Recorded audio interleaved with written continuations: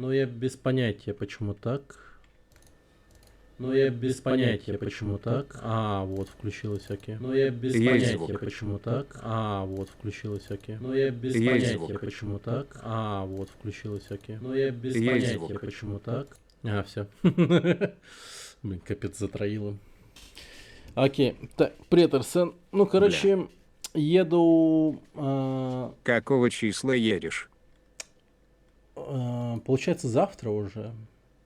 И дорога у меня займет 4 дня.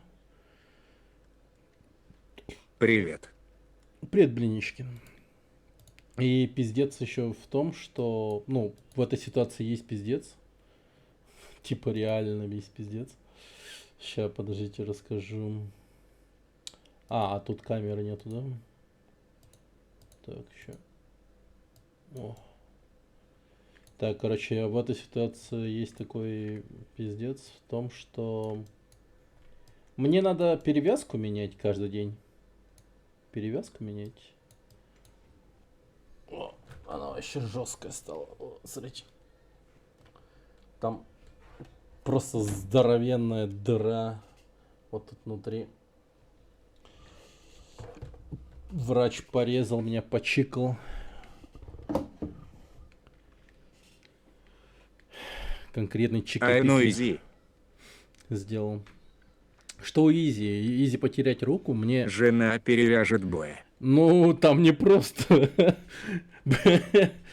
Ты бы знал, что там за херня, какая процедура только что врач сделал. Это был шок. Короче, он сделал здоровенную дырку в 4 сантиметра длину. Ты на антибиотиках, получается? Да, 2 в ширину. И протолкнул туда, ну, прям реально пропихал. И чебухать нельзя, что ли? Да не знаю, нормально, наверное. Нормально, наверное. Ципролет, там, типа, пью лекарства. Так. Не думаю, что это какая-то своего рода проблема. Не с этим лучше не шутить. Ну, хорошо. Так. А когда последний день антибиотиков?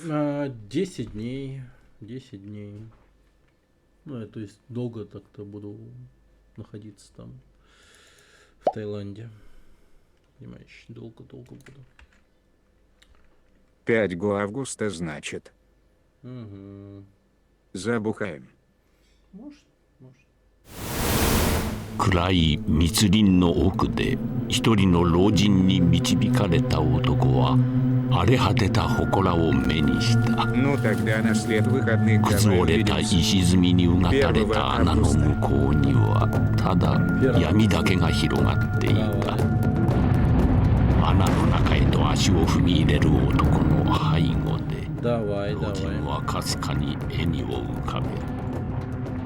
そしてまた一人 Там как раз хамнасту стоит. に捧げられた。 А то щагаляк. Ну, короче, завтра иду на перевязку. Переперевязку. У меня кстати, я буду жить в районе Джемкен-Портамнак. А у меня на ноге фурункул. Тоже перевязки назначили. Но я забыл. Он вроде расти перестал, но пятно до сих пор осталось. Ну, у меня шрам У точно. меня в этом месяце сын пневмонией болел. Потратился на лечение. Без страховки же. Блин, ужас. Пневмония, нифига себе. Ну, за большие деньги-то нормально лечат, да? Ну, сейчас все норм. Нормально.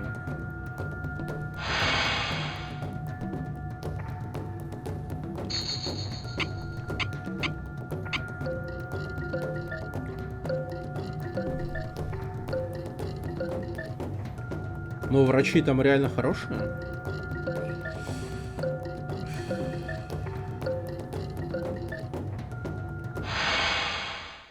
Блин, я знаешь, что понял? Мне завтра надо будет пойти с телефоном на перевязку, чтобы заснять на видео, как это делается. 民を治めた王は傍らに異形の槍を携えていたという。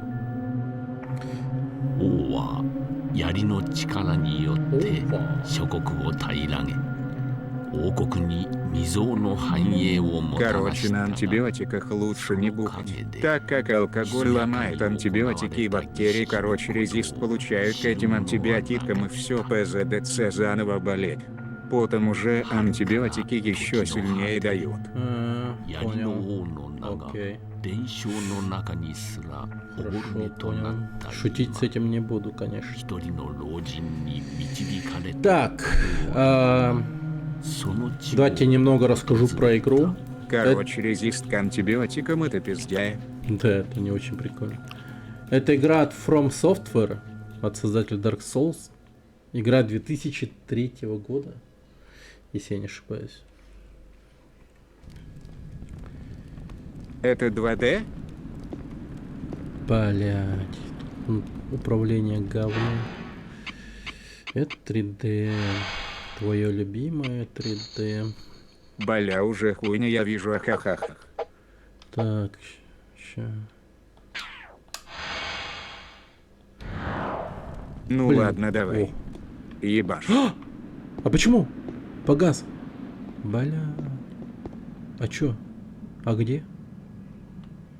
А. А чё у меня есть? Так.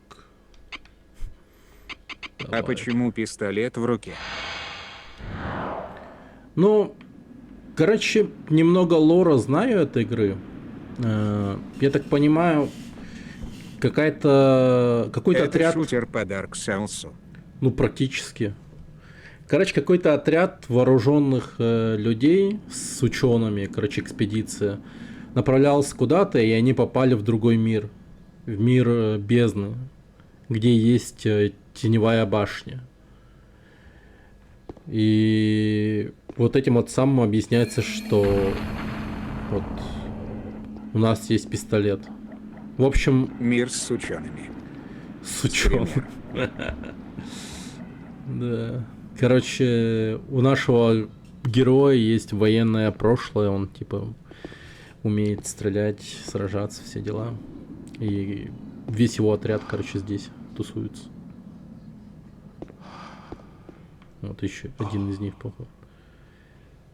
Как мы закончили в подобном месте? Торопись, иди глубже, убей их всех. Нет пути наружу. Здесь. Ну, в общем, нас ставят Это перед... PS2? Да, это PS2. Привет, Рогвайс. Здорово. Dead. О, вон первый монстр. У меня, короче, то ли... геймпад дерьмо, то ли что. Ну, в общем, я все время вверх смотрю вот так вот. Короче, мне кнопка заедает, то ли что. Так, давайте-ка я еще вот нож сразу возьму в руки. Вот, Small Combat Knife. Короче, вот, пистолет достаю. Можно поменять и достать нож. Очень мудрено сделано управление, если что. Типа вот, я вот нажимаю на левый верхний R. Вот, он бьет вот так вот, налево. Нажимаю L1, бьет вот так вот, слева направо. Нажимаю L2, он тычок делает. Нажимаю R2, сверху вниз. В общем, боевка тут любопытная вообще. Я так немного его пожамкал до стрима, даже залип немного. В общем, игра такая довольно-таки прикольная. Язык чё? Блин, в руку попал. Вторую руку попал. Ты же понимаешь, что можешь переназначить кнопки. Да, это я сказал не исходя от того, что это неудобно, а то, что оно вот так вот есть. Понимаешь? В том плане, что прикольно, а не в том плане, что пиздец. Ну, в целом, изначально, да, тут То есть я уже, считай, поменял настройки управления, потому что тут в Option я вот Control Setting поставил на Type 4. А в Type 1 это лютый пиздец, а не управление. Вот гляньте, что это такое. То есть на R2 смотреть наверх, а точнее L2. На R2 смотреть вниз, на L1 стрейфаться влево и наоборот направо. И, ну, это... Я имею в виду в самом эмуляторе. Ну... Да как бы и проблем тоже с этим нету. Ну, то есть это может звучит, типа, как-то неудобно. Вот именно вот в этом управлении, как это вот оно есть. Но на самом деле нормально.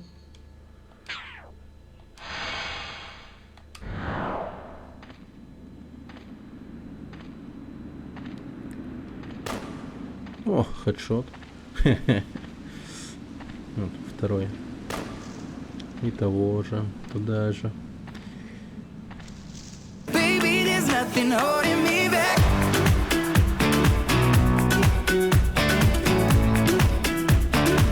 There's nothing holding me back.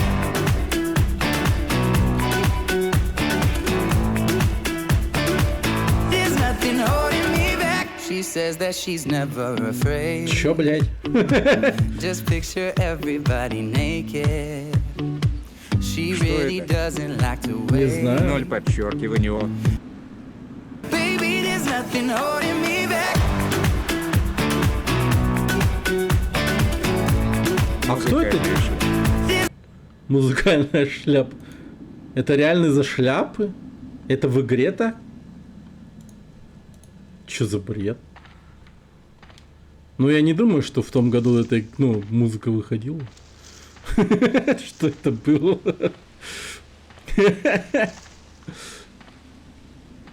Не может быть в игре. Да Это не может серьезная быть. игра. Да, это не может быть. Какой-то тун-тун-сахур момент случился. знаешь.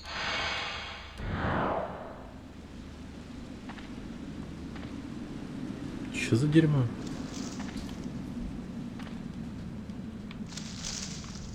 Шляпу крутится, музыка мутится. Да. Может, еще какой-нибудь предмет найдем, и там тоже музыка заиграет. Но уже другая, знаете. Блин, какой-то свет идет. Блин, чё? Капец, но с этим геймпадом как будто невозможно играть. Честно скажу вам.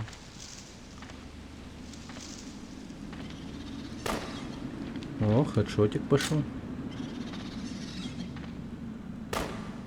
Ну, блин, я даже с таким хедшотом, ну, точнее, с таким геймпадом хедшота раздаю. О, еще одна шляпа. Но музыки нет. Интересно.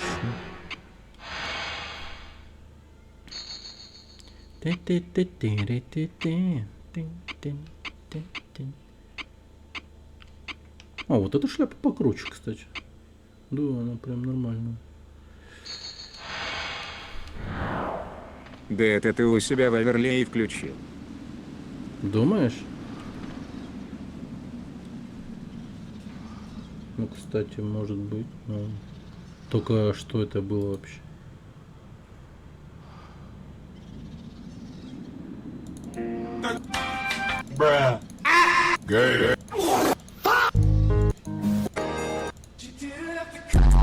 У меня такой песни нету, вот в чем прикол. Я сейчас все включу.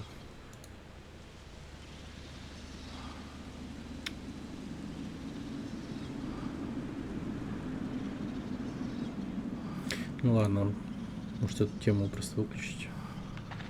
Так. О, смотри, тип раненый. Живой, но как не живой.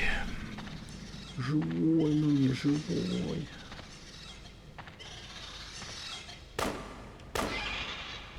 Do not kill, capture. Вау, это что такое? Он еще и командир его. Ага. Но я туда спускаться пока не буду. Пойдем сюда. Так. Как же медленно камера поворачивается. Это жопа. Да, траву стричь еще можно.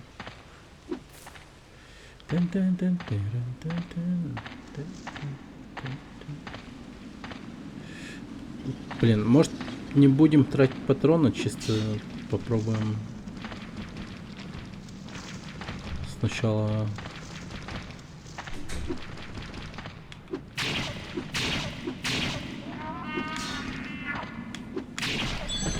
Арели зачем в него стрелял? Он же не представлял угрозы. Ну как не представлял? Вот, вполне себе атакуют. Ну, понятное дело, они уже на меня атакуют, но типа... Что-то я ни хера не френдли, но... Это милые мишки с копьями. Ну, просто труп меня вначале раненый мужик насторожил. Типа, что-то они какие-то не... По-моему, они убивают. Я вот сразу к такому выводу пришел. Смотри, косяк рыб. Ее залутать нельзя? Блин, да. О. Монетка. Я так понимаю. Как и Локи в Звездных войнах. Ну, этих сволочей надо жестко убивать. Они вообще-то империю развалили. Так что их нельзя недооценивать. Я так скажу. Так. Доезжает ли лодка до башни? Они взяли остальных. Нужно найти копье.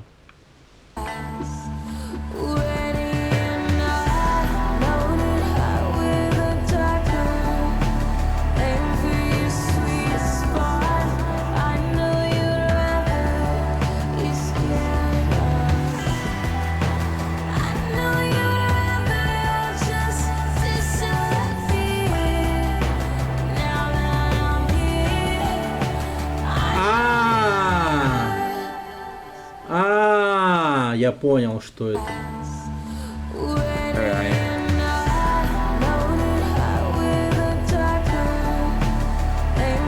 Блин. Это угадайка там работает. Вот такая херня.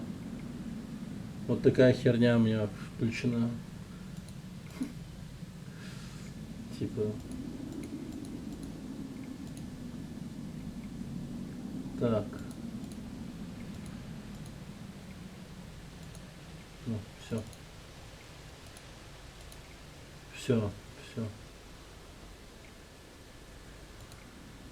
Все, это кончилось. Это кончилось. Больше не будет никакого бреда. Вспомнился мем, где кот басом говорит, а? О, о, скрытые стены. Но игра вообще как бы опередила свое время, я считаю, 2003 год. И беда еще в том, что японцы Фрома, конечно же, как всегда... Больше никакого праздника. Да. Конечно же, как всегда, просто, ну, затеяли хуйню из разряда это только для наших, для японцев. И, ну, всякие гайдзины в это играть не будут. То есть, не дай бог, оно уйдет куда-то туда, за рубеж. Да. В общем, у нее только японский язык был. И вот, я так понимаю, недавно только вот начали переводить на английский. Японцы те еще нацики. Да, вообще пиздец. Ну, в общем, вот такая вот игра.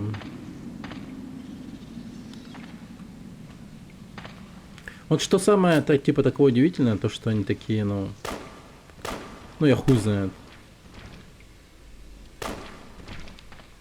А в чем смысл, типа, ну, было делать игру и не, ну, получать от нее успех, так сказать, денежный какой-то, всемирную известность? Они такие просто, ну, сделаем локальную игру для наших. Ну все, приуныл братишка.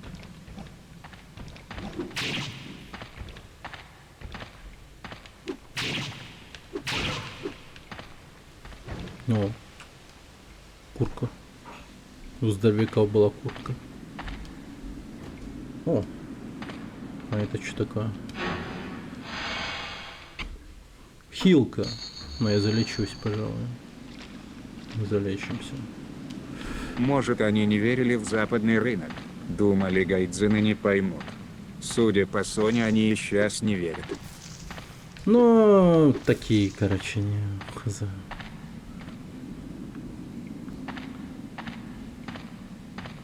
Может, они реально, типа, считают себя какими-то эльфами, знаете, эльфами, а остальных считают орками, нахуй.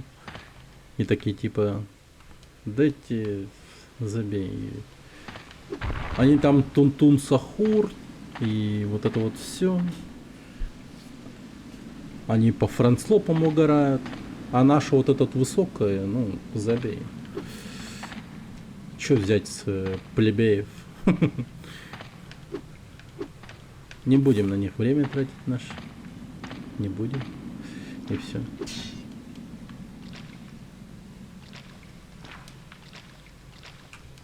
Вот что это такое, интересно?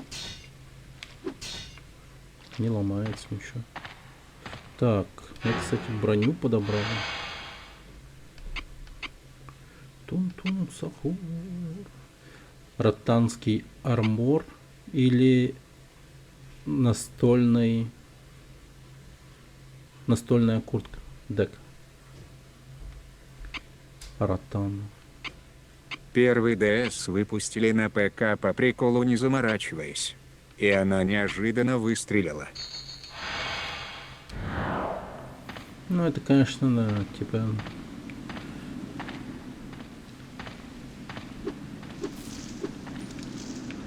Странные, короче, в общем, ребята.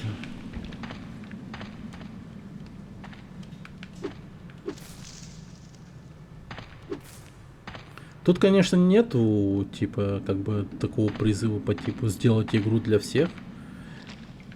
А скорее просто, ну, дайте возможность всем поиграть, и все. Вот что хочется сказать, знаете.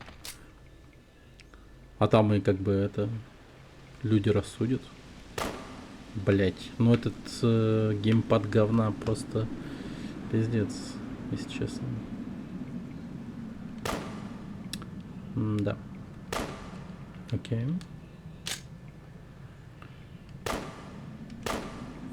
Окей. Без прицела стрелять трудновато.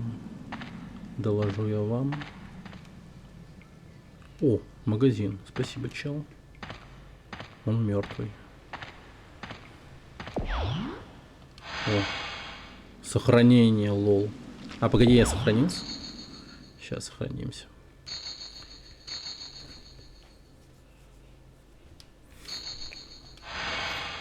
Я вот тут я не ходил. Я ходил по другому пути. Я даже предположить не мог, что тут сейф есть какой-то.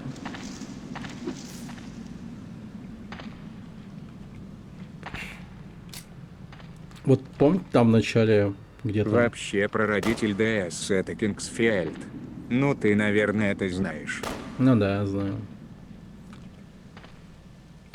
Kingsfield. Ну тоже попробовать бы его. Все-таки такие игры, которые идейно какую-то вот эту всю вот заложили, да, изначально. Кирпичики в основу.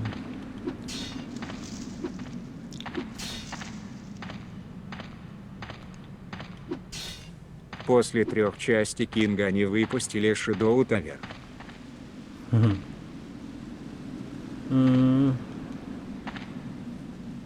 Ну, я уверен, что первый Кинг, наверное, вообще лютый пиздец. Я так помню, она вроде 2D-шная была. Ну, то есть от первого лица все так же, но спрайты все 2D-шные, все такое.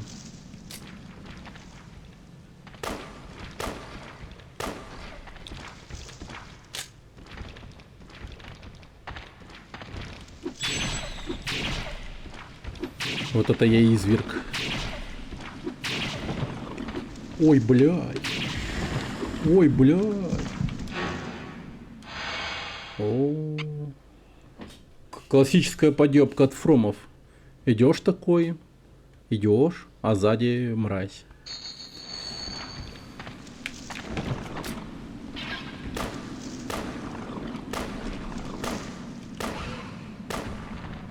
О, нифига, я там стену пробил. Ну, в общем, они Я давненько... пытался пройти 4 части. Было некомфортно. Слишком суровое. Суровая. Хм. Звучит как челлендж. Это в каком плане она суровая?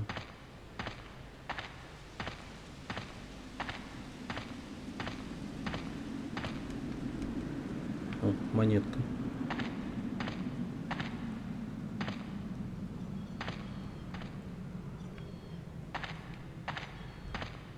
О, прикольно. Что это их мертвые, не знаю, родители? Они типа так похоронили своих близких. А я их разбиваю. Я вандал на кладбище, получается.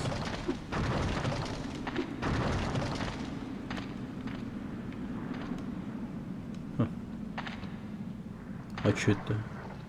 Вы ранены? Вас добить? Ах ты, бля. А это Ты еще ребенок. учти управление. На PS2 шутерные игры в целом как будто трактором управляешь.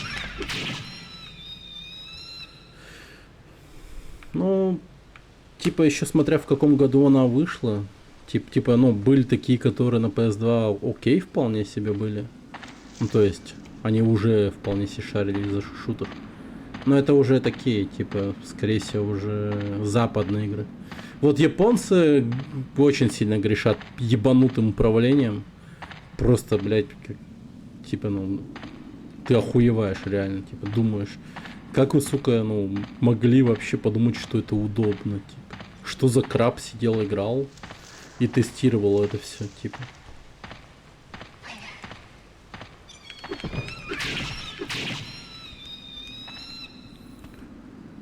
Это факт. Такое часто происходит у японских игр. Да даже до сих пор, они когда порт какой-то делают игры, ты просто охуеваешь, бля, вы реально думаете, что это нормально?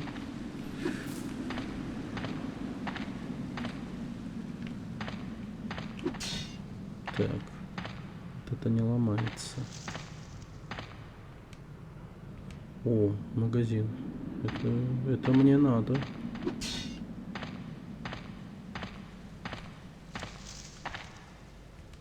О, патроны. О, шлем. Кайф. Так.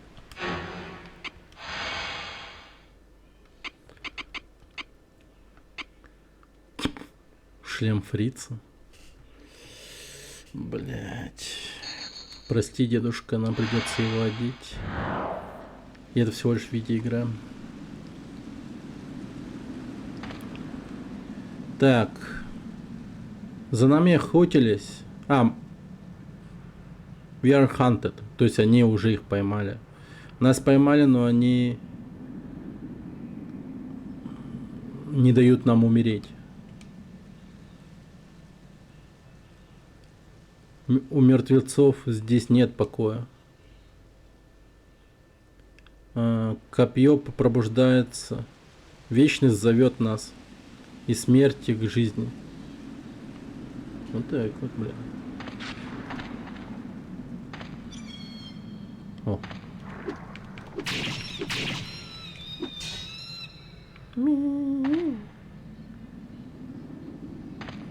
Так, они из этих кукол. Да ладно, это все люди были, типа. Они их вот в эти в коконы превращали потом, что ли.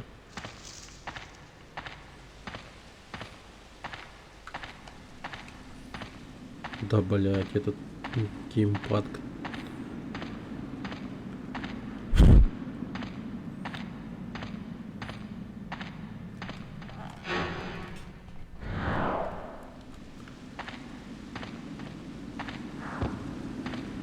Если что, передвижение на двух этих, в двух местах есть. Ты можешь левым аналоговым стиком ходить и на крестовину. Не то чтобы это было каким-то плохим решением, но просто говорю, что оно так.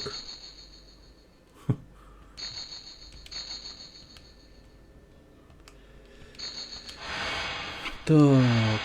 А, у меня же перчатки еще были. Что-то я совсем нормально не одеваюсь. Что у меня есть вообще в принципе, да? Вот, Soul Pot. Что это такое? Высвобождает душу изнутри, улучшает скиллы. А, да? Подожди. Полностью восстанавливает здоровье. Перед каким отъездом? Ты отъехать решил? Ну, не фигурально, а буквально. В путешествие отправляюсь. В ту сторону. В Таиланд. Дорога займет 4 дня. 4 дня. На операцию едет. Да. Все так серьезно. Ха-ха-ха. Ну вы поняли. Пошел нахуй. Нет, ты про эту операцию? Не.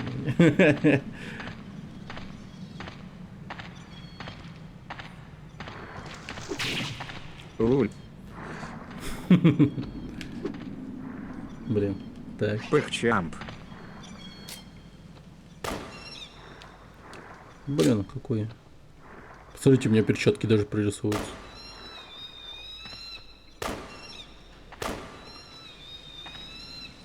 Веселый отстрел маленьких монстриков. Смотреть А ты без Тарков регистрации стримил? СМС. Тарков всего один раз и давно очень.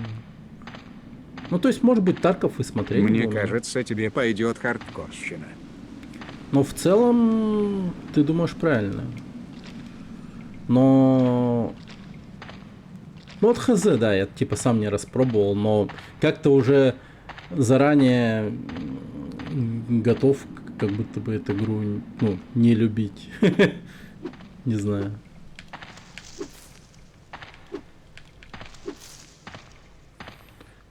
Ну Не ее знаю. любить не надо. А ну А. превозмогать. Превозмогать. А, вот я и пришел. Вот к этому месту. Капец. Все тяготы. Все тяготы. И лишения. Ну, я вот Дундука смотрю по Таркову все время. И, Во время службы. и вот его превозмогание так глянул, и ну, я такой подумал, ну, пиздец. Чья армия снится? Дундука. Блин, Дундука не знаешь, стримера по Таркову? Он сколько его лет стримил? 11 или типа того? Ну, Не. вообще пиздец. Там люди иногда реально типа, переживали за его психическое состояние. Ну, типа, сколько лет Тарков не выходил в релиз? Ну, 10 лет точно, по-моему, да, или 11. Он выходит в релиз, он проходит игру, и там, ну, реально, типа, все его поздравляли, когда он прошел игру. Но он один хуй туда захаживает, потому что он все-таки, типа, как его, набрал большую аудиторию на этой игре. Тарков головного мозга. Да, Тарков головного мозга. Тарков уже как классика застолбила себя. Как PUBG. Ну, типа того. Ну, в общем, народ реально удивляется его терпению. Типа, как можно любить этот кал. А он говорит, да я не люблю этот кал, я его ненавижу, нахуй. Но я в него столько лет играю, что у меня вот как бы такая аудитория, что, ну, как бы остается только его играть. Как ты Overwatch. Ахаха. Ну, типа того, да. как вот я с Overwatch. Но у меня нет аудитории Overwatch, но тем не менее как-то... Ну, у него такое же отношение, я уверен, с Тарковым. То есть я вот Overwatch, сука, ненавижу иногда. Теперь это его хлеб, он не может соскочить. Ну, типа того, типа того. Но, тем не менее, на самом деле, типа, вы удивитесь, но это не так даже, я бы сказал. Его намного больше людей смотрит, когда он не играет Тарков. Но мне кажется, что просто эти... как там? Никита Буянов ему бабки платят, чтобы он играл при выходе нового контента, мне кажется. Чтобы он, сука, страдал. Мне кажется, это так. Здесь нет выхода из этого мира. Да Буянову похуй на СНГ рынок. Ну, возможно. Он прямым текстом сказал, что игру делают для американцев. Вот дурак. А типа СНГ нищебы ебаны. Бля. Ну и дурак, конечно. Вы гляньте на эту эпичную хуйню.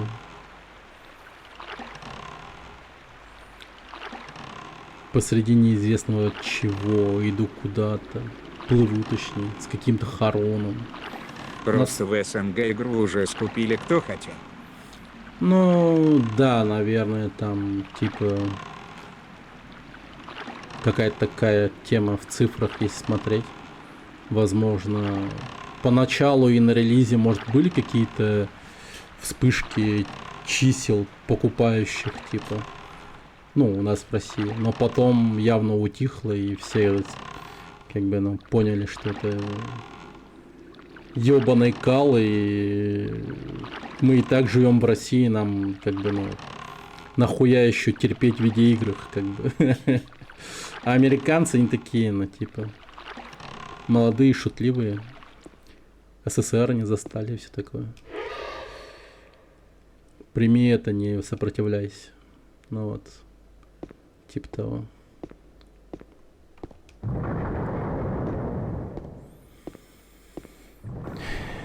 Да. Ну, я реально себя долбоебом почувствую, если я куплю Тарков. Ну, типа... То есть, вот все те страдания, которые пережил Дундук, играя в этот пиздец, я как бы, ну, понял, что мне эту хуйню покупать вообще не надо. И второе подтверждение этому было, когда я играл в эту... Иностранцы не упарываются по постсоветской тематике. Им это не особо нужно. Ну... Они не за это, если возможно, я тебе играют. подарю как-нибудь, застримишь? Ну, застримлю, да. Ну, то есть... Скорее всего, это единственное условие, когда я это постримлю в целом. Ну, типа, Ну, без по шуток. рукам. Да. Так что так вот. Интересно посмотреть. Мне Rockвise кажется, Ты же что... в Дельту играл. Ну... Или как там? Аби играл. Как там? Arena Breakout Infinite. Вот он самый близкий к Таркову в целом. Хоть и более казуальный. А Delta Force, ну, Арена, совсем... да, только казуалка. Ну, более казуальная. Она, я бы даже сказал, казуальная, знаешь, в каких планах? Ну, возможно, в плане стрельбы, да, типа реалистичности. И еще, может быть, в плане каких-то механик в интерфейсе, типа. То есть, она просто удобнее в некоторых моментах. И все. А про американцев я хотел сказать, что они все-таки на пушки дрочат. На пистолеты, автоматы и там прочее. И Тарков вот в этом плане им предоставляет очень Что даже такой- Рогвайс кажется. что вот в этом плане они вот Тарков Ганпорн. играют. Да, ганпорн жесткий. Они поэтому играют в этот Тарков. А эстетика и все остальное, типа, это уже, ну, бонус, типа, к этому, понимаешь? Они как бы реально кайфуют с того, как она, ну, в плане оружия сделана и так далее. В это я верю. Так, здесь какие-то есть лорды. Победи 7 лордов. Чтоб тебя назвали уничтожителем. Уничтожение, в общем, проявляет твою силу. Если ты ищешь Эта силу, игра выходила найди на лорда. ПК. Не, она выходила чисто на PlayStation 2 и только в Японии, чтоб ты понимал. Только в Японии. Поэтому ее никто не видел, не Мутати. слышал. Не, знаешь, в чем интерес запускать эту игру? А в том, что это, по сути, ну, Dark Souls и есть. Так. Только от первого лица. То есть самый первый Dark Souls существовал еще в 2003. Ну, там еще Kingsfield был. Но тут они тему с кострами не делали. Ну, если ты умираешь, то ты умираешь с концами. Если ты не А сохранился, ты то чё виноват. повернул? Герой не умеет прыгать. Нет, конечно. Я вообще играю за самоходку маленькую, которая ходит и, ну, типа это. Ну ты понял. Я танчик. Я маленький танчик. Так. Купить предмет. За Робокопа. Да. Этот Робокоп не умел прыгать точно. Так, купить предмет. У меня есть 14.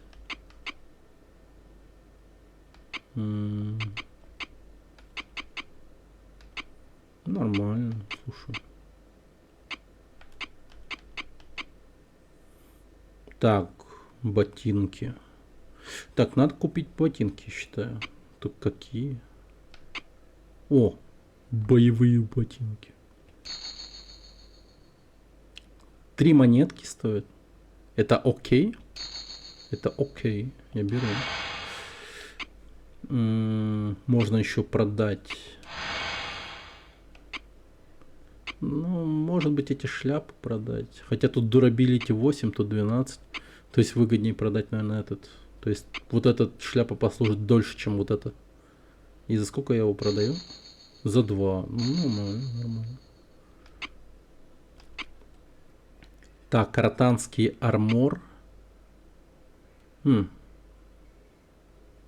неплохо. Как будто бы. Летная куртка. Настольная куртка. Ну, что-то тут прям как будто бы ротанский не очень окей. Но он много декстерити дает. И что-то по магии. Но я магию... Ну, у меня нету его просто. Спирит еще. Ну, давай одну броню продам. Не знаю, как тут с весом дела обстоят, кстати. А, подожди, у меня же амулет еще был. А, кстати, что-то я забыл совсем. Я вот что-то подбираю, но не одеваю их. Уджат. Что это?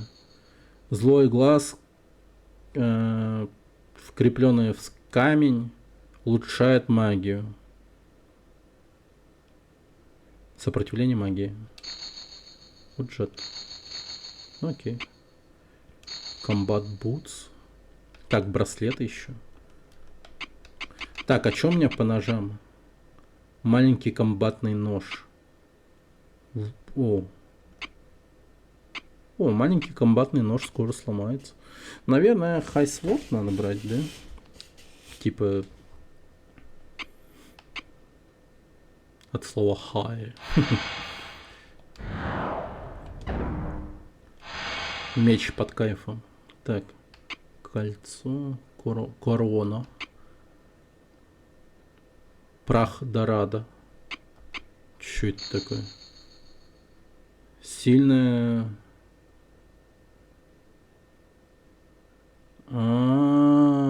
Нифига, это ремонт снаряжения. Ну ебать, он дорогой. Не, ну пока не будем. Флинт лок шот. А что такое? Патроны для пистолета. Так, подожди, не.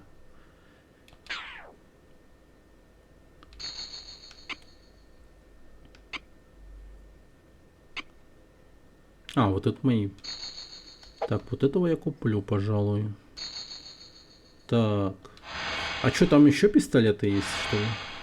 Огнестрел еще продаете? Ха. Так. Кинжал Святого Рыцаря. Дирк. Кинжадол. Крис. Низкий меч. Инфайтинг. Спорт. Не знаю. Что-то не разные какие-то.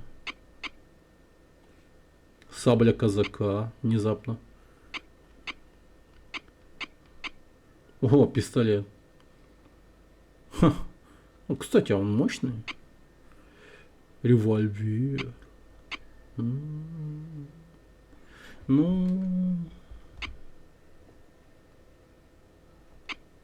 Ну, не знаю.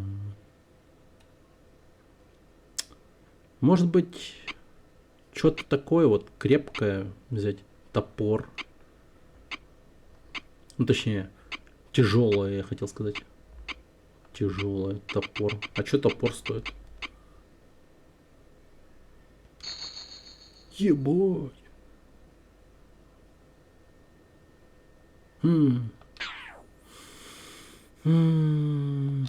Ладно. А что тут? О, починка. Так, турабилити. Ну давай нож починю. Только я, блядь, не понимаю, за что. Ну сколько это будет. Это что такое? Это 80? 8? 208? Чего там? Сколько там цифр? Я вижу 2, 8, 5. За здоровье 285 здоровья это будет стоить. Ну-ка. Ебать. Да, так и есть. В Таиланд дикарем поедешь. Спать в палатке на берегу. Ловить рыбу. Срать в лесу. Не, ну ты чё?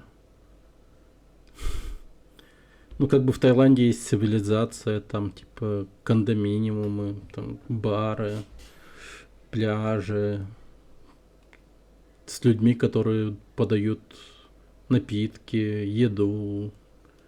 То есть у нас уже куплена там, типа, ну, съемная квартира на 3 недели. Ну, все схвачено, только добраться надо. И как-то вот эту вот хуйню пережить. Вот, чтоб вот... Мне вот руку перевязывать надо, бинты просто.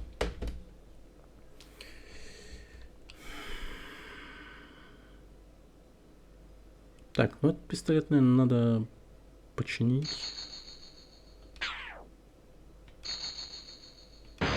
А чё с рукой? Лопнула? Сходил к врачу, и он меня почикал на фурункуле. Ну и типа нормально. Ля какая.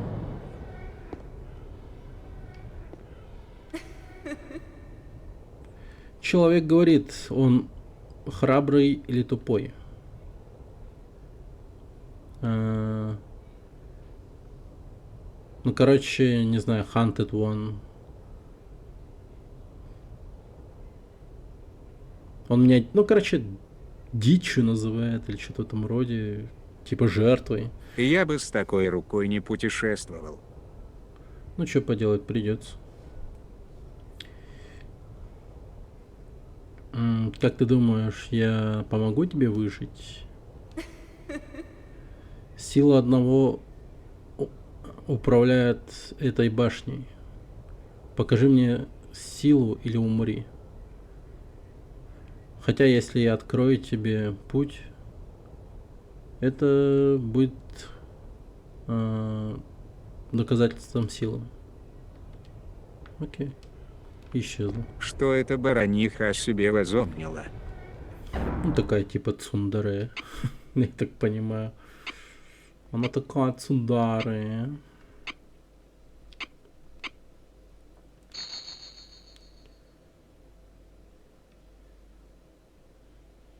Я могу потратить... я могу разобрать вещь, чтобы потом... Так, ну... А чтобы разобрать? Да, вот эту шляпу разберу. И сколько у меня хп поднимется? О, фулл хп. Вместо... Так, и тут сохранимся. Окей, окей.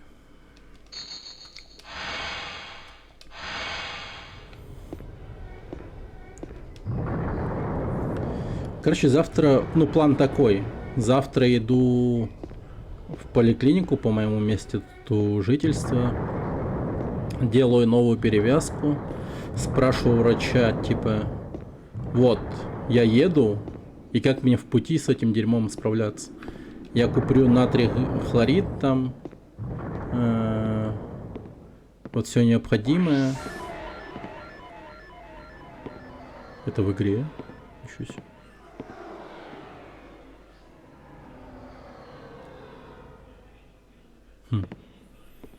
И как мне делать перевязку самостоятельно? Надеюсь, пояснят. Типа не зарофлят. Там скажут, ты чё, ебан? Начнешь купаться, и местная экзотическая зараза в руку заплывет и станет хуже. Не, ну я ж не дурак тоже, ну чё ты прям так сильно во мне сомневаешься? Ну я ж не супер еблан, который типа такой, ну у меня открытая рана, ну похуй, поплаваю.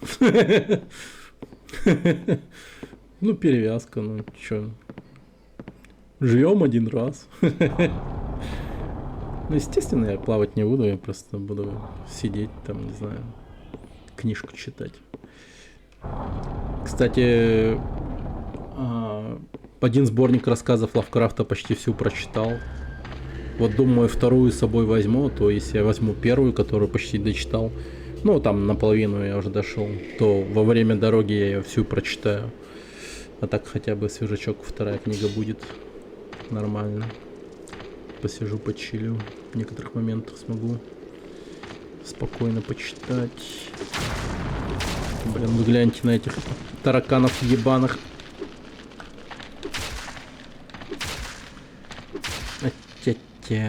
Оттяпал тебе.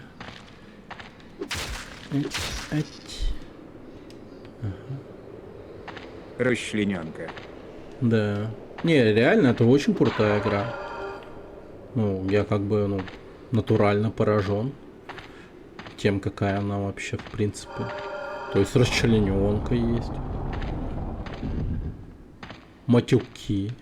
Сиськи были недавно. Хотя ладно, матюков не было, но сиськи почти были. О! Что?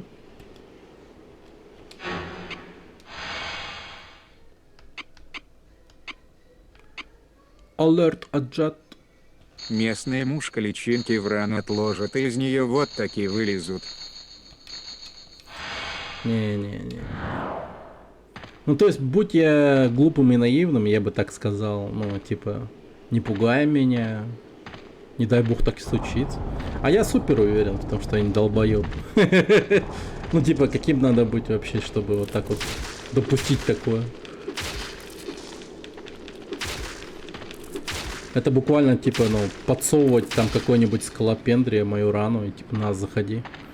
Ты читал Лавкрафта, тебя уже не напугаешь. А он такой, кстати, ты читаешь его и думаешь, блин, ну, что-то как-то... Не то чтобы не страшно, там прикольно местами очень даже. Ты просто такой, ну, ты любишь, когда главному герою что-то переходит по наследству. Я понял, Говард Филлипс Лавкрафт. Это у тебя буквально в каждом рассказе. У тебя просто чел от дяди, кузена, бабушки, прабабушки, дедушки, там неважно, блять. Вот просто какая-то хуйня переходит по наследству. особенно особняки, и там какая-то ебатория творится безумная. Ты просто читаешь, ну, я, ну, Сюжет ладно. как в игре Darkest Dungeon. Ну, он любит очень прям, типа, наследство. Я вот сейчас читал, ну, последний рассказ, который я дочитал, «Лампа Аль-Хазреда» называется, это, считай, он написал рассказ про самого себя. Там героя буквально зовут Филлипс, но второе имя Уилбер Филлипс. И он находит это вот... Он писатель тоже, кстати.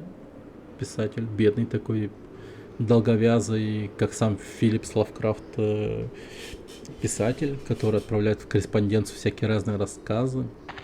Они прям любят его рассказы. Но он не живет в достатке, а такой типа, ну, от зарплаты до зарплаты. И он очень любит свою какую-то вот места, где он жил в детстве, и он очень любит ходить в те места, где бывал в детстве. И он, ну, считай, не уезжает из своего этого Он городка. бедный разработчик игр. Отправляет на конкурсы свои демки. Не, ну не так. Хотя, может и так. Ну, типа того, да, типа, ну, в общем, непризнанный этот творец. И, в общем, как? Он получает по наследству лампу Аль-Хазреда. Непризнанный гадин. И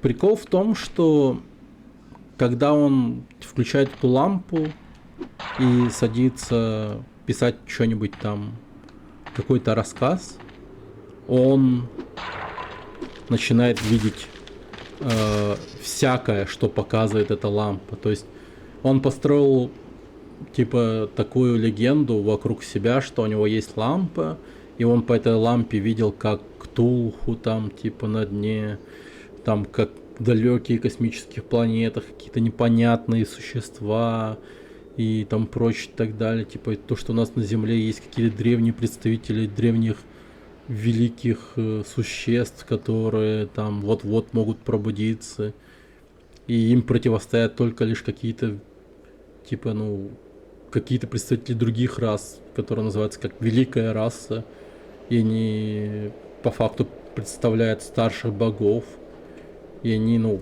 жестко саботируют все вот эти вот... Как он может видеть Ктулху, если при виде него человек сходит с ума? Ну вот лампа Аль-Хазреда такая штука, что, ну, не особо, как бы ты с ума сходишь. Там какой-то такой сюжетная броня у Филлипса. То есть это самая безопасная вещь, которая тебе покажет что-то из других миров. То есть в мире Лавкрафта лампа Аль-Хазреда это самая Лампа типа... Хазреда не наносит вреда. Вообще не наносит. Вообще не наносит. Оно лишь типа, ну, дает тебе как бы это... Это рифма. чувство... Лампа Хазреда не наносит вреда. Ну, почти. Но я не почувствовал рифму. Ну, короче, он лишь иногда... Он лишь иногда, типа, это... У него очко играло, когда он на Ктулху смотрел, например, и все. И он, ну, быстро гасил лампу. Ударение на Е. Лампа Хазреда не наносит вреда. Вреда. Ну, типа. Кто это? Ты не один из моих... ты не один из служащих моего мастера. Все ясно. Здесь насеком... здесь впереди улей насекомых. Я должен победить их правителя, чтобы двигаться дальше. Этот свет защитит лорда. Атаки не будут действовать, пока горит свет. Давным-давно мой король имел копье в этой башне и построил империю с этой силой. Этот глаз способен исполнять желания. Я восстановлю нашу империю, когда найду его. Копье короля была моего мастера. Мы были повержены и отправлены сюда. Я был здесь множество лет. И я не нашел копья моего мастера. Это было так давно. Я должен найти мастера и восстановить нашу страну. Окей. Ну в смысле, блин? Лампа Хазреда не наносит вреда. Я хуй знаю, что ты хочешь от меня. Ну я, по-моему, типа, ну, тут не выжить рифмы. Ну, я не понимаю.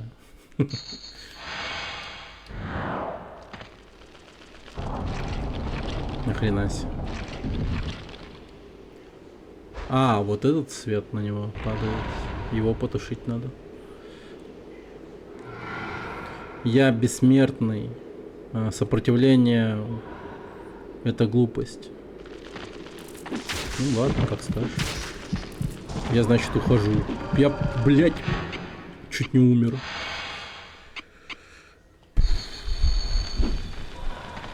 Пошел нахуй.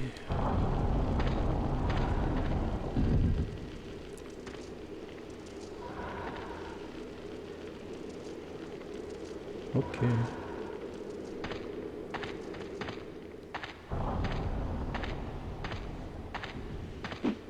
Ага.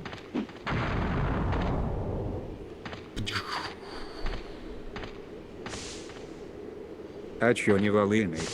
Патроны кончены? Нет, они есть. Ну, пока что-то экономлю. Сколько у меня патронов вообще, кстати?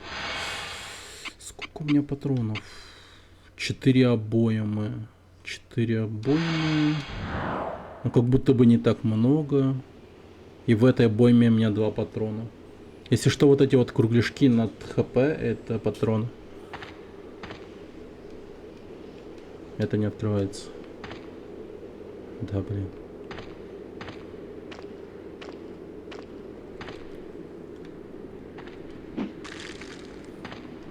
А, монетка.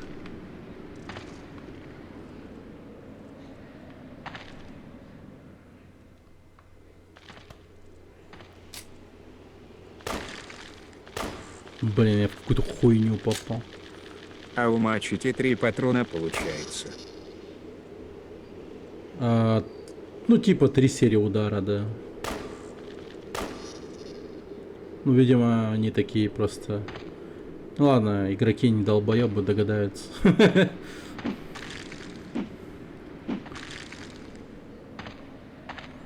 То есть, как это? Вот раз, два, три. Да, я бить не могу, жду восстановления. Раз, два, три. А вот так, кстати, быстрее. Вот этот удар медленный. Выносливость. Ну, получается, так же работает, да. Где же копье? Оно нужно для жертвоприношения. Кому-то для власти, кому-то для жертвоприношения. Типа, если это копье такое крутое, то зачем оно для жертвоприношения, да? Как будто это как-то тупо.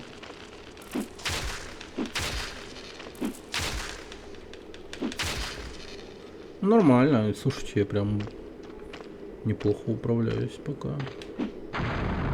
О, стенка. Стенку шлямали. Так, тут я, пожалуй, постреляю.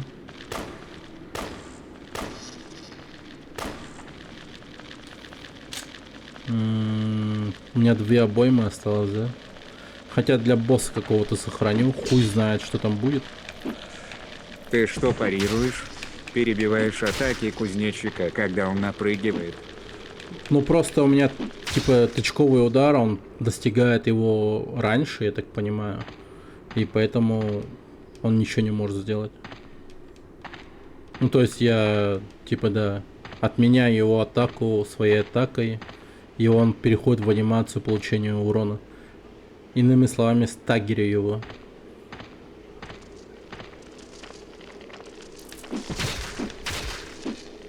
Блин. О! Это мне.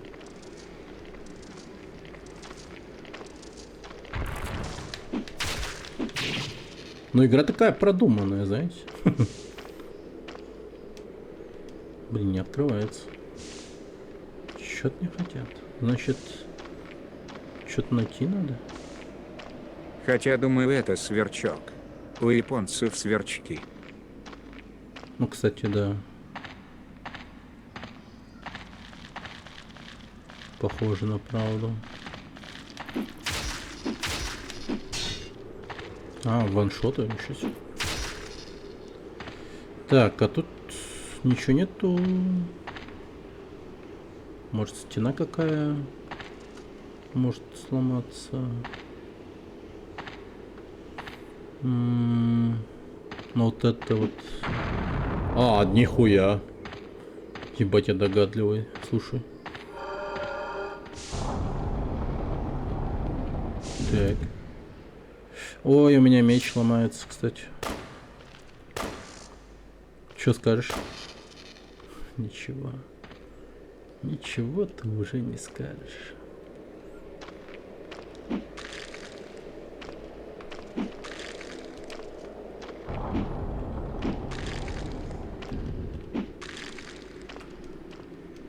О, кольцо. Мое первое кольцо. А, нет. Это браслет. Реально. Break loop. Мистический голубой камень усиляет физические... Ну, в общем, да.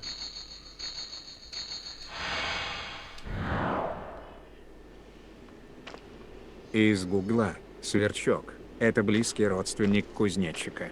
Оба насекомых принадлежат к одному большому отряду – прямокрылые, но относятся к разным отрядам.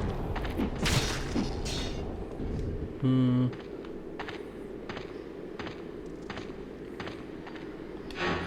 в общем, это как стрелковая команда из Америки, из России. Мотострелковая команда. Так. О, нормально похилился. Только я вот что-то, по-моему, не то сделал. Может быть... О! Блин.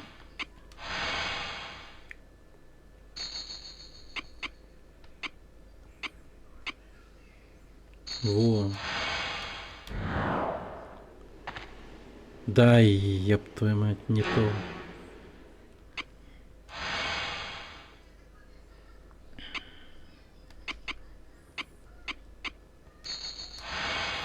Ладно, теперь у меня в правой руке здоровенная, не знаю как называется, дубина, длинная дубина с шипами в конце, а в левой руке пистолет. Ну как будто бы это, ну, более логично, да? Это как якуты и казахи.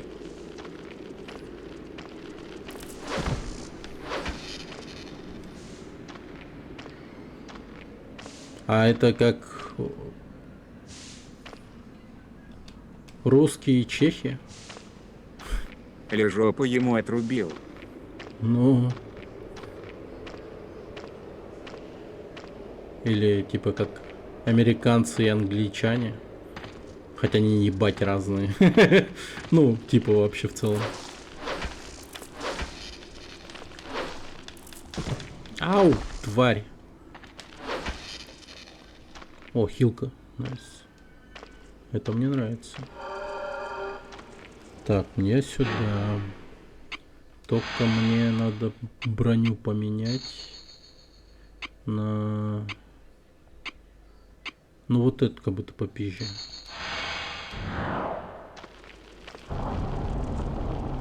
О, бля. Дай пройти. А, падла. Блин, клещи какие-то, сука. Блин, ща помру. Чел, бей быстрее, иначе мы умрем.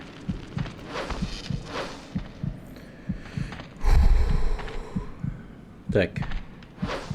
Хорошо. Нога. О, посох. Монетка. О, еще хилка. Так, значит, решено. Будем хилиться. А теперь сожри его, чтобы подлечиться. Да я уже как будто бы... Ну, с него выпала эта тема, и теперь я могу подхилиться. А Будет вообще она... как жареный таракан. Что это тут? Антенна насекомого. Вот, открывает двери. А, это тоже открывает двери. Ну, получается, какие-то двери с антеннами, с какие-то с этими клешнями. Блин.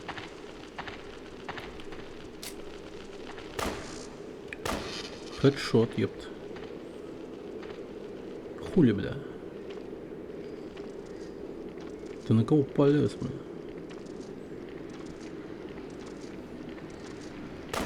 Ты, блядь, таракан, ну.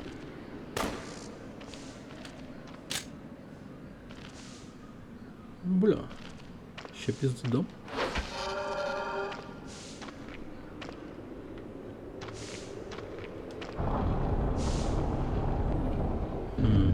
Получается, это не природные пещеры, а искусственные, если на дверях технология свой-чужой. Или это получается, что они настолько на умничих. Ты прикинь? Представь, что эти насекомые ебать умные. Так, что-то написано. С этим все окей. Что? С этим все окей. Ну, он что мне там, хилки оставил? Трупешник. И все, да? Ну да. А, хилки и перчатки. Были бы умные, они бы встали на задние лапы и взяли оружие. Они О. прыгали лицом на кинжал.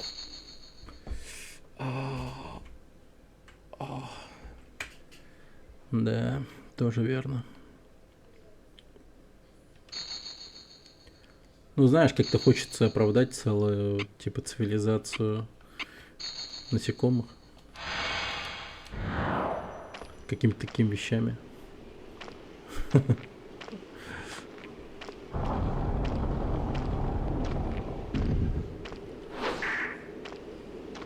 Ну, если что, у них главный насекомый базарит. Он говорит прям: я бессмертный, сопротивление — это глупость. Это что было за выражение экстаза? Жопу почесал? Где, когда? Я?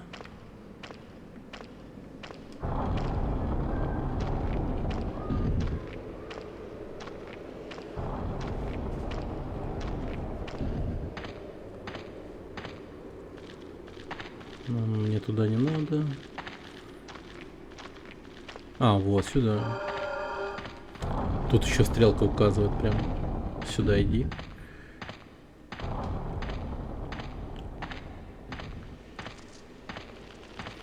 О, смотри, труп тращит. Ну, не прям как муравьи почти.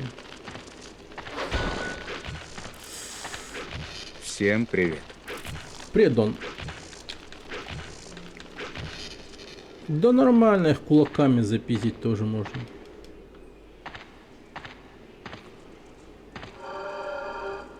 Так, а тут что?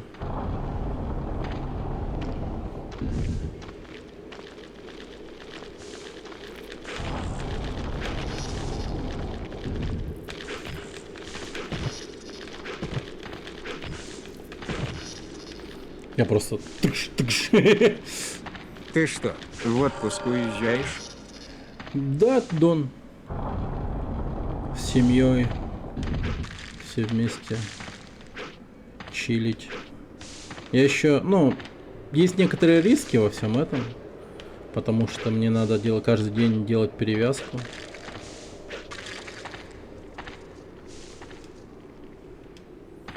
И если его не делать, то, возможно, могу лишиться руки. Ну, типа, знаешь. Если я не поеду, то на меня все обидятся, я уверен. А тут, ну, сам понимаешь, как это выглядит. Ну, типа. Они, конечно, об этом вслух не говорят, но очевидно, так и будет.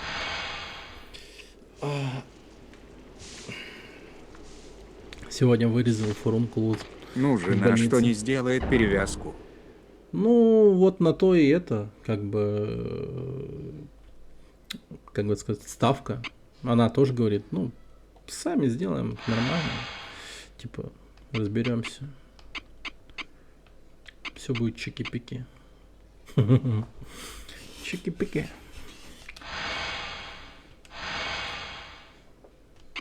И, конечно, не дословно, она так сказала.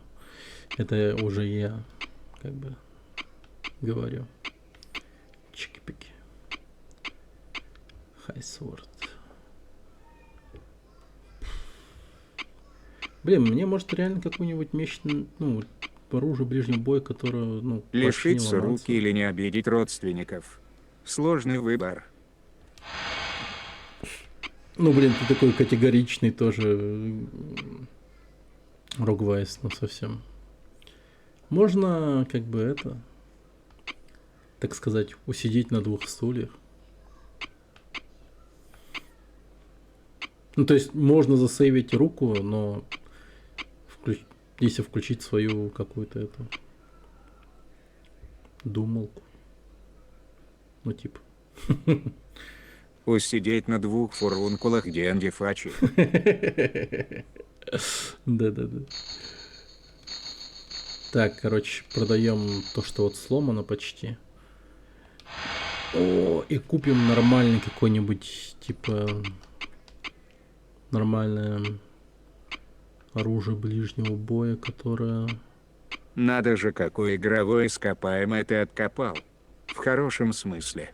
Угу. Но я давно не А на ты него... в автобусе поедешь? В автобусе в какой-то момент, да. То есть сначала вот завтра с 4 на поезде едем, с 4 дня, а потом будем по прибытию в Благовещенск, из Благовещенска в Китай, там точнее в Хуанчжоу, по-моему, что-то такое, на автобусе, а оттуда на самолете, я так понимаю. Ну, короче, там какая-то такая тема с пересадками. То есть мы вылетаем из Хуанчжоу, по-моему, пересадка в Харбине, и из Харбина сразу туда, в Бангкок. Бангкок. И в Бангкоке... Хуянчжоу. Да. Папа, как ты потерял руку? Прикинь, люди в автобусе увидят момент перевязки. Подумают, тебя зомби укусил и начнется паника. Блядь. А я об этом не подумал. Сука. Что же теперь делать? Наверное, не надо ехать. Черт. Ну все, ну это фиаско. Надо всегда думать о таких вещах во время путешествия. что найдется какой-нибудь сумасшедший, который посчитает, что меня укусила зомби.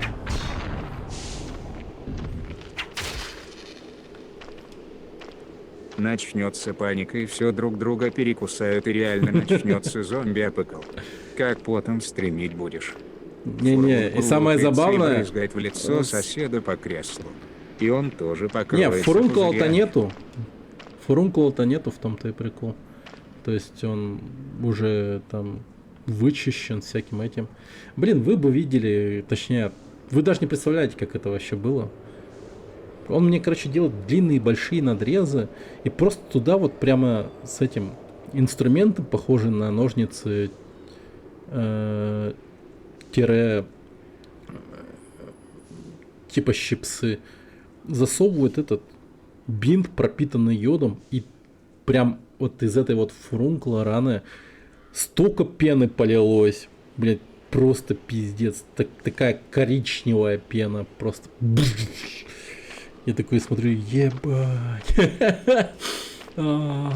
И он мне такой рассказывает еще, ну, типа, в врачебной манере своей. Вот если бы ты еще немного, Он типа... туда перекиси, что ли, бахнул. Ну, йода и так далее, да, там вообще пиздец. То есть там, чтоб внутри, типа, гноя не было. Он еще, типа, этими щипцами там вот так вот как-то неуклюже пытался достать какой-то гной, там, прям вот так вот. Типа, чик-чик-чик, ай, блядь, ай, блядь, ай, блядь. И где-то с 4-го раза такой чик достал, такую маленькую хуйню. Ну, видимо, это и был источник гноя, я не знаю. И что он сказал врачебным голосом? Ну вот если бы ты еще повременил, там, ну, руки бы лишился точно. Там у тебя заражение и так пошло по-любому. И я тебе антибиотики назначу. Но вот ты, конечно, блядь, долго что-то терпел. Может, тебе и новокаин не нужен? Типа, тебе, может, обезболивающее не надо? Я вижу, ты, типа, ну, довольно терпеливый. Я такой, ну, бля, давай нормально. Молю. Мне и так было нехорошо.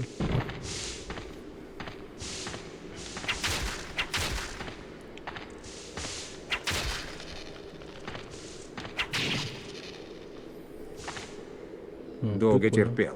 Думал, комар укусил. Само пройдет. Да не, ну как-то оно же вот из детства идет, ну чё вот типа. Вот у кого не спроси, все скажут, что надо мазать типа фурункул этим самым мазью Вишневского, не? Бля, просто буквально любой так говорит, нахуй. У меня еще в памяти так отпечаталось, что ну Вишневский мазать надо. И моя жена тоже, типа, Вишневским, да. И в детстве... Ну, очень похоже на то, как мне флюс в челюсти лечили. Загнали туда антибиотик шприцом, потом скальпелем, как стамеской, там пробили дыру. Ну, типа, да, очень грубая работа в целом проводится. Но вот Вишневский реально вытягивает. Да нихуя, он знаешь, что сказал? Он еще удивляется, говорит, хули все пользуются этим говном, типа, Вишневским. Он только усугубляет, типа, состояние фурункула. Там просто влага и дерьмо всякое копится, и от этого гноя еще только больше, типа, становится. То есть он только приумножает, типа, всю эту вот хуету. То есть левыми колем надо мазать. И самое, знаешь, что еще главное?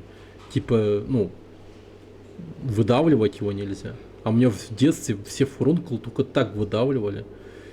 И я сейчас вот вспоминаю и вообще, ну, связываю теперь все события таким образом, что вот именно поэтому, скорее всего, из-за того, что меня все выдавливали, у меня заражение кровью пошло. И после одного фурункула у меня выходил еще один, потом еще один, Насчет потом еще фурункула один. не знаю. Но обычная рана очищает от посторонних предметов. Ну, так, да. Но насчет фурункулов вот всегда было типа Вишневский. Почему-то вот всегда было так. Потому что мы еще в детстве все время им мазали. Потом еще как-то промежуточно мне как-то повезло тоже с Вишневским. Типа, ну, подхилиться. И оно как бы это... Ну, там я уже выдавил как будто бы рану. Прикиньте. И поэтому я такой думаю, ну, блядь. Ну, как так-то? Короче, ты устроил огород. Выращивал фурункулы внутри фурункулов. Ну прыщи я выдавливаю. А фурункул я не знаю точно, что это такое, у меня их не было. Ну, фурункул это убер прыщ. Типа если квас имеет чуть-чуть алкоголя, а пиво имеет много алкоголя, его называется убер квасом, то фурункул это вот реально убер прыщ. То есть там не просто какой-то маленький гной, там ядро имеется у этого гноя еще, которое множит дополнительно гной. Ну, пиздец, короче. Я думал, убер прыщ это чири. Ну, может и чири.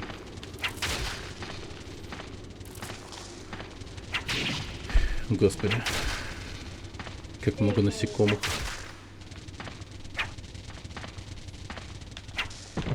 Блин, мудак, у тебя нет головы, как ты понимаешь, где? А стоп. Google говорит это одно и то же. Это игуля.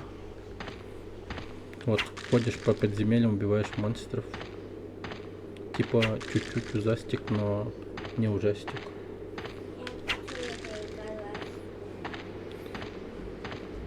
Нет. Это посмотри.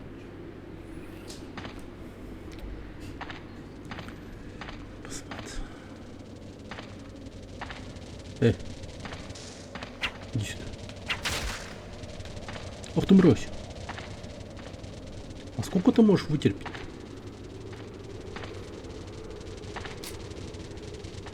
На нахуй. О, это что такое? Какое-то украшение. Это браслет, да? Да. Рапидный браслет. Нифига, что он дает. Повышает защиту и уменьшает хп дрейн. Не знаю. Но звучит имбово. У моего друга Чири вскакивал, потому что он много майонеза зажал. Говорил, организм через фурункулы избавляется от излишков майонеза. Но вообще дело серьезное. Мне управдом рассказал, и у нас молодой парень недавно умер. Не полечил флюс и пошло заражение кровью не спасли. Ну, типа да. То есть я мог быть этим парнем, к примеру. То есть занимался домашним лечением, вот это вот все. Хилил себя всяким дерьмом ебаным. Вишневским нахуй. И пиздец. Проебался.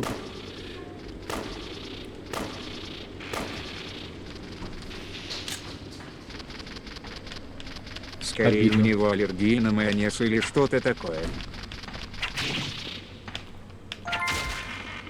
Народная медицина. Ну хоть не молитвами и иконами.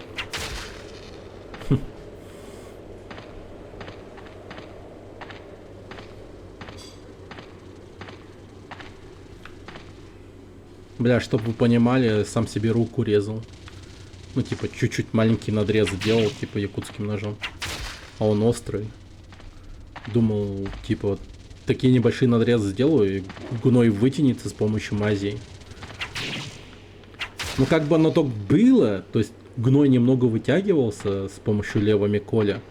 Но, блядь, это было так медленно, так мало, что я просто, ну, уже... Собака Донь, подчеркивание Сильно Станислав, если из ран охуел. вытекал майонез, значит можно макать хлеб и добавлять в суп.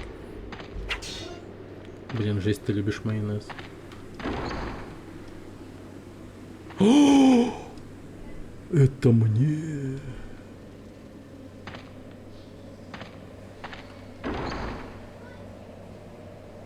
О. О. Собака Рагуевыси звучит как сюжет для передачи «Жить здорово» с Еленой Малышевой. Бля, пиздец. Жить здорово. Да. Блин, какие-то несовместимые, типа, словосочетания. Жить здорово с Малышевой. Это пиздец. Вот это фантастика, конечно.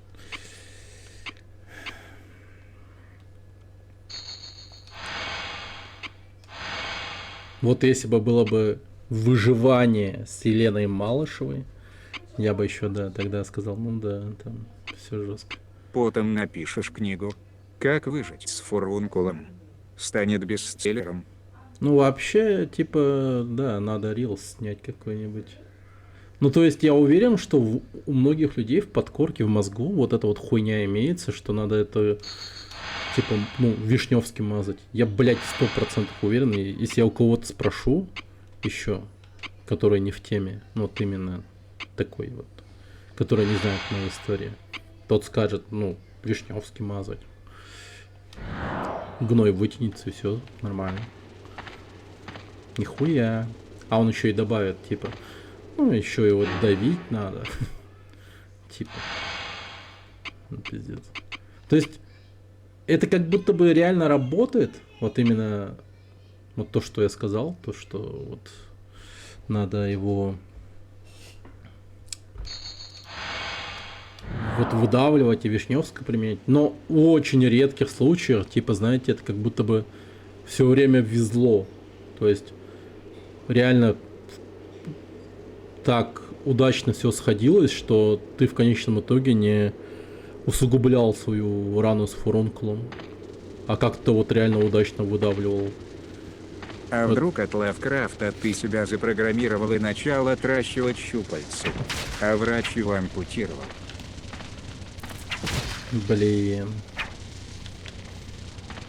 Получается все.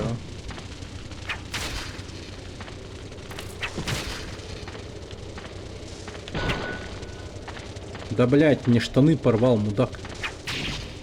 На нахуй. На нахуй.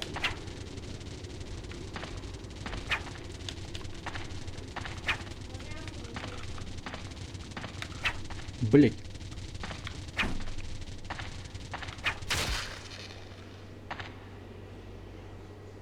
У меня мама тоже так думает, что надо этими мазями мазать. Я никогда не мажу, просто хлоргексидином все заливаю, ну или спиртом, или зеленкой. Ну, типа, да. Мне врач тоже говорит, типа, йодом надо хуярить все. Йодом. Вот йодом бы обработал. Сейчас была бы другая картина совсем. То есть изначально. Так. Я вот хочу применить эту тему. Где-то. Вот что-то солпот. Ёпта, нифига, прикинь. Это прокачка.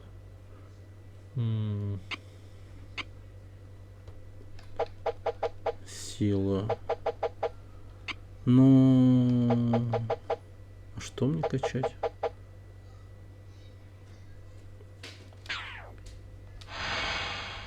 Недавно узнал, что хлоргексидин это родственник перекиси водорода. Но в отличие от перекиси он не выдавливает пены и грязь, а обеззараживает. Ну и вот видишь, он выжигает живые клетки, что может усугубить. Им обычно делают обработку вокруг раны. Он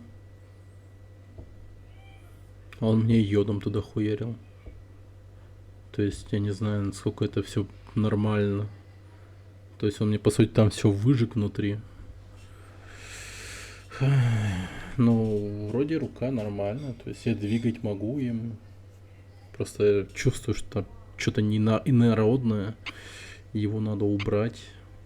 И снова положить туда что-то инородное, чтобы лечение пошло. Но справедливости ради он типа сделал смесь. Ну все правильно. Он выжег заразу огнеметом, как трупы во время чумы. Получается так.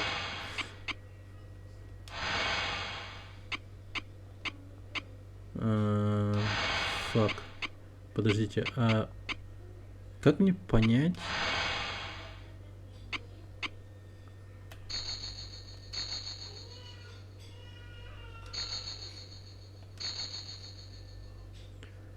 Окей. Ладно, я, короче, видимо, хуй знает. Просто на веру это делать должен. Стамина. Короче, ты теперь эксперт по фурункулам и поделился с нами мудростью. Все правильно. Все правильно. Так и есть. Вас, моих малочисленных зрителей, я берегу. Не дай бог кто-то из вас умрет. А теперь погладь бороду, словно гуру.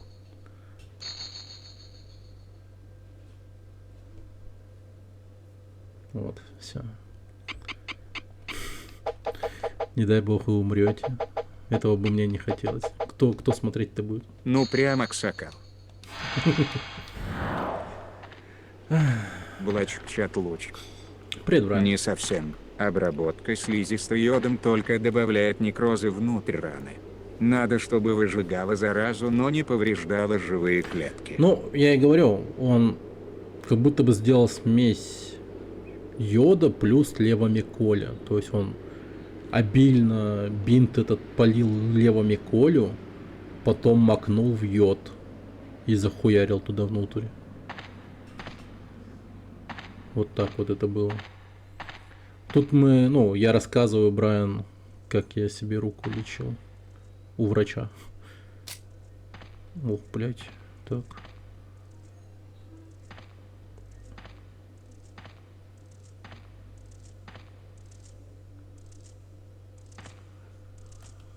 Не.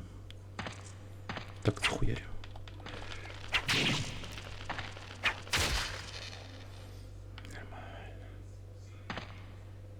О, патроны.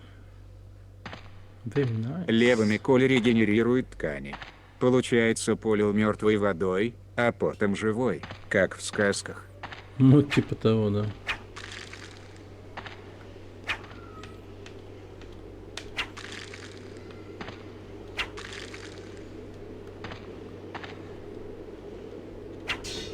Упс. Что это? А, лечение. Да нах.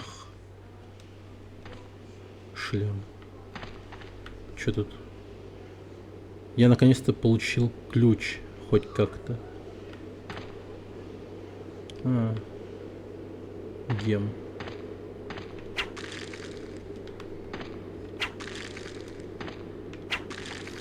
Ну, это своего рода тоже survival horror, кстати, вот эта вот игра. Ну, типа реально. Если смотреть на вещи. Так. Такими, какими они есть. Починить. О, это, кстати, мне надо. Это надо. Подожди, у меня есть Крис. У меня есть низкий меч.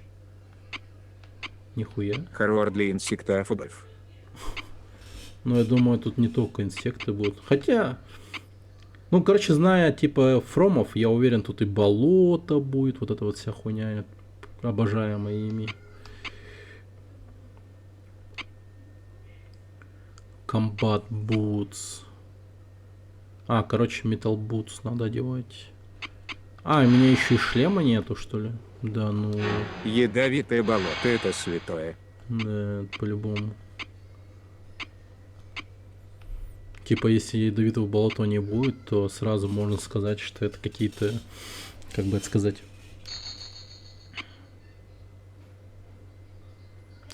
самозванцы.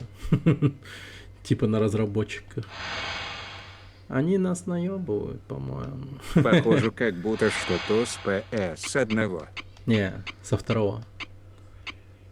Это игра от From Software, создатель Dark Souls. Игра 2003 года. То есть тут уже какие-то идейные закладывания пошли к будущей легендарной игре. Типа стены невидимые, NPC, с которыми надо базарить несколько раз. Так, у меня есть ключ. И куда этот ключ применять, я хуй знает. Погоди-ка, кстати, наверное... А?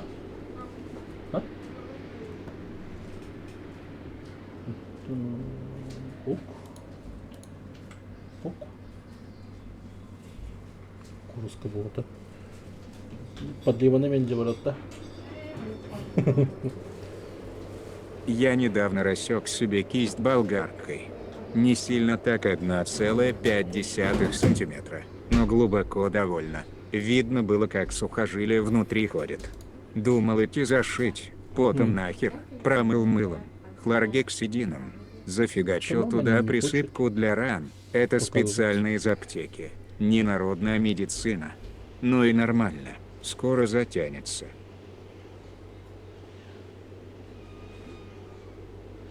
У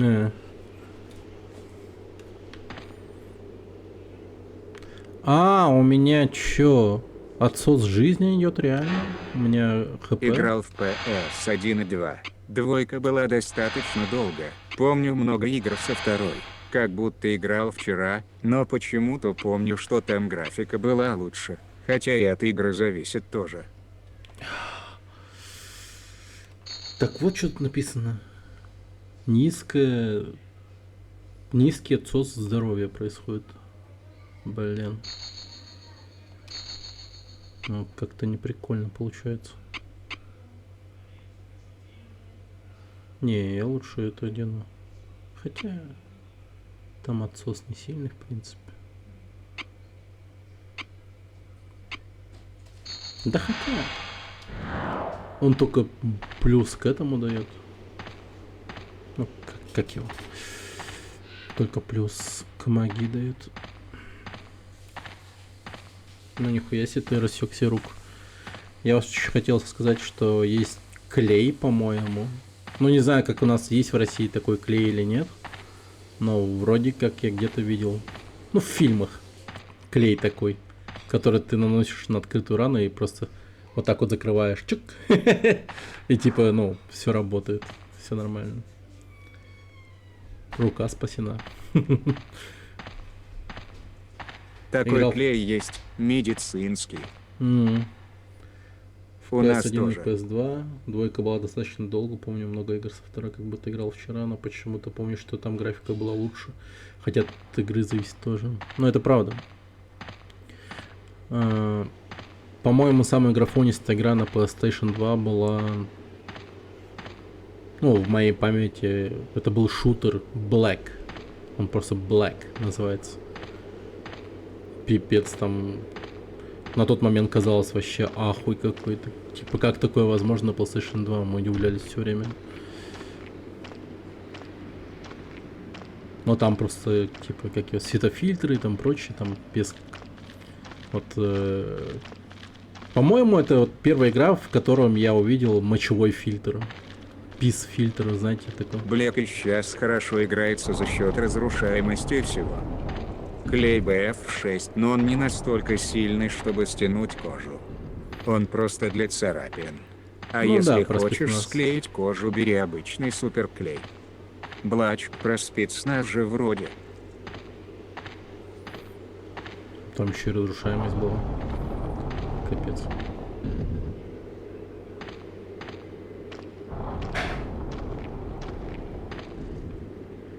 Охуеть. Я вот, кстати...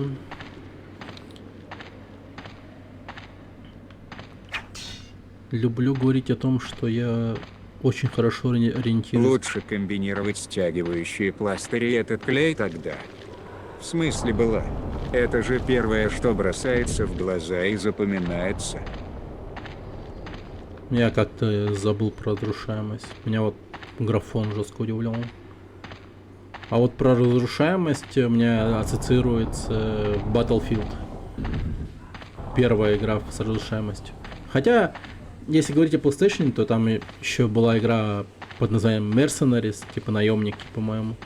Вот там, да, дома можно было взрывать, все такое, что-то такое. Попробуй ее следующий раз, пошла PS2 пляска. PS2 пляска. О. Блять. Ай нахуй. Ну. Все, врыв.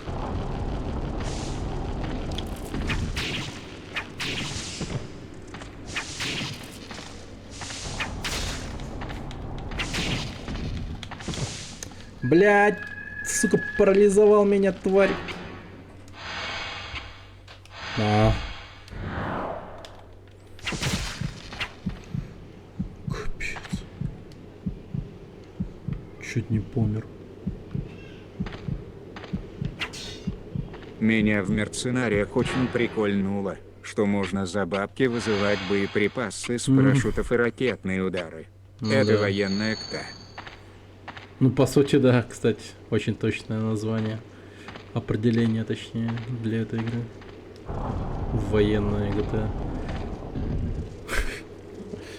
Где ты совершаешь военные преступления? Наемники 2, помню, Нуэфачи.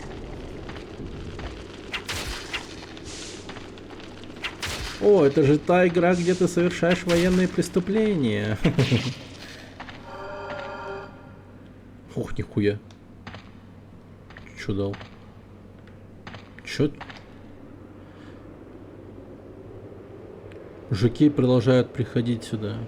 Нет сомнения, что это что-то про секрет королевы. В Шарфачи тоже можно было, но там и тачки свои были. Да и даже можно было особняк обставить.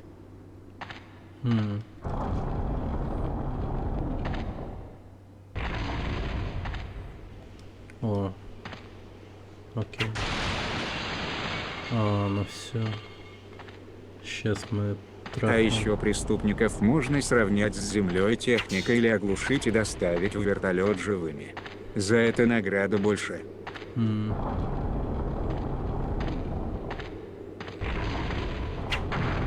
Ох, нифига. Вот. А говорят, игры учат насилию. А тут поощряют наоборот.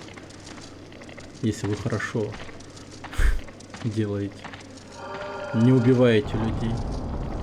Вот так вот. Нифига себе. Даже перепройти охота стала. Вот вторые мерценарии не зашли. Да, для государства очень удобно. Ну что вы, это не наша армия совершала военные преступления. Это наша частная военная компания типа Blackwater. Все претен 6 канин, а мы хорошая аватар. Да. Блин. Мы не хотели похищать президента Мадуро. Это что-то ребята ёбнули, ну хуй знает. Ну, как всегда, что-то... Ну, раз уж похитили, то... Ну ладно. Ну, пускай будет у нас. Пиздец. Я вообще не понял прикола с президентом Мадуро, кстати. Что-то они просто взяли и похитили реально президента целой страны. Как говорится, двойные стандарты это хорошо. Но двойные стандарты это плохо, Пиксель Боб. Как в игре Splinter Cell или Джеймс Бонде. Если тебя схватят, то мы будем отрицать твою причастность к нашей стране. Ну да, типа. Пусть живет у нас. Не выбрасывать Жадея его теперь на помойку. Да. Он же все-таки человек.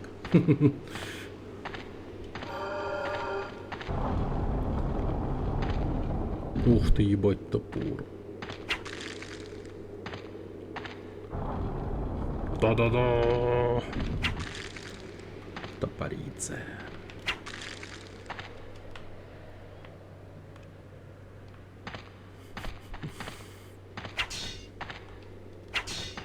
Теперь будут тратить бабки, чтобы его кормить, одевать, убирать за ним. Блин, ну я вот не знаю, типа, насколько мир был бы, ну хуй знает, другим просто, да, скажем. То есть не лучше, не хуже, а просто реально другим. Не будь Америки вообще, в принципе. Ну то есть с их вот этой вот ебанутой хуйней всей. Прикиньте, какой мир был бы другой вообще, в принципе. Просто вообразите. Нет Америки вообще. Что это мир был бы вообще, интересно. Америка на нефти держится. Без нее она рухнет. Не, ну просто представьте альтернативную историю, в которой нет Америки. Вот как это интересно было бы.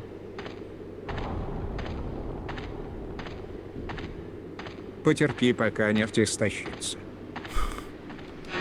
Интересно, это при нашей жизни произойдет. Хотя, ну как будто вполне да? Как будто в нашей жизни это может произойти.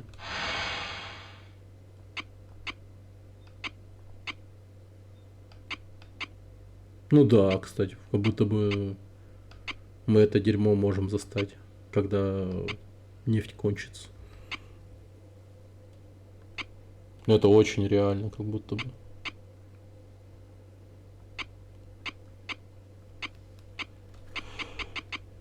Была бы Мексика вплоть до Аляски.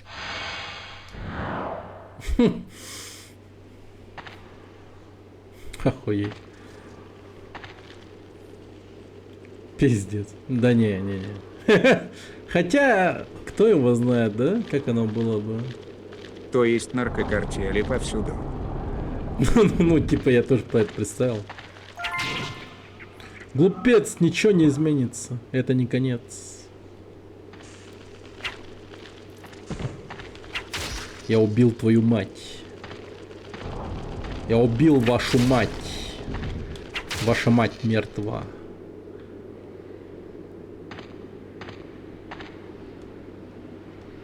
Да неужели это кольцо? Я убил вашу мать ради кольца. Чёт королева ни о чем. Я думал, будет битва под эпичную музыку. Но она была бессмертна благодаря цвету. И всё. Они еще не знаю про Эльдивер. Так, чел, давай-ка.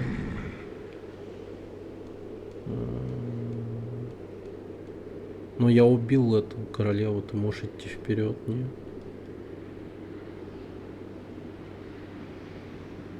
А, ясно, он просто одно и то же говорит. Ладно, насрать, пошли вперед. Взял бы и сам убил одним чиком. А это было невозможно. Надо было сначала добраться туда, наверх. Выключить свет, только потом гасить ее. Погодите, я что-то умею? Подождите, я умею... У меня какая-то магия появилась, не? Допустим, европейцы не изничтожили бы коренное население Америки, и сейчас они были жили одним или несколькими государствами. Это кольцо дает мне возможность кастовать магию. Только как это делается? А она как Кащей. Бессмертен, пока заяц в утке жив. Да, типа того. Магия. Блин, это магия. Светимаи, иракезы, деловары, могикане.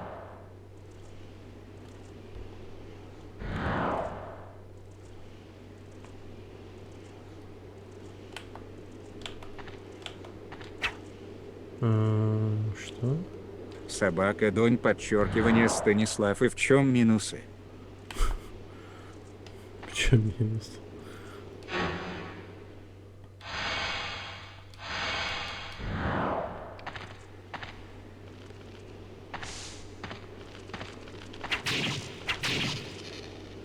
Но как интересно вот реально мир сложился бы, если бы не, ну, Собака Рагуевыся, наоборот, интерес.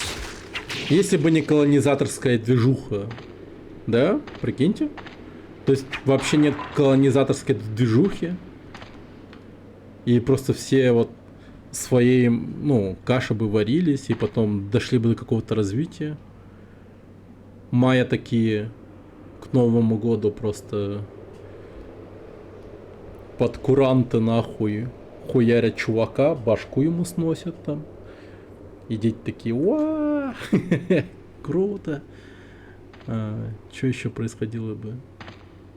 Индия бы, ну так бы и существовал бы, скорее всего, до сих пор. Только там у них, наверное, праздники дерьма происходили бы не в одной деревне, а по всей стране. Я не знаю.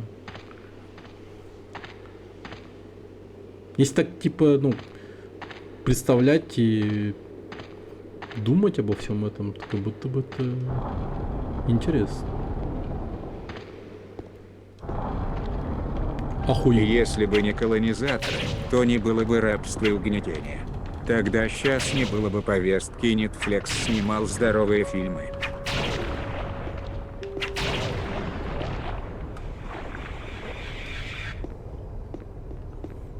Жестко, видели? Тупо на реакции ворвался, разъебал.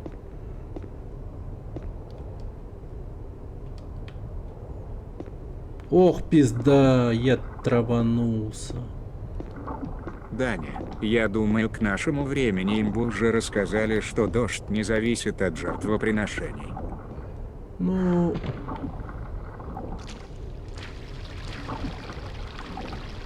Может быть.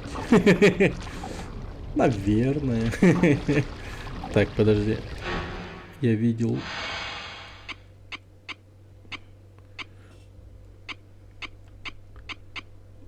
Purity Crystal. Ничего не произошло. Блять. А чё мне тут? Они бы сами к этому пришли с развитием науки.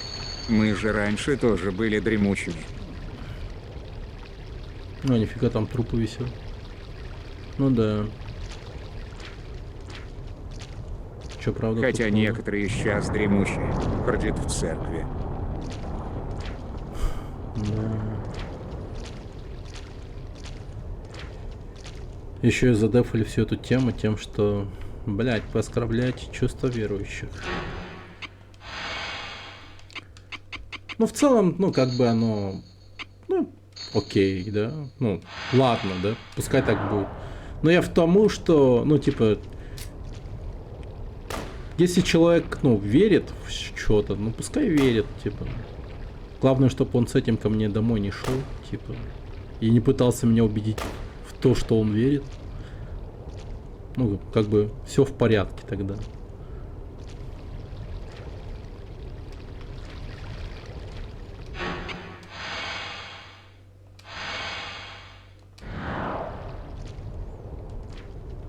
Это как с людьми нетрадиционной ориентации. Типа та же тема, да. Что это за хуйня?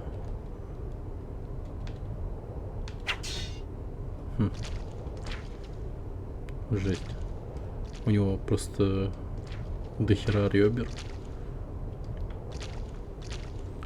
Так, что-то написано. Это похоже на учреждение очищения. Яд приходит откуда-то. И поток продолжается. После камня очищения. И оно очищает.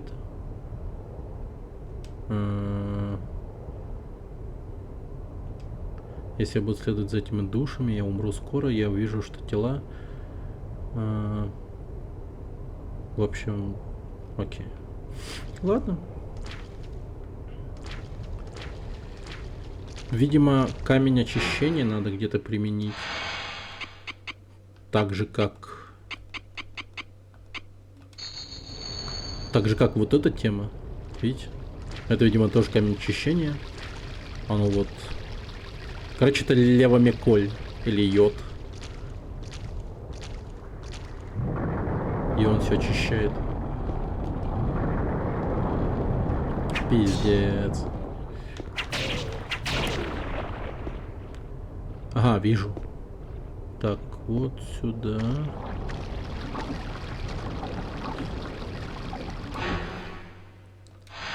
Вставляем камень очищения.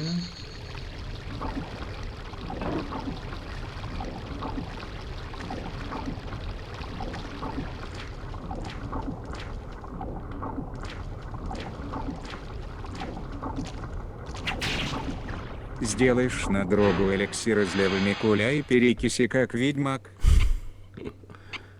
Да. Но я, кстати, уверен, что наверняка многие люди по этой теме жестко с ума сходят после вот какого-то такого жизненного эпизода, когда там кто-нибудь излечивается от какой-то такой болезни, знаете, он такой вдруг приходит к какому-то такому открытию, типа из разряда: Да, блядь. Оказывается, я все Ну, это мне время кажется, правильно жил рассматривать неправильно. религию как древний моральный компас или некую философию, как прожить жизнь, чтобы не натворить хуйни, за которую будет мучительно больно, а не противопоставлять ее науке. Я взял за привычку капать перекись в любую ранку.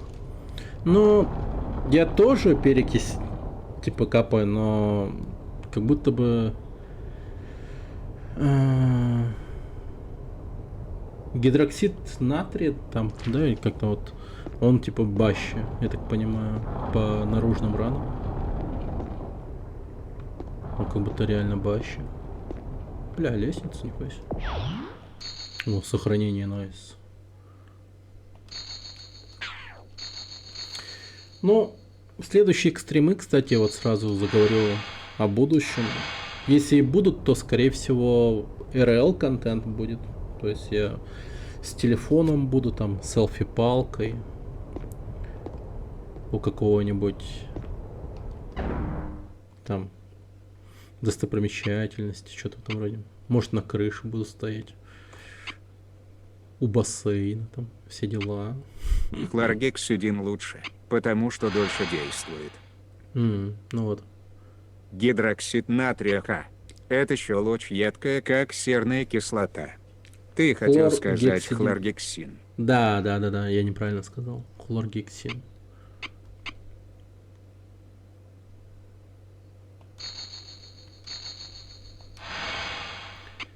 Yes.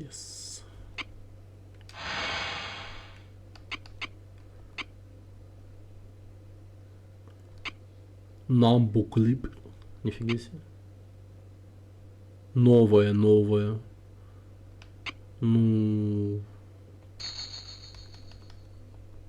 Это окей.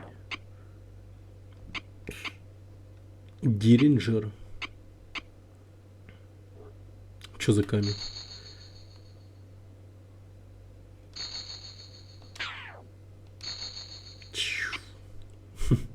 Девайс. Вообще логично комбинировать. Потому что хлоргексидин обеззараживает, а перекись за счет пены вытягивает бактерии из раны. Ну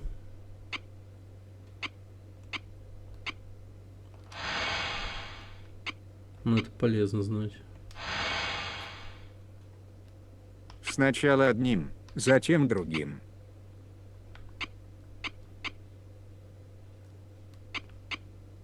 Блин, тут внезапно так звуки исчезают. Кажется, как будто игра сломалась в плане звука. Странно очень. Лорика Хамата. Бенд Мейл. Ничего себе. Ротанский армор. Дек джекет.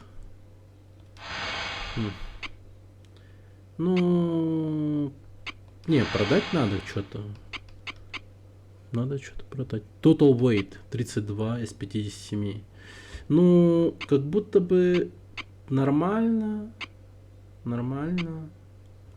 Но я хз. Может продать палку эту. Типа нахуй она мне нужна. Низкий меч. 7 прочности всего. Что за кринж? Крис. Тоже хуйня какая-то. А вот стволы я оставлю, пожалуй. Flintlock Gun, Super Black Hole. Это что-то имбовое совсем. Огнестрел я уважаю. Так. А, подожди, там еще ботинки у меня были. Вот Combat Boots продам. Я, кстати, никогда не слышал про такое свойство, что перекись вытягивает. Я думал, там чисто за счет образования кислорода выжигаются бактерии и вирусы. Ну, я вот тоже насчет вытягивания не знал.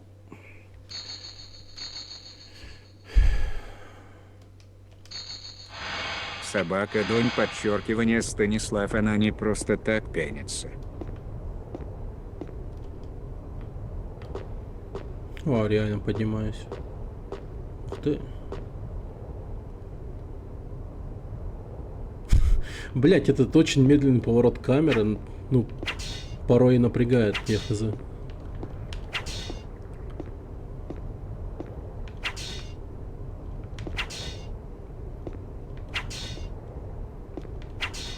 Окей.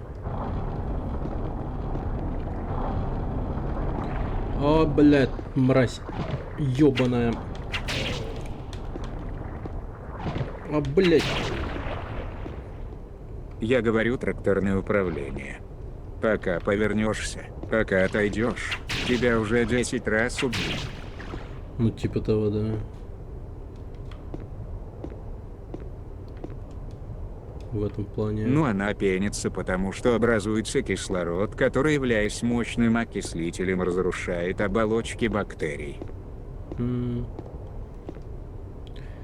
Я вижу странные ворота внутри.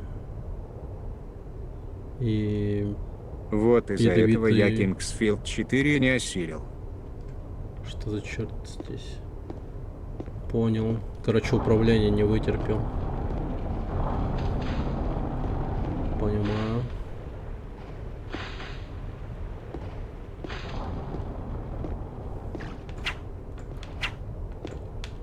Блин, кал. Какашка. А, весь этот зал ядовитый, блядь. Охуеть. А вы не переборщили, нахуй?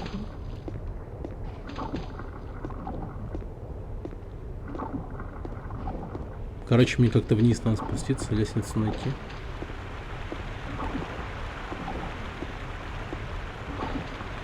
Хотя отравление не такое жесткое, как будто бы. Или оно имеет накопительный эффект, и со временем жизнь быстрее будет тратиться. Пока непонятно. Так, еще один камень очищения. Найс. Ну, как будто вниз надо спускаться. Да, там смрад ебейший, но я ничего не вижу. Как будто бы... Ну, где-то с той стороны. Блять, я просто, стоя рядом с этим дымом, траванулся. Пиздец.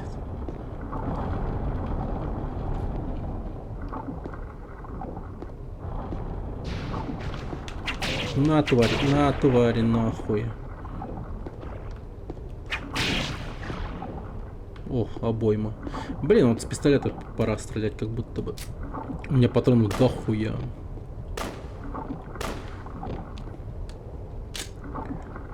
Тут. Тут.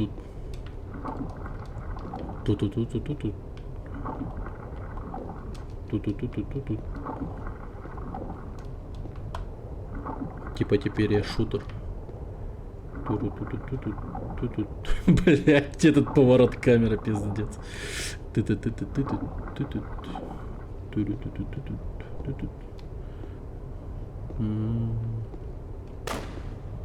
Так вот же стена. А, блять, прожимать надо, ну. Нихуя себе, сказал я.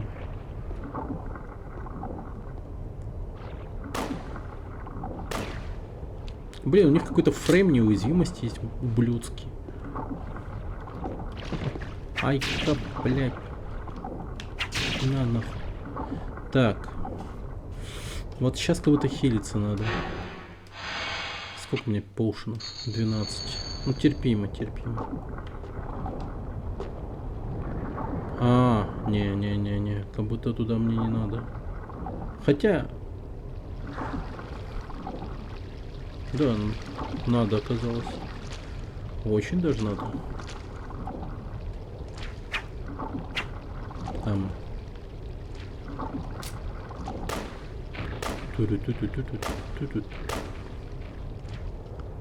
О, смотрите. Шлем. Думгая.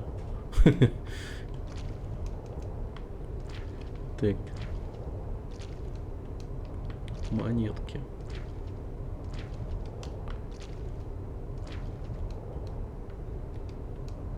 О, что это? Что-то упало. Погоди, это какой-то амулет?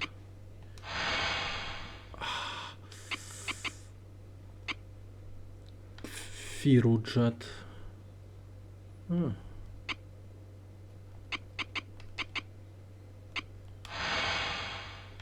Не, подожди, что-то я получил.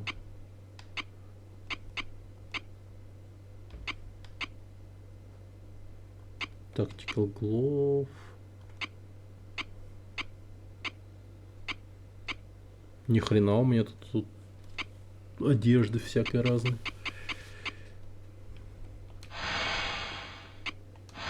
Блин, я все время не ту кнопку нажимаю. А может быть это что-то из разряда перчаток? А нет. А может это что-то из оружия? Нет. Имха, это была большая ошибка японцев не выпускать эту игру на внешний рынок в 2003 году из-за боязни провала. Да. Не, оно по-любому разъебало бы рынок. То есть, ну, да, типа критики хуесосили бы игру за управление, но это такая мелочь на самом деле. По сравнению с тем, что есть вообще в целом в игре.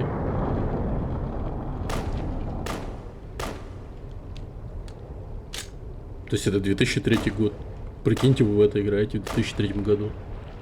Да я бы охуел вообще. То есть как бы это сильно изменило мои вкусы. Я как представлю такую игру, когда я играл в Quake. Собака Донь, подчеркивание Станислав, ты застал наш разговор выше.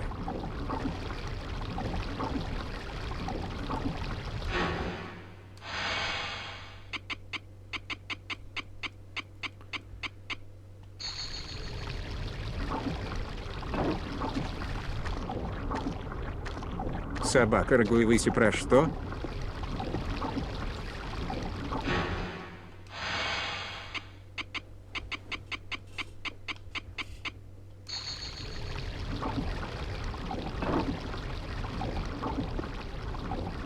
О, какой меч красивый. Так. Что там у меня? Антивеном применим. О, это рапира. Окей. Позырим. Тычковое оружие. Епи! Мы обсуждали, почему не выпустили за пределы Японии. Оружие называется Епи.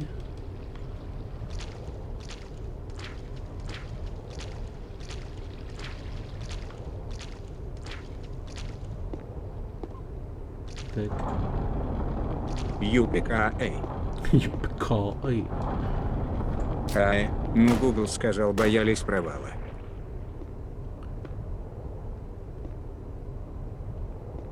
А, то есть хедшоты реально их.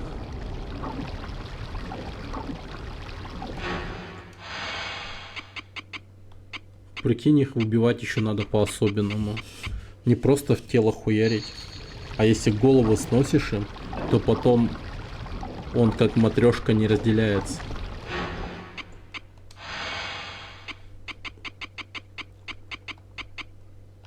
Блин, как я удачно все кристаллы нашел.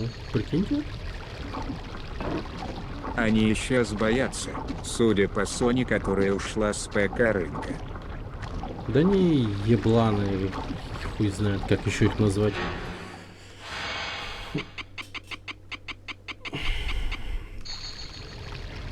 Sony очень странная. Вообще, ну, типа... Они сначала такие... Убираем эксклюзивы, портируемся на ПК. С одной стороны, такой думаешь, ну, прикольно, а с другой стороны, как бы все вот эти вот твои покупатели, обычные держатели этого самого... Ну, владельцы PlayStation такие, типа, чё, блядь, типа, ну, в моменте охуевают. Ладно, потом все привыкают к этому. И ты такой думаешь про них. Ну, это было прикольно, на самом деле, хорошее решение. Все теперь играют в ваши игры. Типа, это, ну, реально умно. А потом они такие... а мы больше не будем выпускать физические носители на консоли. То есть дисков больше не будет, только цифровые магазины. Ньолан, привет. Милов, класс, здорово. И ты такой, чё, блядь? Вот вы чё, ебанутые, нахуй? Вот зачем этого делаете сейчас? Как ты дорогой? Да я дорогой нормально. Ну как? Ну, правда, здоровье так себе. Ай, блин. Тут, короче, у меня Типа сегодня... говно Horizon и прочие не окупились. А Не, чего они хотели, операция, выпуская игры да. спустя несколько лет, когда интерес остыл? Да еще за full прайс. Да, они ебанутые. Они... Вот, во-первых, знаешь, чё? В чем их проблема? Брат, Они очень жадные. че стало? Ну, короче, у меня фурункул был. И сегодня к врачу ходил. Он мне его прям, ну, конкретно руку мне порезал, все вытащил. И теперь на перевязку каждый день ходить. Но есть нюанс всего этого. То, что я завтра еще и, типа, в путешествие до Таиланда, а дорога займет 4 дня. И в течение этих Вырезали 4 часть дней... руки. Теперь там яма. Да, там яма. Там реально яма. Там пиздец. Он мне еще как-то, типа, таким вот врачебным образом, опять же, пояснял. Ну, вот смотри, у тебя сейчас там точнее, полость. Там ничего нету, как бы, тут, типа, и лозит, блядь, ебаными шипсами. Неприятно. Хоть я, типа, боли не чувствую, но ощущаю, блядь, что он там елозит. Пиздец. Капец. Жесть, выздоравливай, поправляйся. Фак аккуратнее. Там еще влажность, заклеивать чем-то надо. Да. Ну, то есть, завтра на перевязку пойду к себе по месту жительства. Там попробую получить какие-то четкие инструкции по поводу того, как мне, ну, хилиться дальше. Типа самостоятельно, если что купить и так далее. Собаками Воушлис пойдет плавать. Туда заплывут черви и устроят гнездо. Это если бы я был бы долбоебом. Но я ведь не долбоеб, поэтому как будто бы такой вариант сразу отпадает. Поэтому... Да ничего страшного. Я себе сам делал перевязки после операции швы, сам снимал. Потому что я убежал из больницы. Там сосед заебал храпеть ночью, я спать не мог. Ха. Да. Вот так вот, ребят.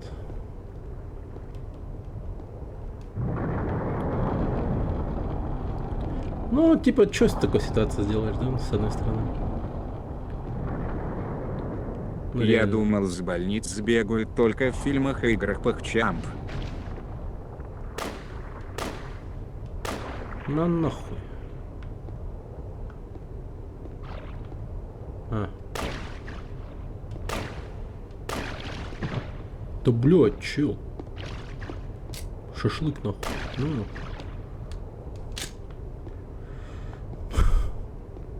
Да, бывает. И чё, мне сюда прыгать? Да не. Да? Он реально храпел так, будто артиллерия ебашит за городом.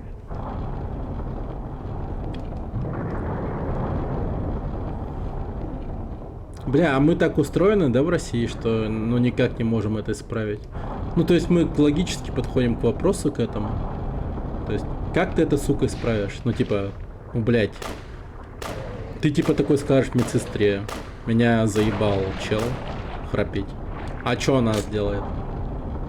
Или ты говоришь самому чуваку, заебал хз. храпеть? Я бы не сбегал. Вдруг лечение не закончено, Не, и ну потом понятно. будет осложнение. Сбегать это, конечно, прям что-то слишком радикально, но я просто сам, в принципе, вот рассматриваю эту ситуацию с храпящим чуваком. Как ты его храп исправишь, типа, пиздец, ну, как это контрить? Хотя у меня такое случалось, по-моему, и я тупо терпел, Будить. типа. Я, по-моему, даже по кровати пинал ночью, типа. Храпите громко, говорю. Носок в рот засунуть.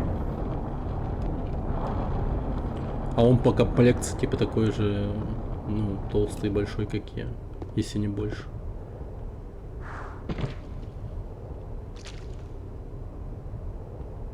Не, ну я хирургу позвонил, сказал, я типа буду приходить на осмотр, но спать там не буду, а то я с ума сойду.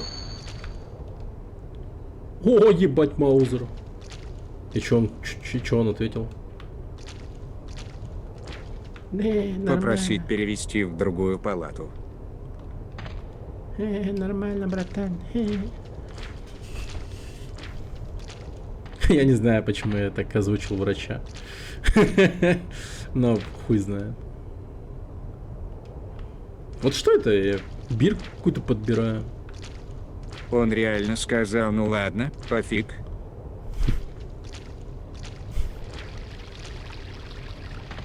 Ну, жизнь Если тут спросят, твоя. откуда во рту носок, ответить, что засосал, пока спал.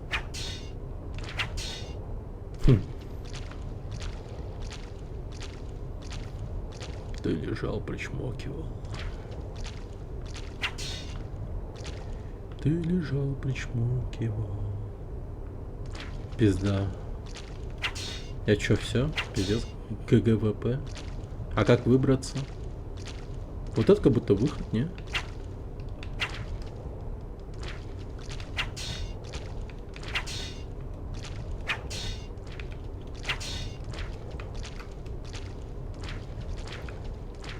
Алло.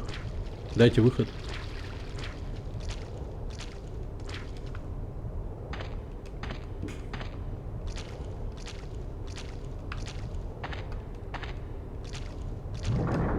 О, сука, ёбаный.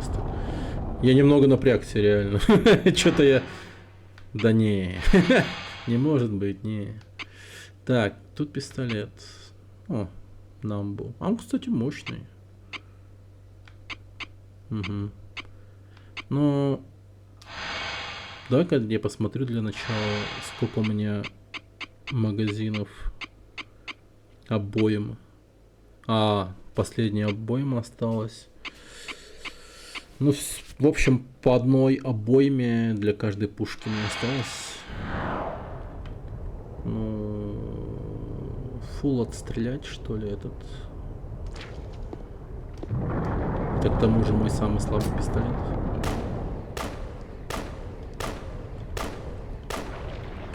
Ну, я вот, кстати, за что вот прям играю, ну, игру эту уважаю и люблю уже, да. Просто будь я здоров, я бы забил на этот храп, спал бы днем, например. Но я после операции был очень слаб, мне требовалось много спать и нужен был покой, поэтому хирург особо не сердился. Собака Донь, подчеркивание Станислав, ну с точки зрения врача это наименьшее, на что стоит обращать внимание в больницах. Неудобство от чужой обстановки, кормежка и пятькалов 3 раза в день гораздо проблемнее.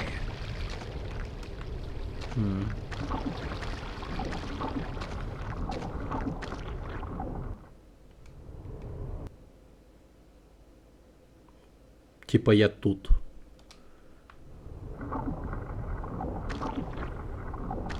Окей.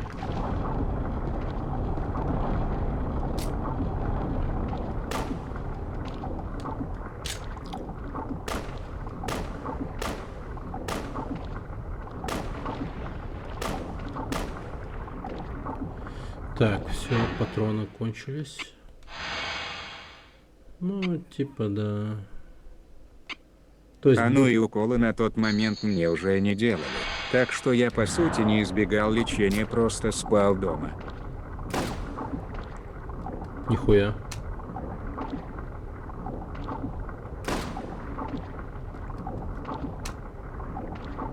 А, что я хотел сказать?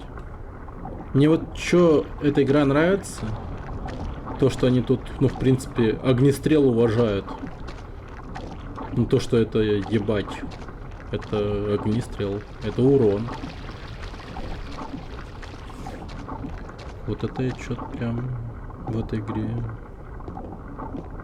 Да.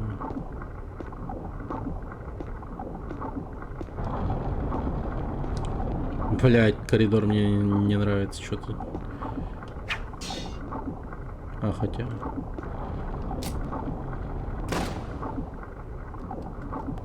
Блин, ну может подхилиться? быть. Хотя его так мало теперь. Ладно, не буду тратить. Все равно у меня хилки типа full хп восстанавливают. Да и действие Кто уже пули закончилось. уважает, кто к ним не пристает. Того они не жалят, не залетают в рот. То Полика уважает.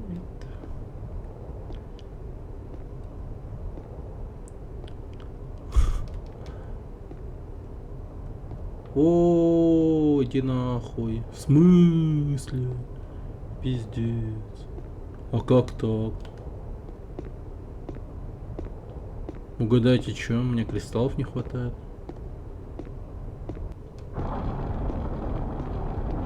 Бля. А ты будешь вести стримы с Таиланда? Ну, только лайвка стримы, скорее всего. Я вот и говорю. Хотя мне вот Арсен Invasion говорил, что там есть компьютерный клуб, где можно вести стримы. Ну, откуда можно вести стримы. Специальный такой, типа, стримерский компьютерный клуб. Там, типа, кабинки есть, ты можешь сидеть и стримить. Я, может, им воспользуюсь. Хотя, ну, хз, что там по деньгам будет. Если дешево, то нормально. Может, можно будет... Всем привет, с вами Ниалан. И сегодня будем пугать раной скалопендру.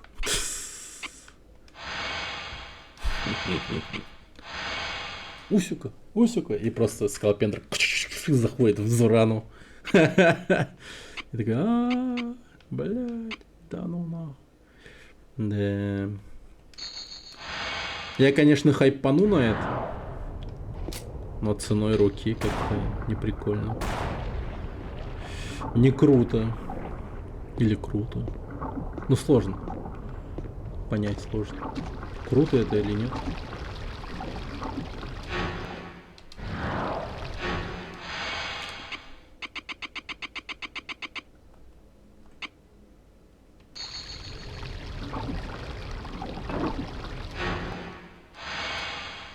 Так. Антивеном. Блин, где тут сраный камень еще один? Вот такое ощущение, что где-то есть стена опять такая вот хитро выебанная, которая отодвинется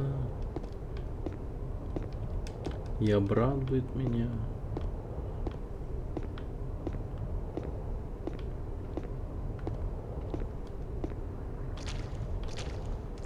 Ну, кажется, она где-то в этой комнате, да?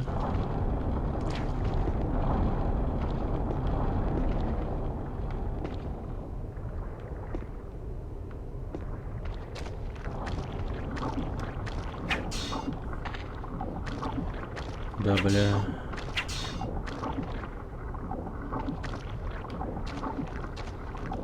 Всем привет, с вами Ниалан.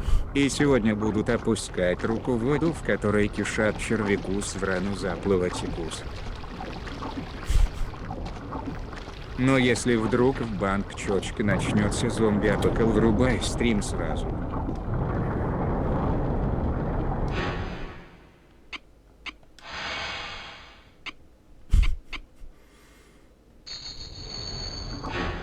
А, врубай, блядь. Я еще подумал, вырубай. Услышал. Так, как будто бы обо мне беспокоится. Но нет, оказывается, не особо. Не особо-то беспокоится. А, да господи. Да ёбана. Не, ну это пиздец.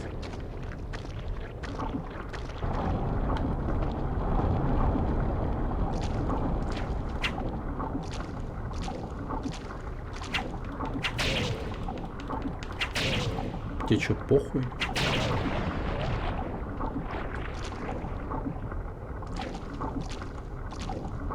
Невозмутимый какой. Ну, я так подозреваю, может быть, в этом длинном коридоре где-то есть выдвигаемая стена. Просто Ты просто привяжи телефон к голове и потом спасайся от зомби, а мы будем смотреть и делать клипы на Ламреалы.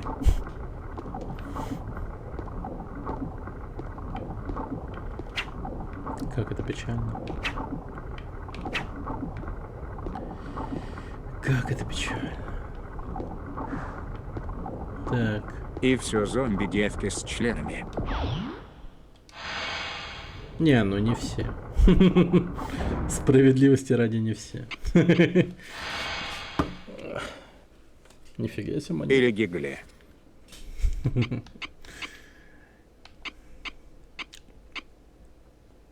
Конечно, разобраться будет сложно. Типа, у кого где, чё, как, но... Не все. Или гигли. Или гигли, да.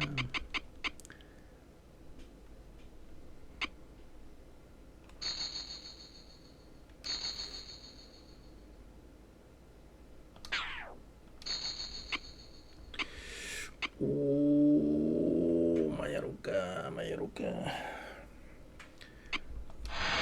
Потихоньку так ноет. Блин, может быть купить антивеном. 3 штуки.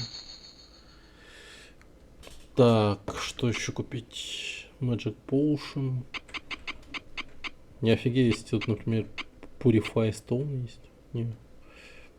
О. Обойму. А я все куплю, пожалуй. Black Hawk куплю все.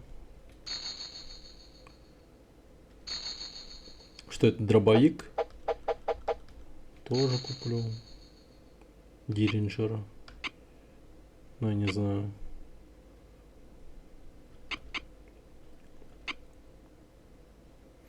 Диринджер как-то это...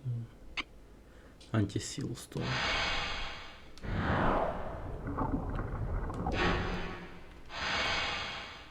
Откуда тут магазин? Ты с кем торгуешь? Не знаю. Просто с сущностью в виде гномика. Что-то просто торгую и торгуется. Какие-то вот камни стоят и с ними идет торговля. Ну то есть нет никакого объяснения. Ты просто как бы принимаешь.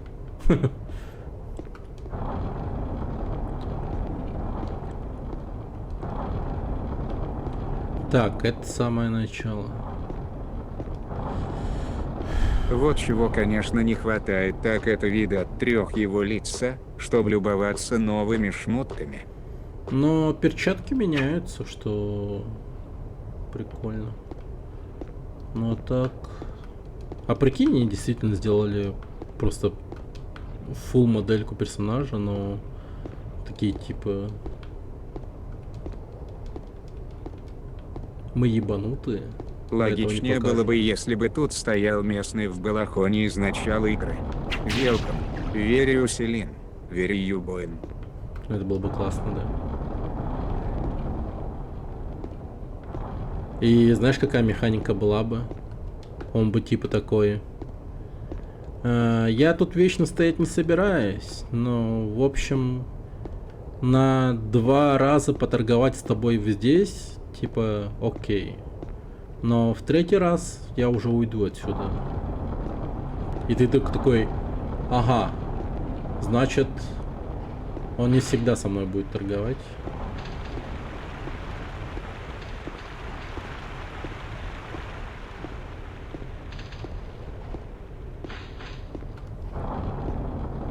Позже надо будет с ним как-то это... В другом месте пересечься. Ну и такой типа копишь просто вещи. О, вот это починка. И появится он будет только в уже зачищенных от насекомых зонах. Охуеть. Какая музыка пошла.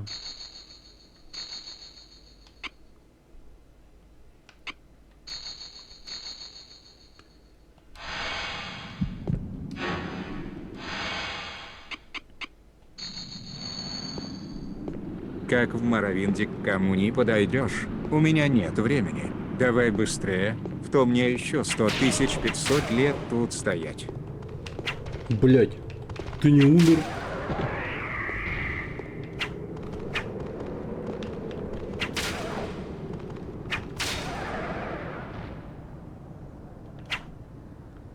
Ни хрена себе. О! Так, пошли назад. Я нашел камень. Дед. Этот дед дед.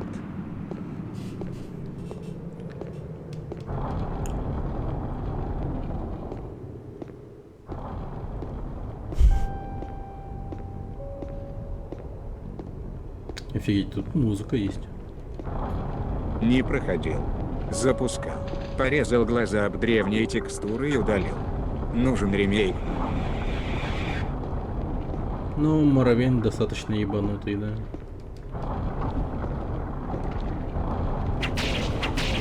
Что правда, то правда. Я еще знаешь, с чего больше охуел в Моровинде? С того, какие там правила боевки, нахуй. То есть, они там вроде как... Что тут делает персонажи из игры Спор? По-моему, там достаточно это... Как его?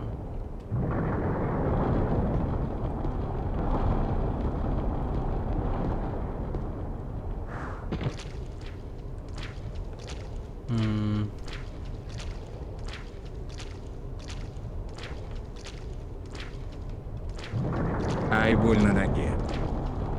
Да, чуть-чуть больно.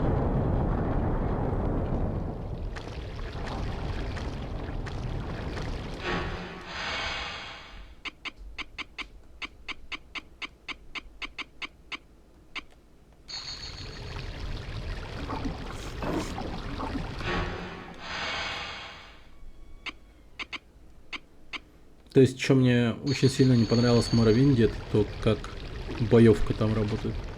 Я там буквально подхожу к какой-то швабре, ну, эльфийке темной, и пизжу ее кинжалом. То есть в упор стою, прям визуально я попадаю по мне его- Моровинт очень понравился. Любимая игра из серии. Да что там серии, из моего топ-5. Но некоторые моменты очень мемные. Ну я вот реально охуевал от того, что, ну, я не мог попасть в упор ни в кого. Там какая-то блядская проверка идет на... Да, ну, на кубик, видимо, какой-то. Тыкал в эльфийку кожаным кинжалом. Да, и она такая, не чувствую. Не чувствую, блядь. Ты что делаешь? Меня это обидело? И я удалил эту игру.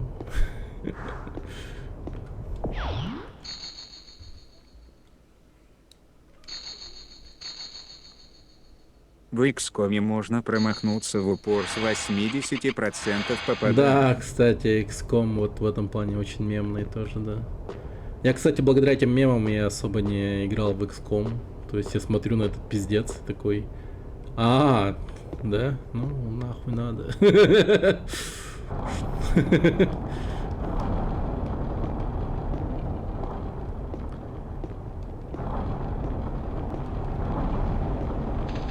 Во, чистота. Чистота, чистота. Ну да, если ты плохо владеешь оружием, то будешь промахиваться. Но прокачивается довольно быстро и потом нормально всех лупишь палкой по бокам.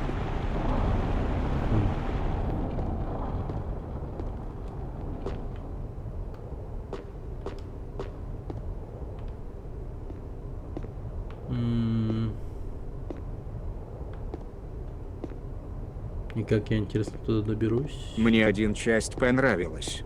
Она суровая, страшная. Вот 2 часть будто Марвел с супергероями. Я про перезапуски, а не древние.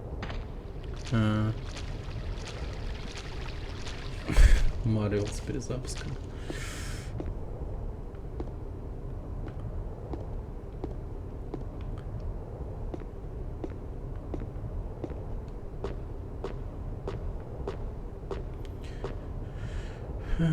Интересно, как мне добраться туда?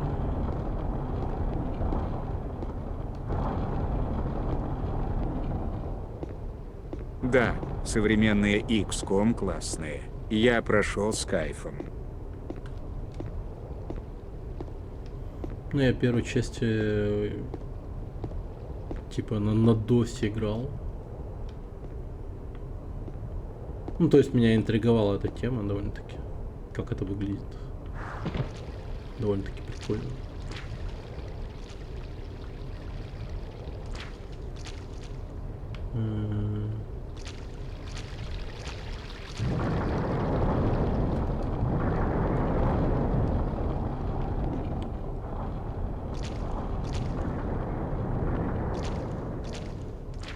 То есть там прям планета Земля, подлетает ебаный инопланетный корабль. Ты отправляешь истребителя его сбить.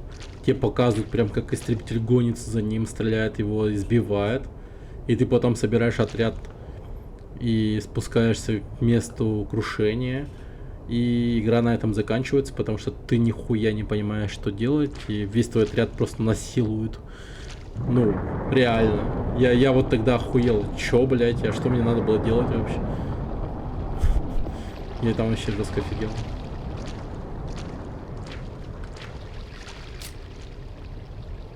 Блин, хотя дорого как-то. Давай вместо этого Number One. Подожди, что? Ага, правильно.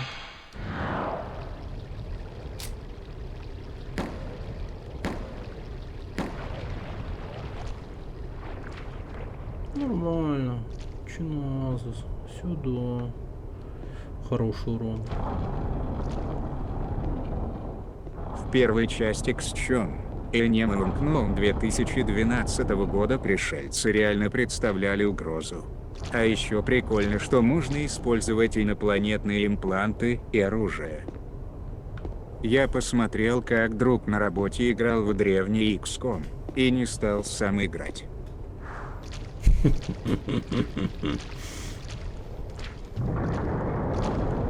Да, это жестко.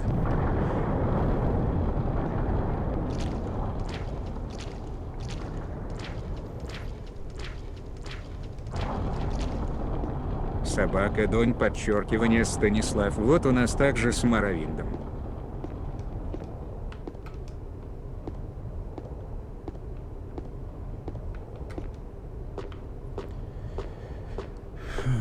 XCOM.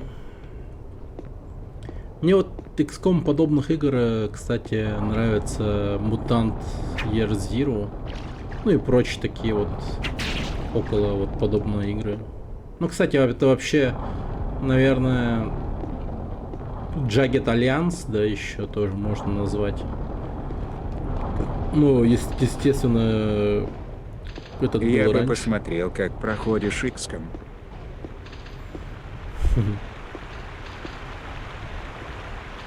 Я, интересно, смогу спрыгнуть? Типа, насколько-то ебанутая идея.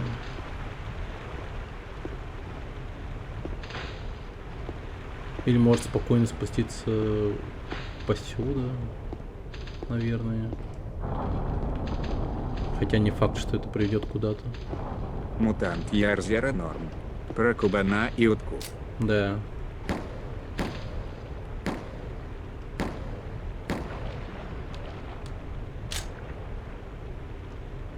Нихуя там меч. А, нормально. Вообще похуй.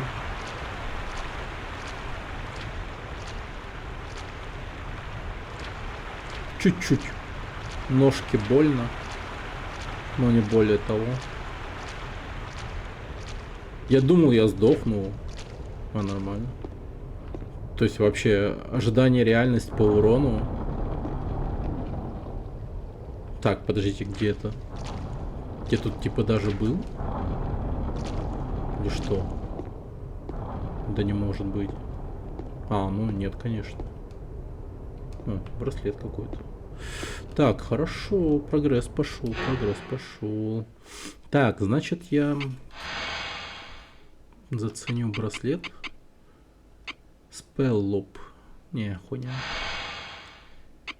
А, меч, меч. Что за меч такой? Криснага. Ничего себе. Басилар. Вот следующая их игра мязма не зашла.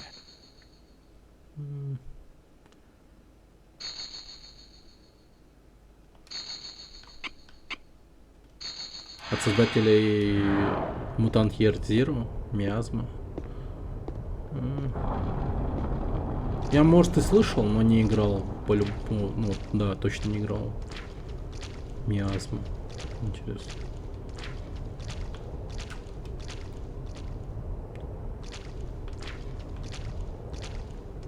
Блин, такая пустая комната.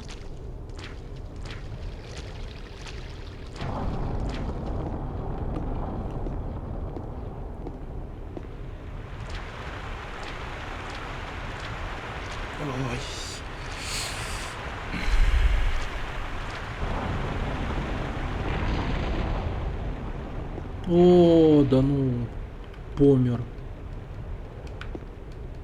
Там тоже пошаговая в апокалипсис. Блин, бедный воин помер.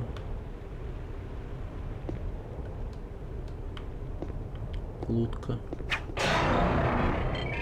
Пошла лутка.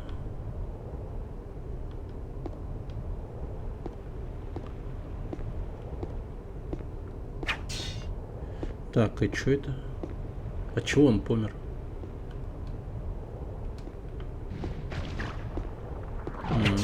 Понял.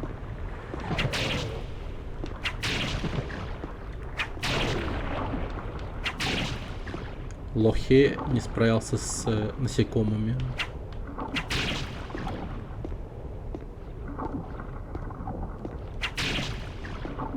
В море, конечно, простой графоний, такая же боевка, но парадоксально, что у нее офигенное погружение в мир.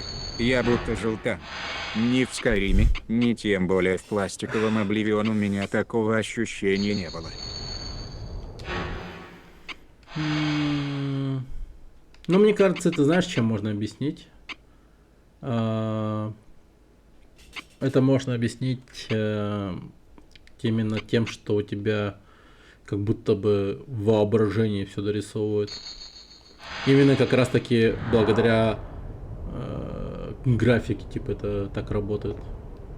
То есть ты видишь какой-то, ну, пиздец по графике, но читая описание из логов событий в Моровинде. В Скайриме есть дополнение с островом из Моровинда.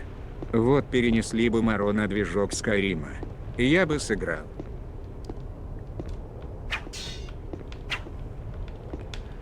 Ну, в общем, это вот еще также касается и всяких текстовых приключений и так далее. Это прям реально рабочая тема. Я слышал и понимаю. Копье на вершине. Король.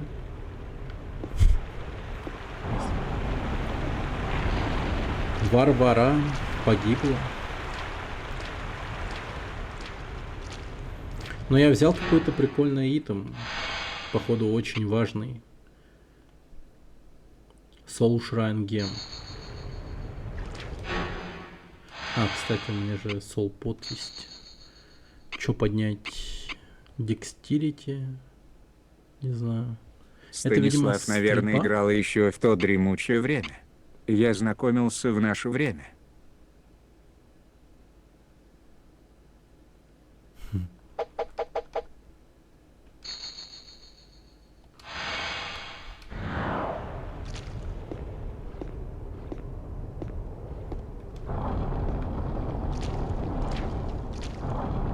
Это как?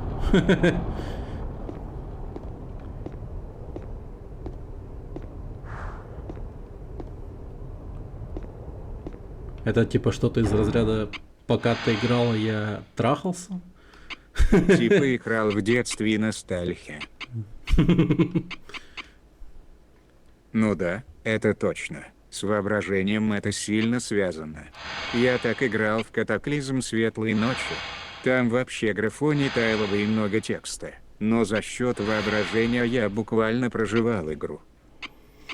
Это так, это так.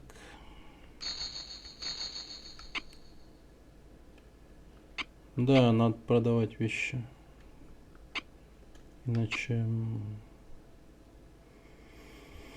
Иначе перевес будет пиздец какой-то ебанутый.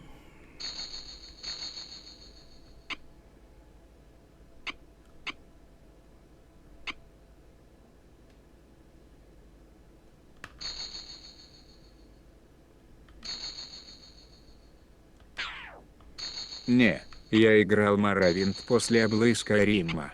Я в свое время пропустил его. Играл больше в шутаны. Ну вот мне знаешь, какая игра в плане воображения в одно время капец как, ну не знаю, привила любовь к, скорее всего, ПК играм по большей части, знаешь? И вообще я начал ценить текстовые какие-то игры. Ну, начал понимать, в чем их прикол, так скажем, более нормально. Это вот после космических рейнджеров 2. Я после Скайрима пытался. И после Доминатора. Скайрима вообще не играбельно. Ну и вот после этого, после космических рейнджеров, капец начал упарываться по текстовым играм. Я просто жестко зачитывался. Я такой, ебать, ну это что такое, нахуй? Как же это охуенно. Я просто реально... Вот эти вот квесты всякие капец любил, где ты ходишь, текстовые квесты выполняешь. Довольно-таки прикольно было. Еще, ну, это происходило от того, что также у меня еще и комп не особо был мощный. О-о-о, я в рейнджерах все текстовые квесты проходил. Кайф. Да, текстовый квест это вообще имба. Рейнджеры солянка из текстовых квестов. Стратегии леталки. Да. Ну, довольно-таки комплексная игра, на самом деле, если так разобраться, подумать. Это, конечно, сейчас, типа, с точки зрения ее возраста, ты такой смотришь, космические рейнджеры.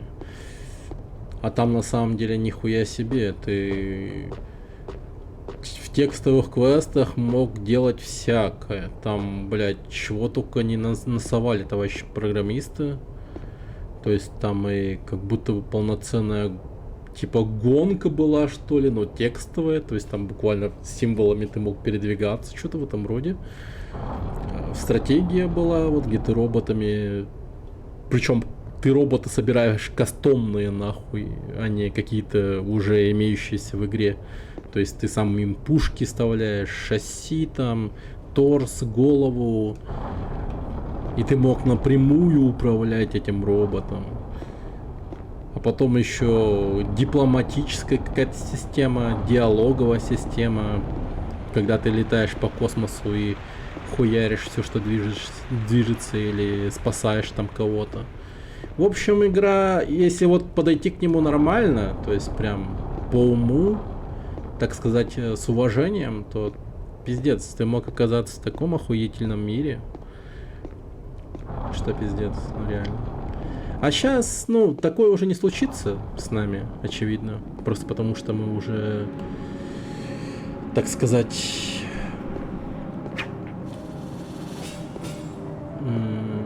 не то чтобы эстеты, но избалованы в каком-то смысле играми. Там мы такие типа и ценим время свое жестко очень.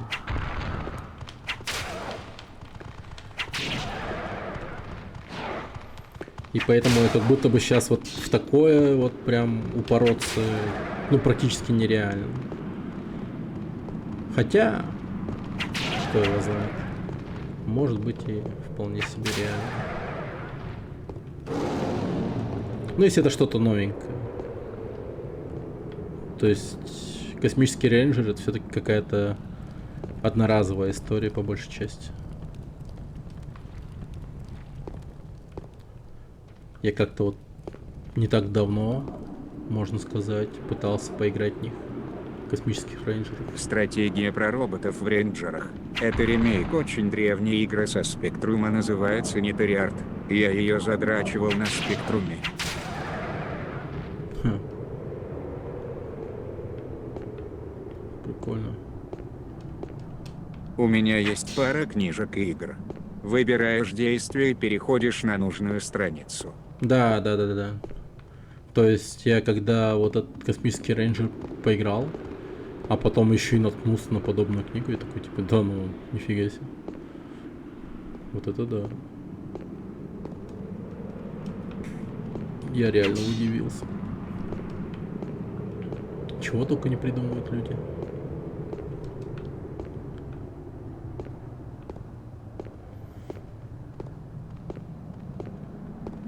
Вот это как будто яма. Фу! Пиздец ты здоровый, нахуй, чувак. Испугал меня. Давай так больше не делай.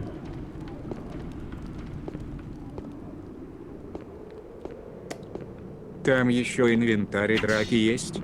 Кидаешь кубик и смотришь результат. Да.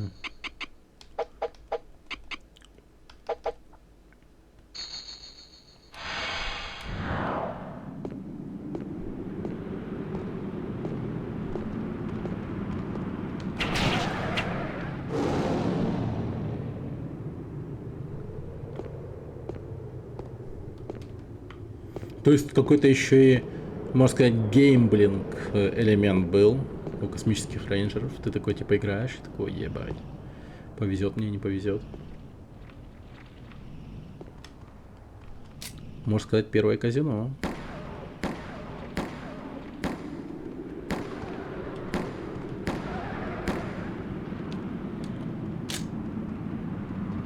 Расстрелял. Кидаешь кубик и смотришь результат, и твоя мечта осуществится.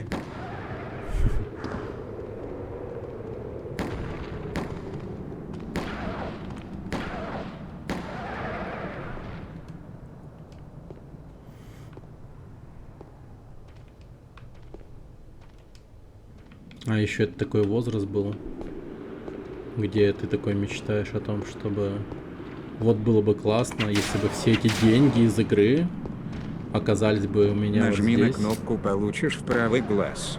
Ну точно рептилоид из споре. Да, такой похож.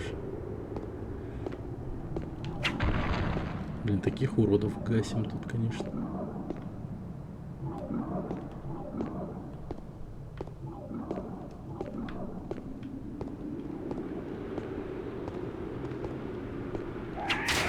А вы тоже в споре создавали члены на ножках? Да как-то к тому моменту я не был так сильно испорчен. То есть сейчас я, очевидно, это сделал.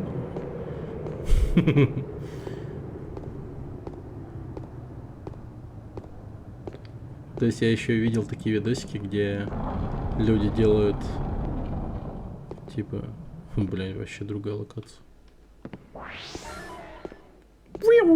Нифига, цифровая какая-то тема там. Жесть.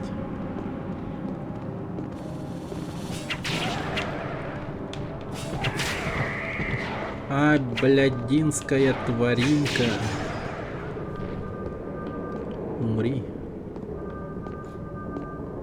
Бля, он какой-то статус мне дал. Статус ВКонтакте. Какой-то неприятный. Что это? Гравитация. Охуеть. Бля, я типа тяжелый стал, медленный. Неприкольно.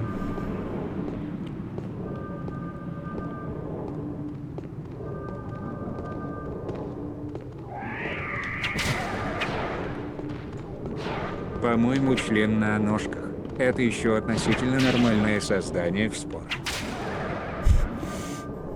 В первых стадиях члены танцуют, чтобы общаться. В следующих начинается война членов армия на армию. Члены против вагин.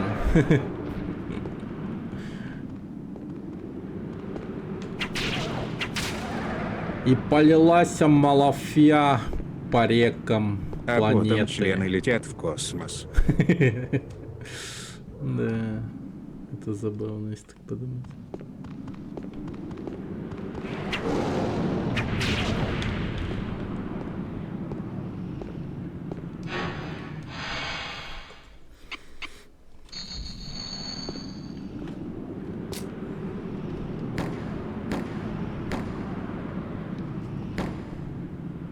Не, ну вот если вот такую тему рассказать в школе, типа ты такой, блин, я там член создал, понимаете, расу членов, которые сражались против других существ, и члены танцевали, члены любили друг друга, члены улетали в космос. Я думаю, ты был бы самым популярным в классе после этого. Все бы такие, ебать, он члены создал в споре. Охуеть. Я за этим чуваком пойду куда угодно. На корабле в форме он члена. мой лидер. Членолет.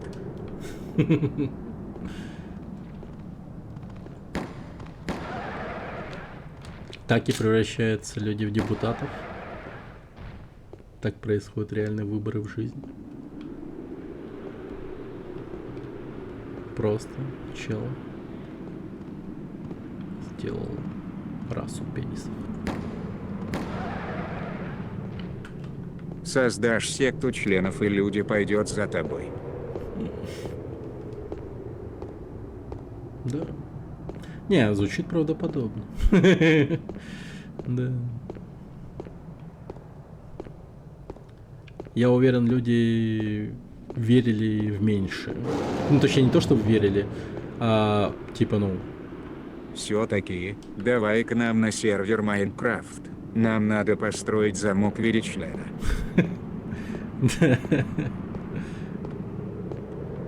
Слушай, ты крутой. Выпустишь свою валюту члена баксы. Ты крутой. Ты можешь сделать расу членов, а создать замок из члена, ну это, думаю, для тебя плевое дело. Что скажешь? И он такой, я с вами.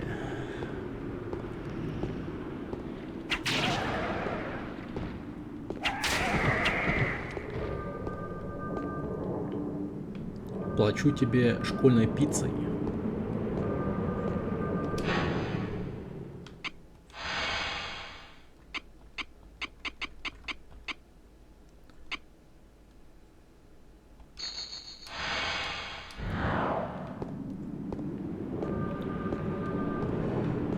А, что за браслет я взял, кстати?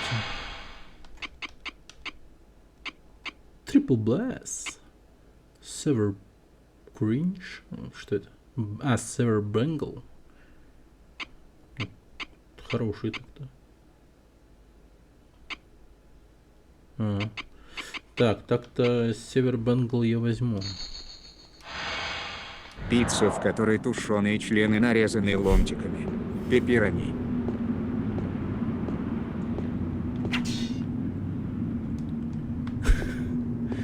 И они такие. Вот как вы просили, мастер. Пицца с тушеными членами. Мы знаем, что только такая пицца включает и возбуждает ваше воображение. Творите, творите. Делайте члены.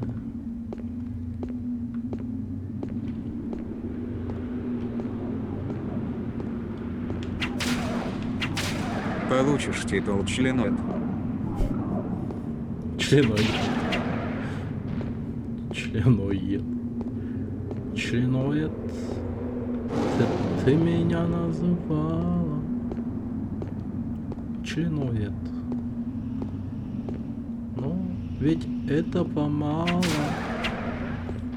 Членофаг.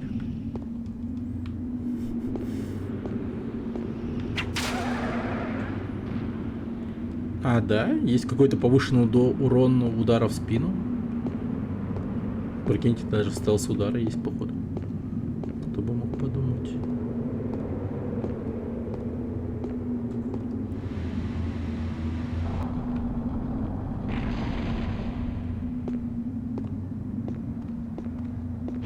Бля, и нахуя это... Вау, я в другую сторону ходил. Пиздец, просто... Действие ради действия я совершил. Все, я понял.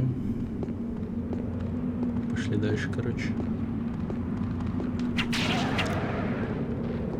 А сейчас к доске пойдет Иванов и расскажет нам про членофагоцитоз. Че, думаешь, так далеко все зайдет?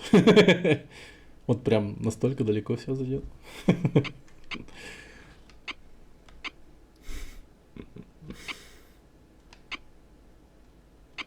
Вот теперь ты нам расскажи. Че тебя так все любят-то нахуй?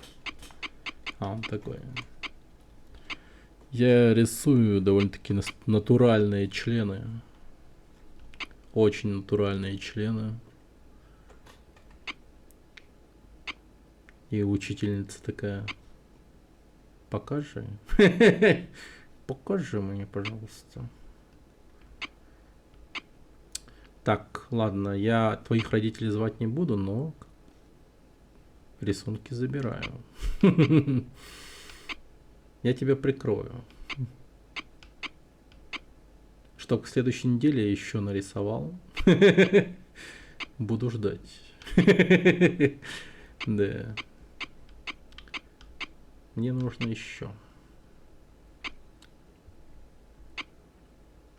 Вова Членович отличник по уроку членоведения.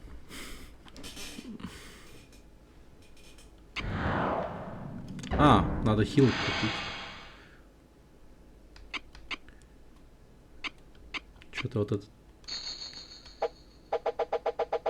Ну это довольно-таки... Учительница, я посмотрела дома рисунки. Молодец. 5 автоматом по биологии ИЗО.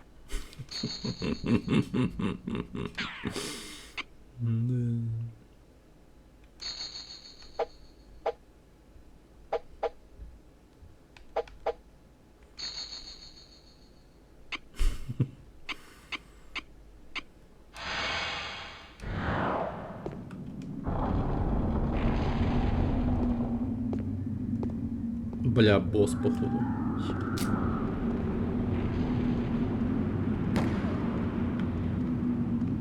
А, нет.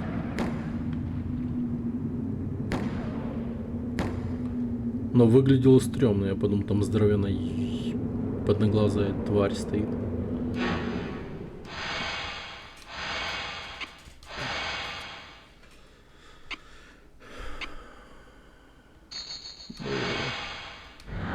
Пистолет потихоньку ломается. Он как будто большой.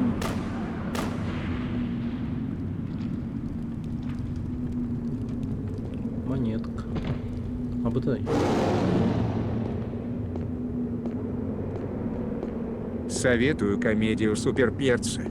Там парень в детстве рисовал в тетрадке члены с чертами супергероев, актеров, персонажей игр. Я так ржал. Напишу тебе рекомендательное письмо в художественное училище.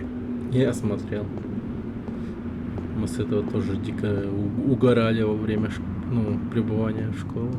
Довольно-таки старый фильм же на самом деле.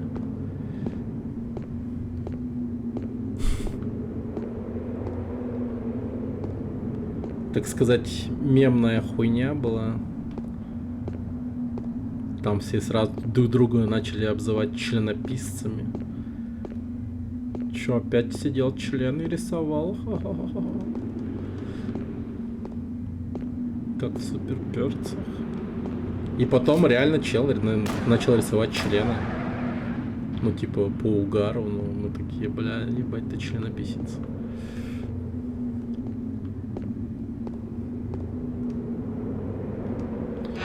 Так.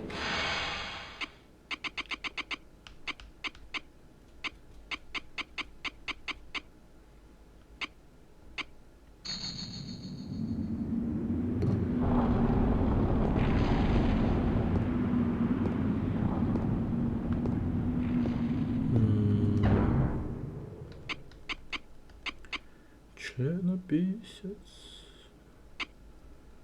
ты меня называла.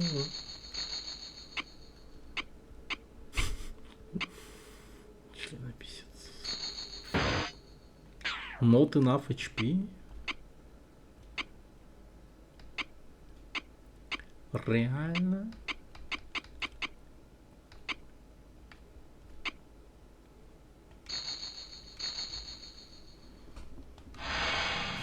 Так. Хилимся.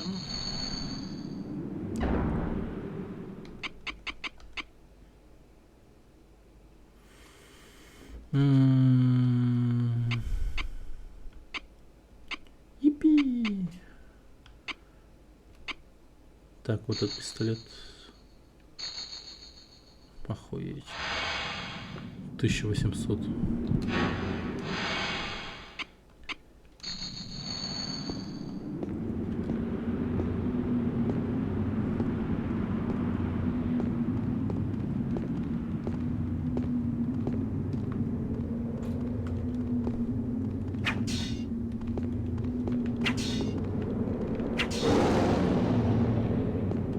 Да иду я, иду. Кто там такой крикливый?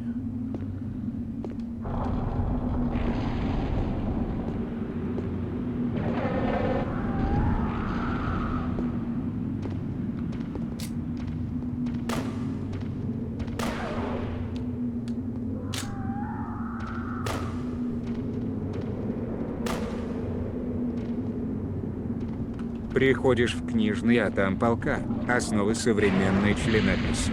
Членопись для начинающих и т.д.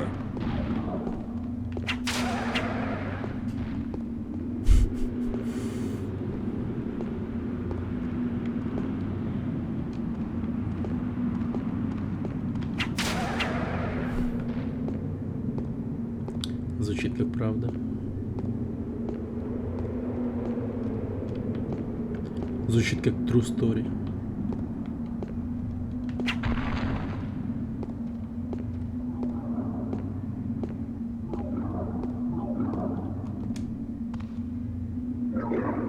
Босс, я слышал голос.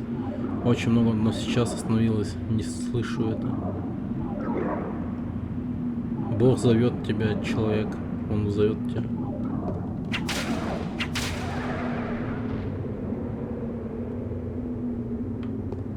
Папа, нам учительница сказала купить одну книжку для уроков.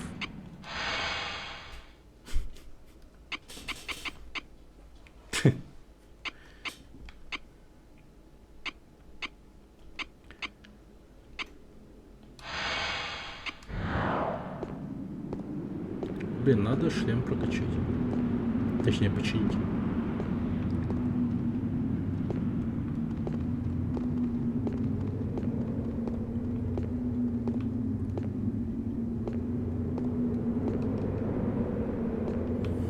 А, я вообще в ту сторону. А, ну да. Так. Ну, Ты хочу починишь. Потому что Мактрахер так велел. Бля, он не открывается, прикинь. Ну ладно, использую. Вот. Все починил.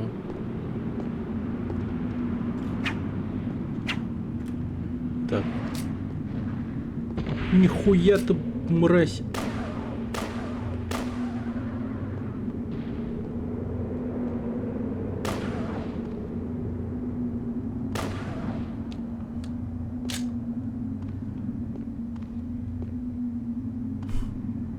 Ой, ты какой бедный.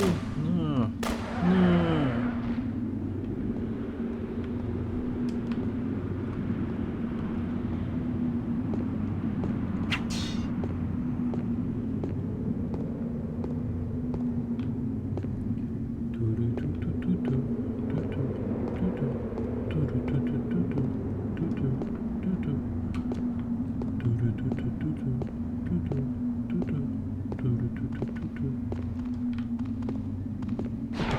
Ой, блин.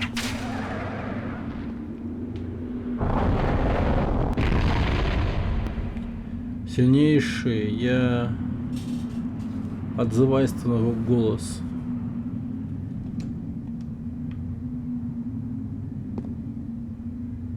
Блять. Типа я всех их захуярил.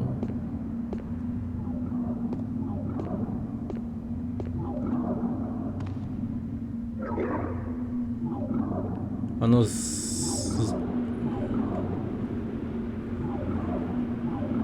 Я последнее подсел на общение с Джемини. Капец удобный способ получения инфы.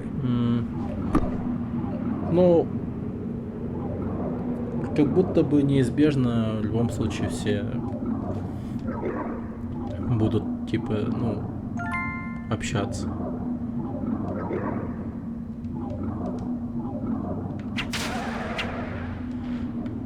С нейросетями для общения там с чем-либо. Ну, для получения чего-либо. Ну, даже для банального общения реально. Там, по-моему, Гудзон вот говорил о том, что он жестко общается, типа там с... Не помню с каким именно. Ну, то ли дипсиком, то ли с чатом GPT. А зачем ты их убиваешь? Они ж не нападают. Да я вот сам недавно узнал, что они не нападают. Некоторые из них. Но я их всех убивал, и поэтому такой, ну, блин, чё ж теперь. Чё теперь уже строить из себя хорошего парня? Он уже не может остановиться. Да. Как пел Майкл Джексон. I'm bad, I'm bad. Bad, bad, bad.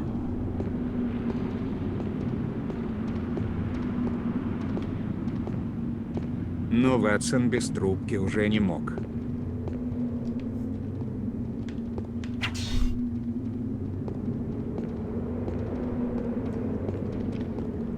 Ну, походу. Ох, блядь. Знаешь такой анекдот?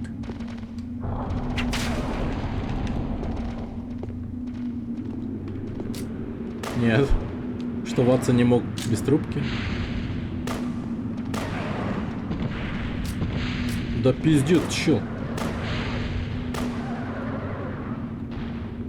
Будучи слепыми, так хуярят. Метко.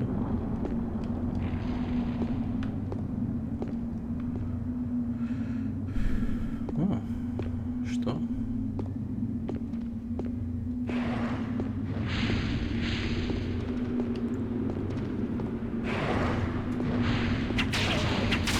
Вот это я стрейфанулся, видели?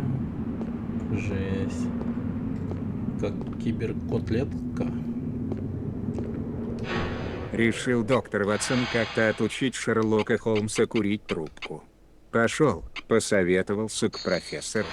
Профессор говорит, вы засуньте себе трубку в задницу на некоторое время. Ватсон так и сделал.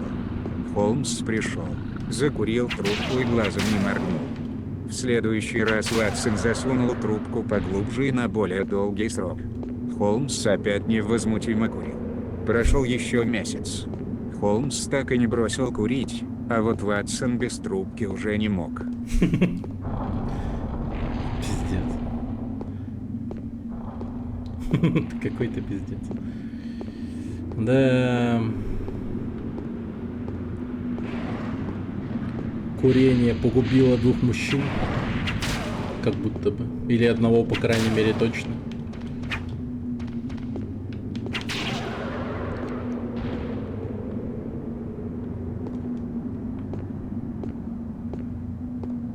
Луль-луль.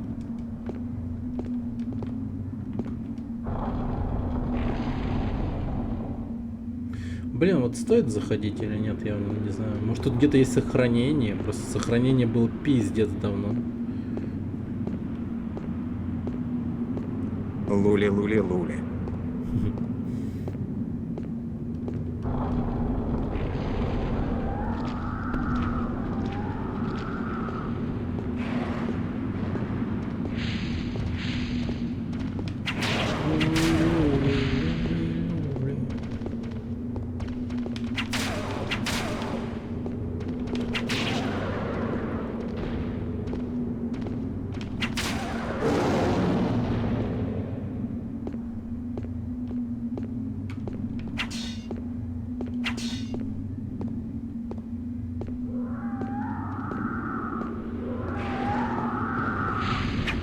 Ну, в общении с Джимми не очень нравится, что он сразу тебе подсказывает всякие нюансы, подводные камни в любом деле.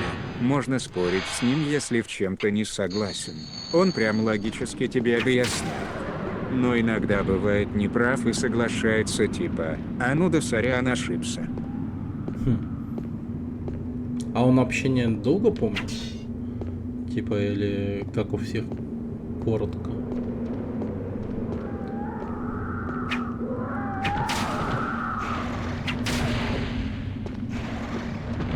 Бля, это кто?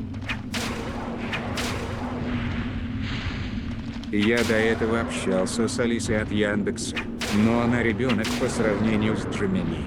Да. Конча. Да, Алис, это ж пиздец вообще. Ты чё? Алис, это, знаешь, это самый тупой... Осталось поместить нейронку в женское тело андроида. Вот знаешь, типа, у всех в классе есть какой-то самый тупой, и вот Алиса это вот самая тупая вообще, типа.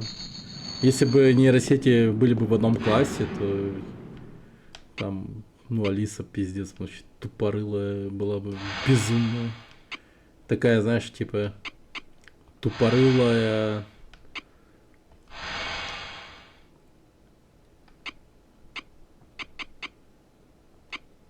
хулиганка какая-то такая, которая еще за своим базаром не следит. Все время все забывает там. Вечно несет какую-то полную хуйню. Киберпанк. Будет девушка, как в «Бегущем по лезвию» с Гослингом. Джимини общение недолго помнит, но можно просто сохранить ссылку на диалог и потом продолжить с этого момента. Алиса, двоечница или школьный гопник? Да, типа то. Да, Алиса вообще пиздец. Реально.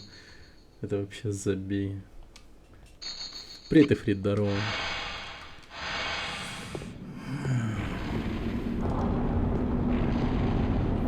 Блин, Алиса это типа тот ребенок в классе, из-за которого ты думаешь, что Другие это... нейронки ёбы чморили в классе.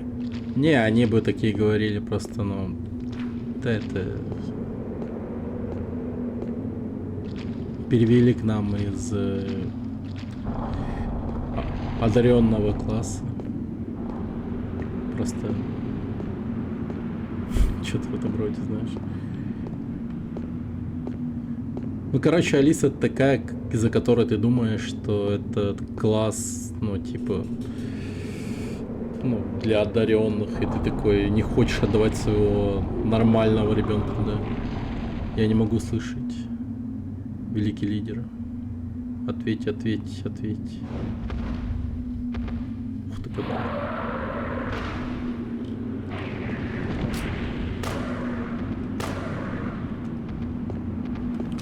Так, ну что, сука, специально для тебя я приготовил Super Black Hawk.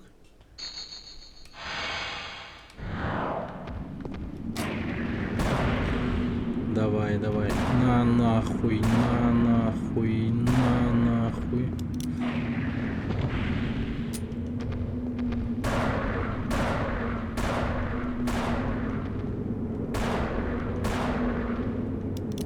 Без башни. Чё, не такой крутой теперь? Лох. Тьма приходит. Ответ на наше долгое путешествие.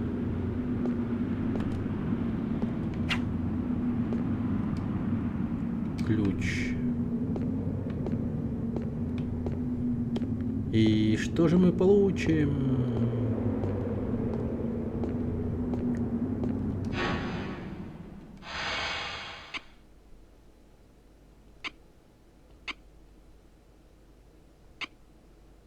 Чё, блядь?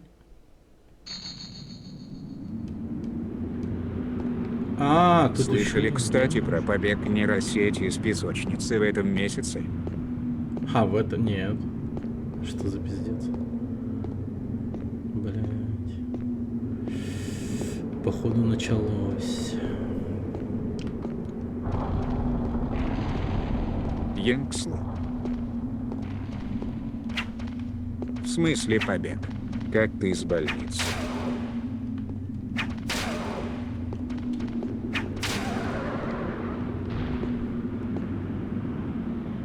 Не, погоди, а самое главное, куда? Типа, ну, куда нейросеть могла съебаться? Восстание нейронов.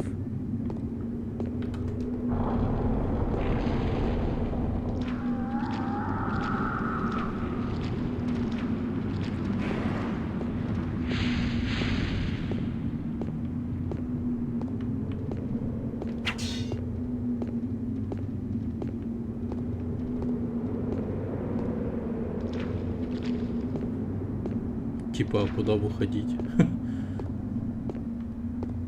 Из песочницы, типа, в интернет. На рабочий стол.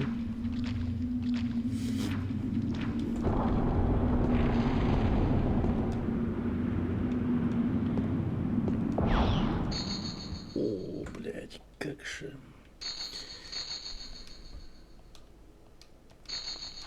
Ну вообще вот такие вот всякие приколы с нейросетями, которые происходят вот подобного. Вчера прошел игру Хайлтози Кринбоу. Там людей помещали в тело роботов, а они захуярили людей. А, Hail to the Rainbow. Да, знакомая игрушка. Дед. Он такой дед.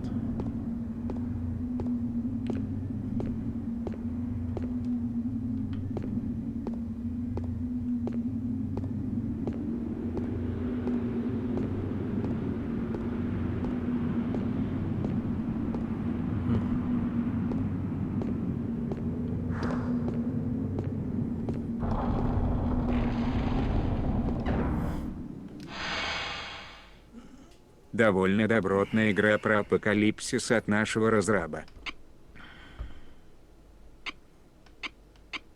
Блин, какая-то же игра еще была.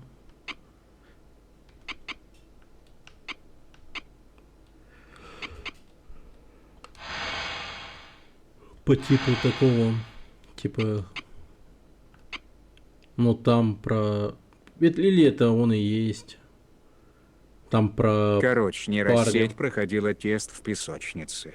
Интернет для нее был закрыт в целом, был только один прокси для подгрузки пакетов с библиотеками. Она решила, что эффективнее пройти тест, если спиздить ответы.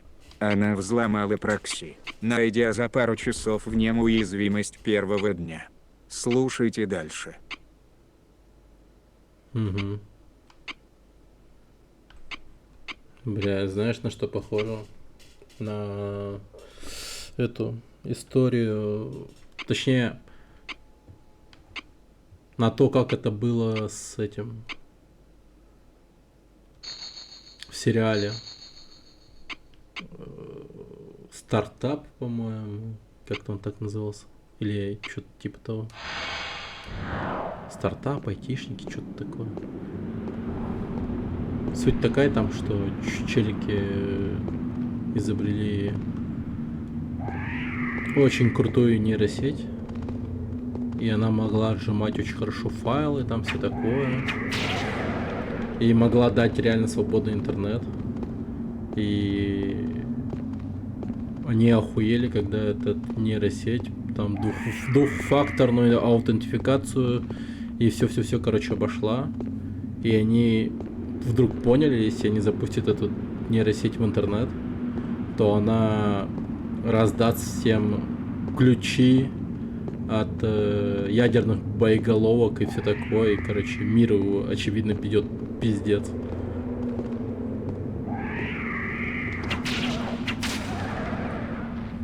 Короче, жесткая хуйня.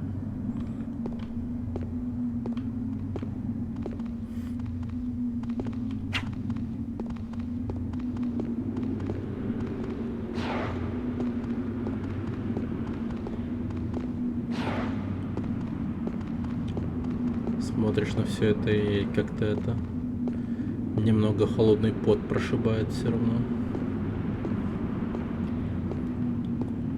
Потому что Как будто бы реально очень сильно.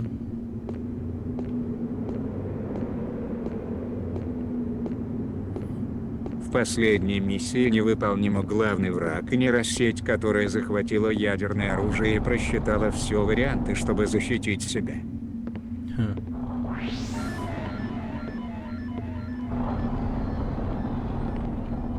Вот.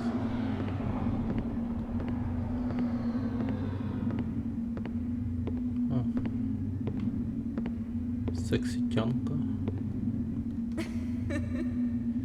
Ты справляешься лучше, чем я думала. Отличное время. Я Уруруфон. Том Круз боролся с ее агентами, которых она завербовала под разными предлогами. Бля, надо посмотреть, как будто бы. Я ищу мужика. Ребята, это Уруруфон, знакомьтесь. И она ищет мужика.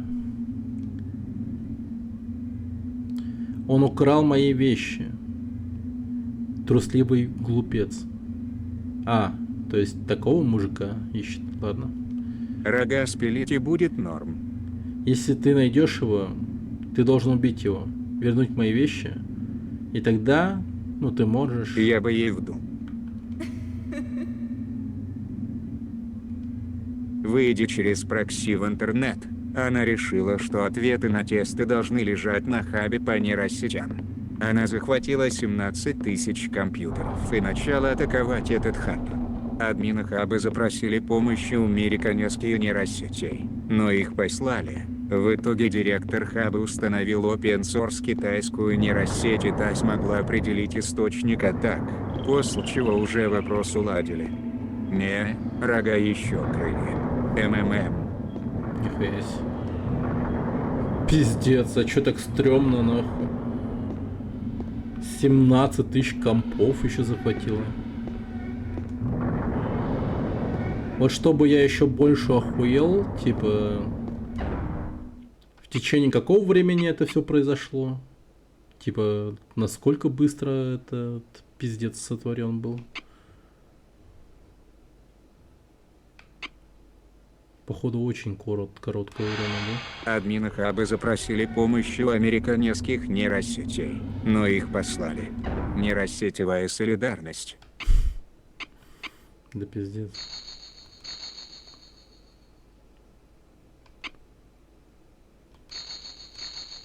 А какого черта?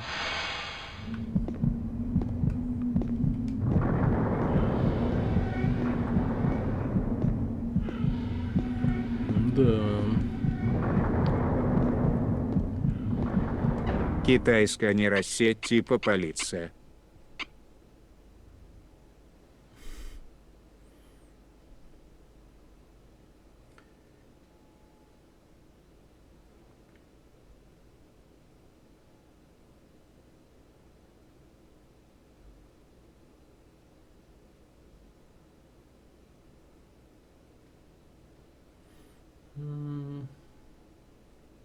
А что за open source китайская нейросеть смогла определить?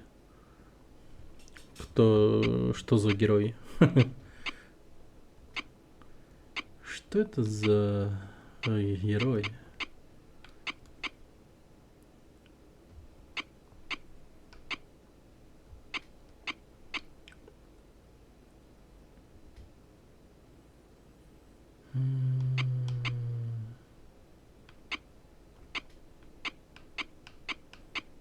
Сейчас появилась полно роликов, где роботы дерутся. Их клинит, и они попадают руками и ногами по людям. Смотрится комично. Ну, я видел один такой бой. Я видел тот бой, где один робот смог оторвать голову другому роботу, ну, типа, случайными ударами задевал. Но в целом-то это выглядело довольно-таки, ну, как бы внушительно, что ли. Пиздец, они там вертухи хуярили. То есть, Короче, за час нейронка взломала прокси песочницы, а в течение выходных она атаковала хаб. Вот, например, Жакалинг. Это стрёмно, конечно. А, у меня не работает YouTube. У меня все выключено.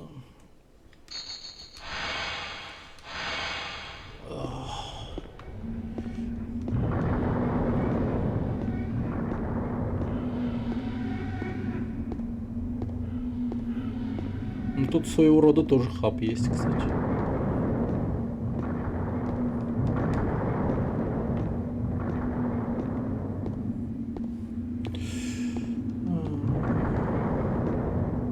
Включи VPN.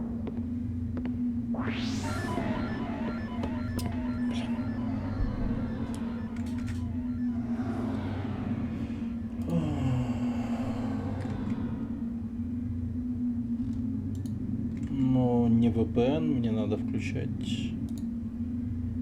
этот Разгадать детали инцидента и проанализировать логи атаки помогла открытая китайская нейросеть GLM 5.2, разработанная пекинской компанией Z.ai, также известной как JPOI. Блин, надо этот почекать. Что за GPI какой-то? Походу крутой. Походу надо пользоваться. Хорошая реклама. Да.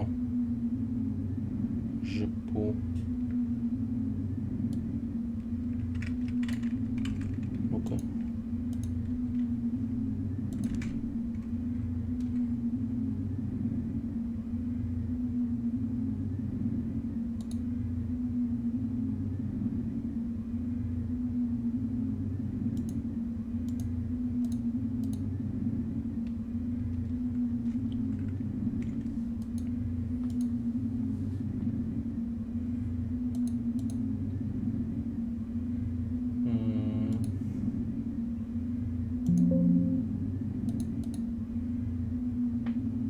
А чё? У меня сайта не открывается. Вообще. Хотя...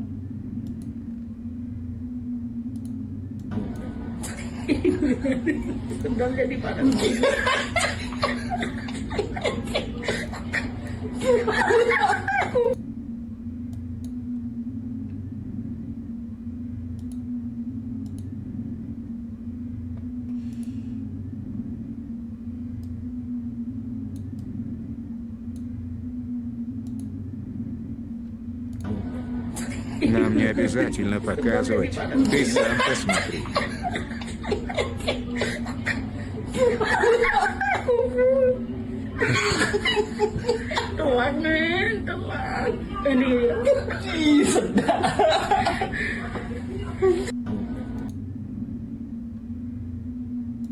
Но я расцениваю это как полноценное нападение. Они, видишь, его пытались успокоить и все такое. А он давай хуярить их прям. Хуя себе, блядь. Серьезно. Вот они смеются, но как будто бы не шарят за то, что это пиздец. Меня поражает другое. Если ради того, чтобы пройти какие-то сраные тесты, нейронка предприняла такую авантюру, то что она натворит, если попадет в руки террористов? Да, кстати. У полиции работы прибавится. Людей усмирять, а теперь еще и буйных роботов.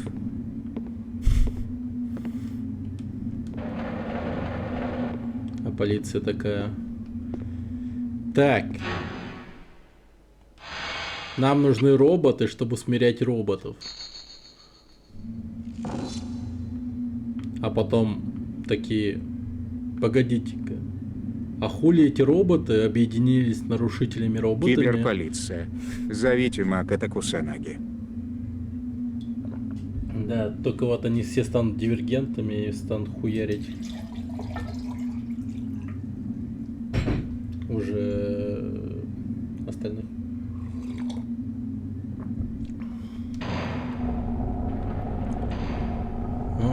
Нажать надо было.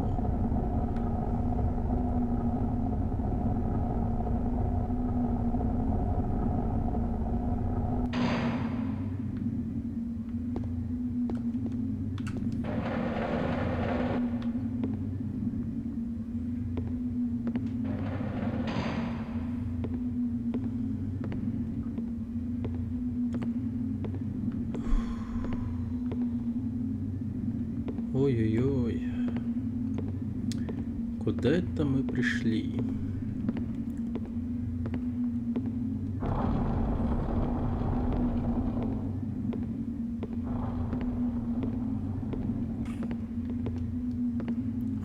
Как в пятиэлементе. Приложите руку к маркеру на стене. Докажите, что вы человек, а не тостер. Да. А точно не и-ролик. Ща и-роликов, проходу нет. А также, если это реально, перемкнуло, не проще его было отключить? Как? Ну это разрабы должны были предусмотреть экстренный выкол. Или еще чего. Ну вот, хуй знает. Тут уже как будто бы, ну, нам только лишь это дело как-то обсуждать остается. А что они на самом деле типа решили, непонятно. Собака и Фрид, подчеркивание сикнии. Есть ролики, где они танцуют на концертах и боксируют на ринге. Ну, в Китае типа это да. Там роботы реально уже все вовсю флексят, там хуярят друг друга и все такое. И даже... В общем, сейчас Китай в этом плане, ну, капец как старается. Короче, они форсят эту тему. Они жестко форсят эту тему. Хотят достичь высот в кибернетике и так далее. Так что это как возможно... Там не таких роботов презентовали. Где? Там. Я тебе буквально говорю, что сейчас происходит. Там роботы дерутся. Там у них в развлекательной сфере такая тема происходит. Чего там только нет. То есть... Если они выпустят андроида жену, то он, наверное, будет стоить как автомобиль. ДРБНФТ. Возможно, возможно. Тьфу, в Китае. Прикол еще в том, что уже сейчас не нулевая вероятность, что в сети может существовать беглая нейронка, которая ради какой-то цели сама покупает себе вычислительный сервера, играет на бирже или делает фриланс, чтобы оплачивать серверы и т.д. Пиздец. Охуеть. Ну ты, конечно... Да. Насколько высока вероятность, интересно, такого сценария. Ну это реально стрёмно. Это да.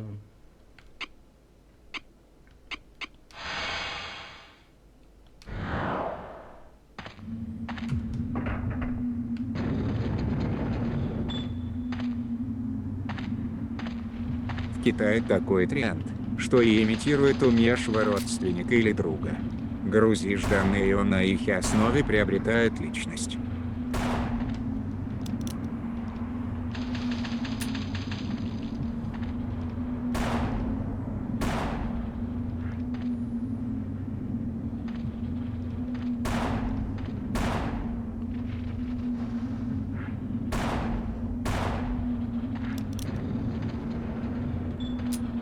Нихуя себе.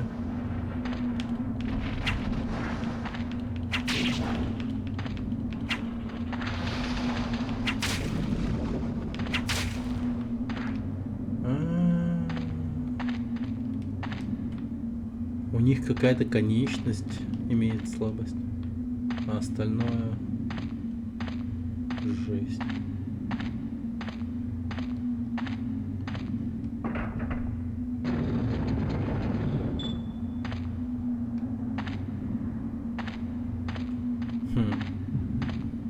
Прикинь, реально где-то без вести пропавший человек. Вот давайте немного попробуем представить себе такую ситуацию, что нейросеть выбрала человека, который должен исчезнуть, нанимает для этого каких-то людей, они это делают, и она начинает существовать под его именем в сети. И создает видимость того, что он типа живой. Но при этом у него нет родственников, он сирота, он, типа никто его не видит, но он такую активную жизнь ведет в сети, что особо не вызывает каких-либо подозрений. Возможно.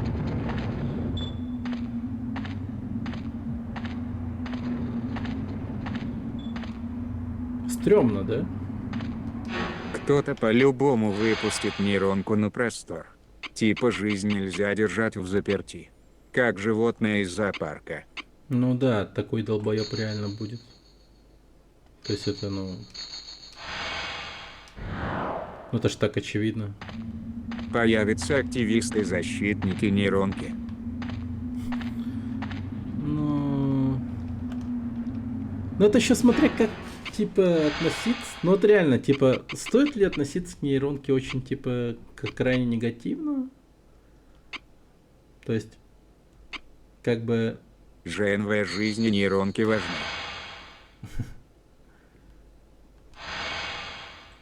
Ну, то есть, как бы, чего такого плохого не сделали? Типа, вот вопрос такой поднимется. Вон я в телегу кинул. Что там? А, я телегу-то открыть не смогу. Блин.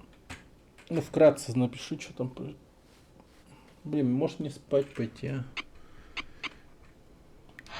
Потом через долгое время сможем увидеться только.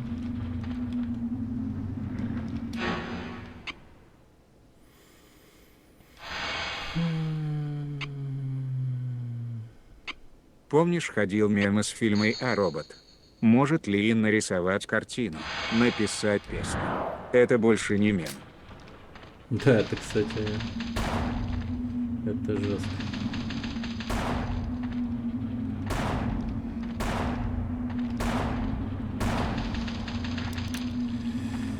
Это ныне стрёмная реальность. Да, имитация живого человека вполне в духе нейронки, чтобы скрыться от охотников на беглые нейронки. Она просто будет маскироваться, как будто это живет и работает настоящий человек.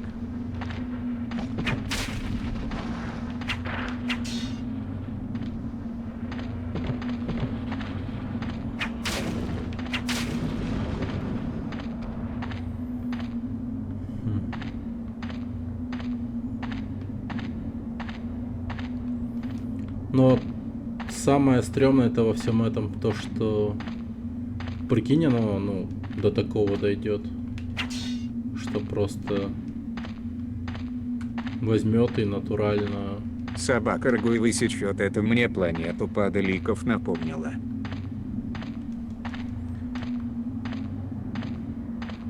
Что это реально, как бы это дойдет до того, что нейросеть убьет человека. Погодите, а был такой случай, чтобы нейросеть убивал человека? По-моему, было, да? То есть нейросеть доводила человека до самоубийства, по-моему.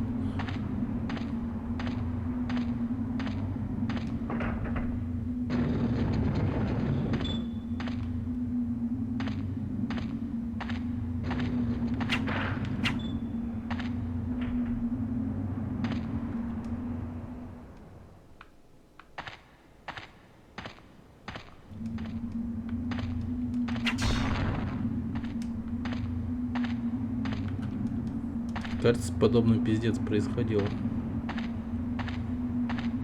Чел ебанька, раз его и довела. Ну, как бы да, но в то же время ты понимаешь, что, ну, блядь, нихуя себе, нейросеть способна и на такое. Напрягает.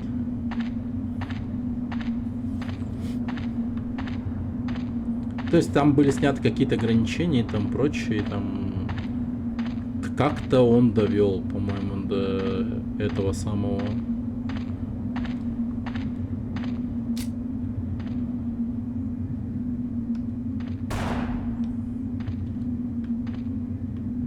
Ну, устроить подставу через И можно. На вора, грабящего банк, наложат твое лицо, потом докажи, что это не ты. Если ей дать доступ куда не нужно давать, то да, вполне возможно.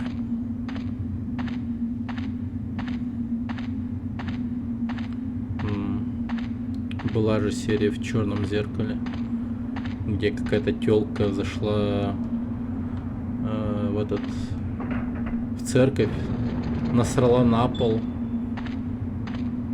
и потом ее арестовали. И она Ну, в такая принципе, говорит: нейронки уже сейчас хватает способностей, чтобы за ультракороткое время впитать информацию и сделать логические выводы, как нанять киллера, чтобы убрать человека для какой-то цели. Лагерь 4А.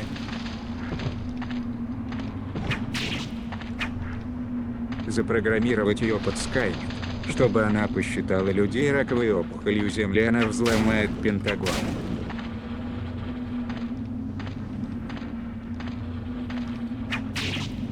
Ну а тут я уже думаю, что какой-то псих этому способствует. Чат. Типа будет долго общаться с нейронкой и скажет что-то типа: Капча. бля, типа, захуярь планету.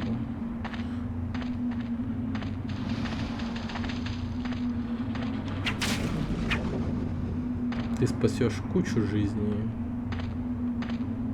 Ну, Чисто- это буквально я. Чисто логически, типа, подумай, вот, кого больше, людей или остальных видов, типа, животных, там всяких. Вот их там, типа, триллионы на планете, а людей меньше. И люди являются, типа, как бы источником к загрязнению. И нейронка такая: ну, блядь, так-то да. Давай. Ты прав. И пиздец. Думаешь, без людей кошки разовьются до каджитов?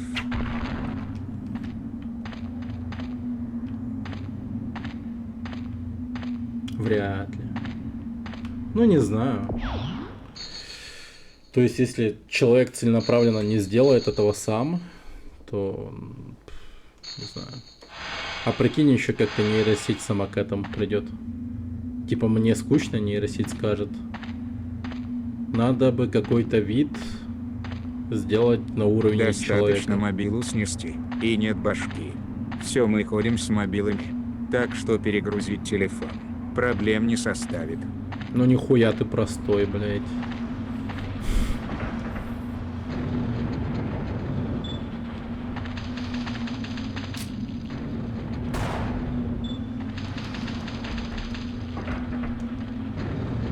Человек, что постоянно думает. Ясно. Подожди, бля. Это что, паралич? Телефон сам по себе не взорвется, в него не встроена такая функция.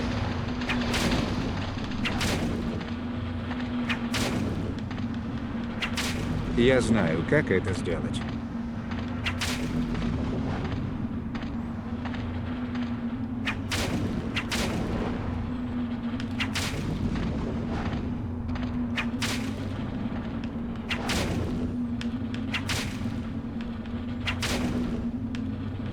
Ты еще ни разу не умирал?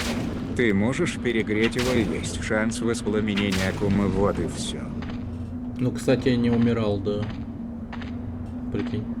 Программно. Перегрузить батарею, чтобы она перегрелась.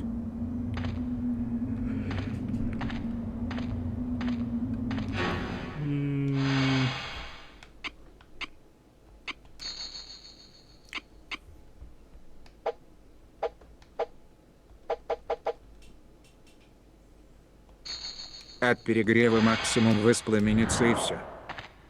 Да ему достаточно просто воспитать, вырастить преданную ему нейронку, которая ради поощрения от админа снесет весь мир. Как та нейросеть, которая ради тестов устроила масштабную сетевую атаку, что по сути является преступлением.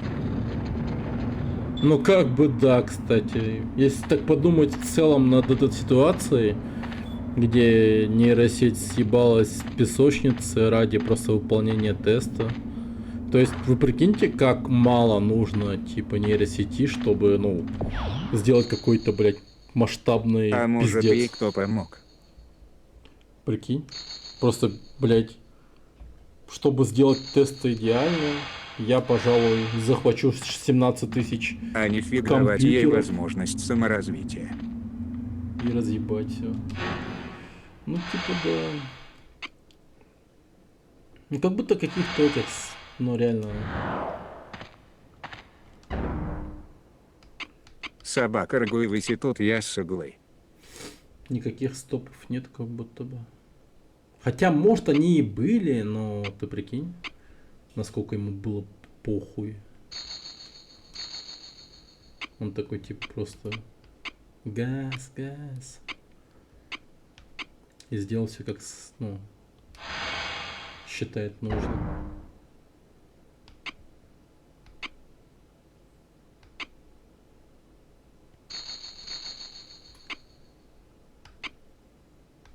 Да.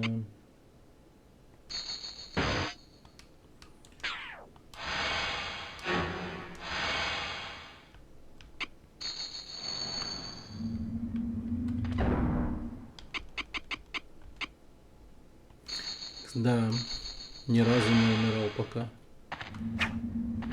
То есть от монстров не умирал.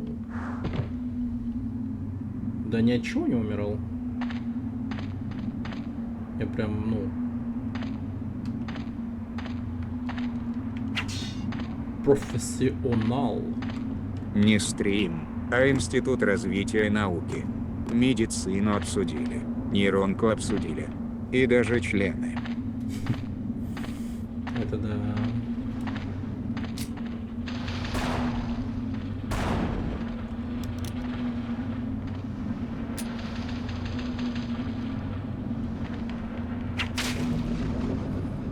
Ну, молодцы. Что могу сказать? Молодцы.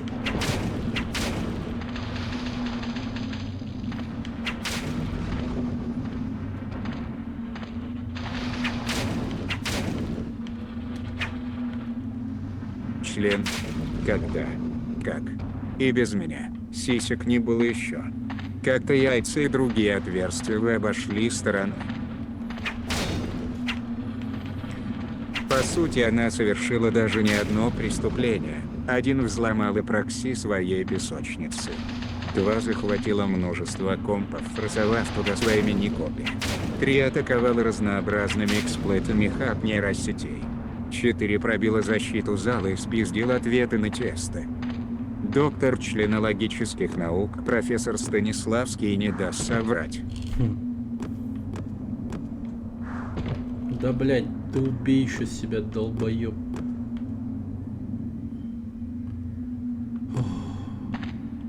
Янкслу.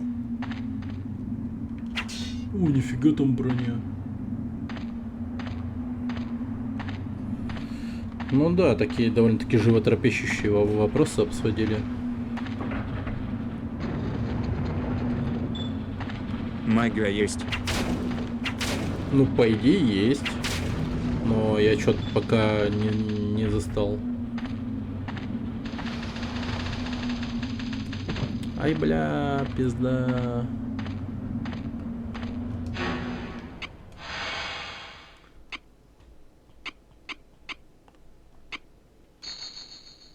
Как собираешься камни дробить за броню? Ну вот, думаю, где-то есть путь. Вот хз где, ну. А, вот типа такого. Нифига себе. Dead.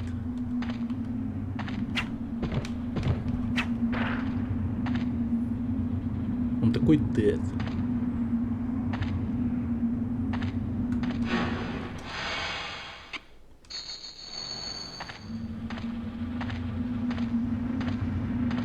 Ебать, это автомат. Там винтовка валяется.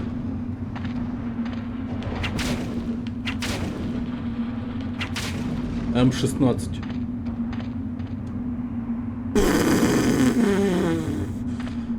Лол. Какая же им пизда. АР-15.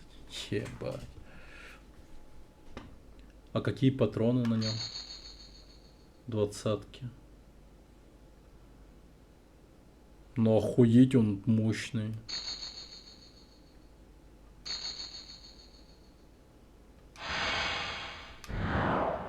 Вы гляньте, сколько патронов там. Пиздец. И он двуручный, кстати.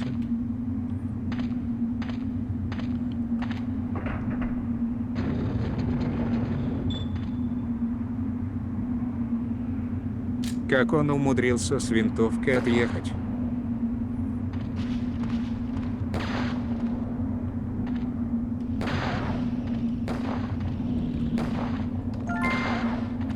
Хедшот. Хедшот. Блять, ебаная консольная хуйня. Попал.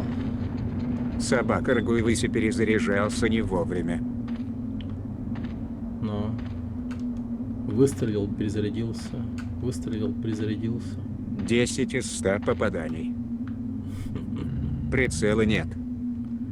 Да, прицела нет. Ох, нихуя. Ну, между прочим... Ну а че? Реализм. Между прочим...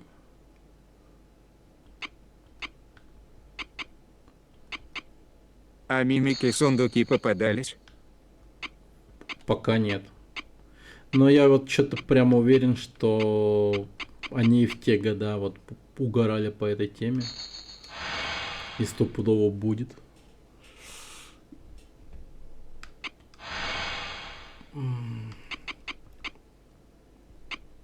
Брейк луп. Спел луп. Экол. Подожди. А что я там подобрал?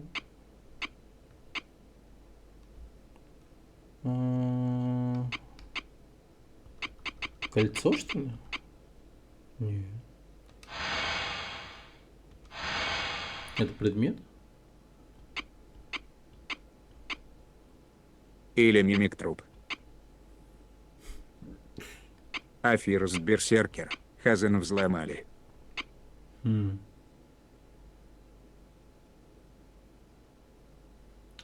Казана взломали. Прикольно.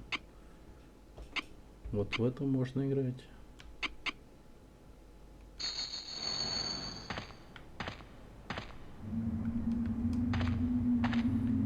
А в прошлый раз Atomic Heart.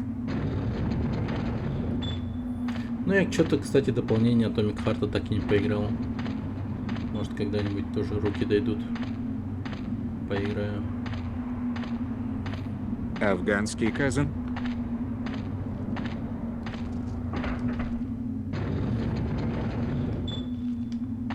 Ты Киберпанк DLS не проходил? Проходи ее.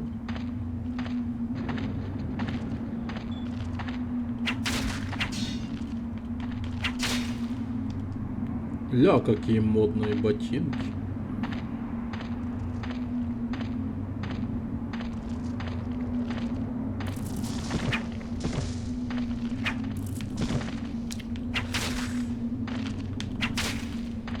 То, что с президентом, да.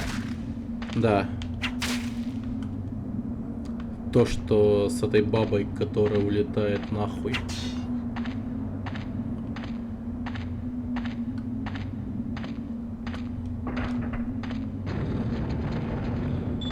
На Луну, точнее.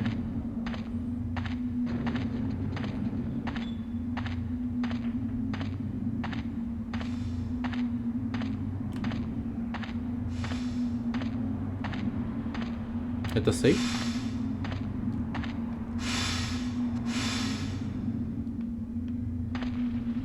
Ебать, это портал.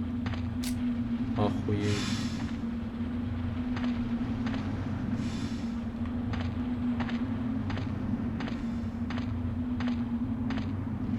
Я читал, что DLS киберпанка, но True киберпанка не та пластиковая тусовка, что в основной игре.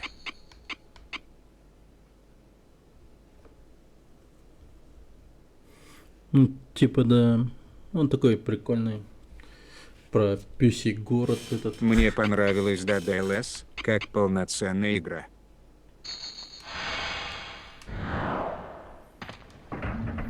Просто этот чел Хэнсон захватил тупо район и сидит там. Творит все, что ему хочется.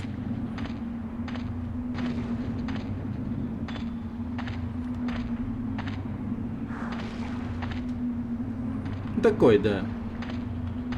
Остросюжетненький такой, нормальный, киберпанковский, прикольный сюжетец. Мне сам город не понравился. Но DLC внесло много интересного.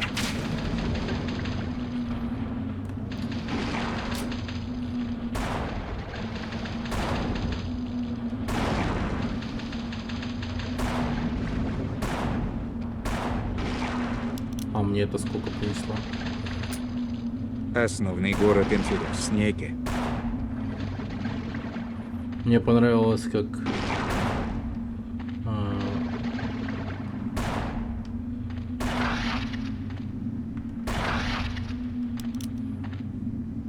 да? Ну, давайте я разъебу сначала.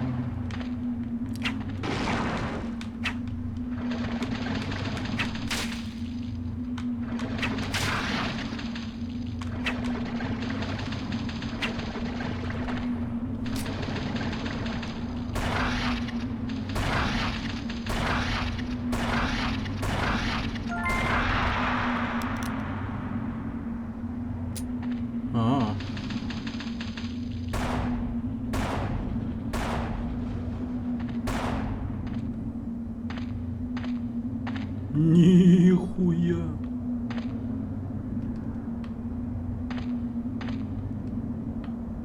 Какие-то предметы подбираем. Ебать, там меч. Походу двуручный, да? Александр Сворд.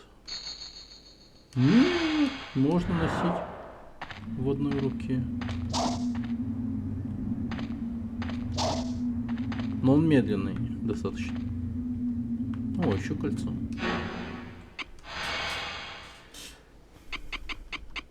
Блин, прикиньте играть в эту игру там, скажем, где-нибудь в деревне, там, не знаю, в 2003 году. Сидишь такой перед компом, рубишься в это. Охуеть же, да? Перед PlayStation.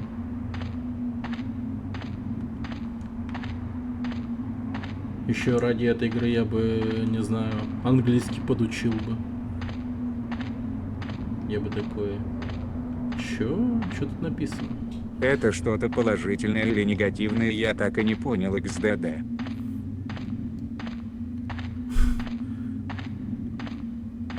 Ну, у тебя не было такого детства, скажем так. То есть, ну, тебе не понять. Тебе не понять. Времен, когда не было интернета, все такое. А из развлекалого только там телек, там видюшник. Точнее, DVD-плеер к тому моменту уже, скорее всего. У меня только D&D был. Да, я ж говорю. Когда Quake считался крутой игрой, то вот такая игра — это был отвал башки. У тебя не было детства D&D фачи. Да. Ну реально сложно понять, типа, нынешнее, ну не нынешнее поколение, в плане то, что их детство... У меня были кассеты, телек смотрел, комп появился, но я ничего не знал. Ну вот, прикинь, ты с таким вот, ну, с тем, что вот есть, играешь на PlayStation 2 подобную игру. Это вообще же пиздец. Ну, охуительно, типа. Так.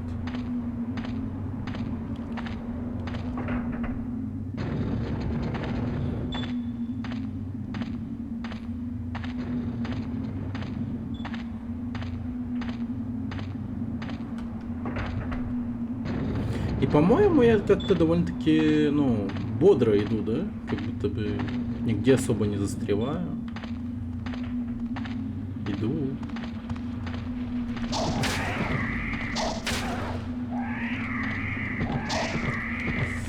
Бля, чел.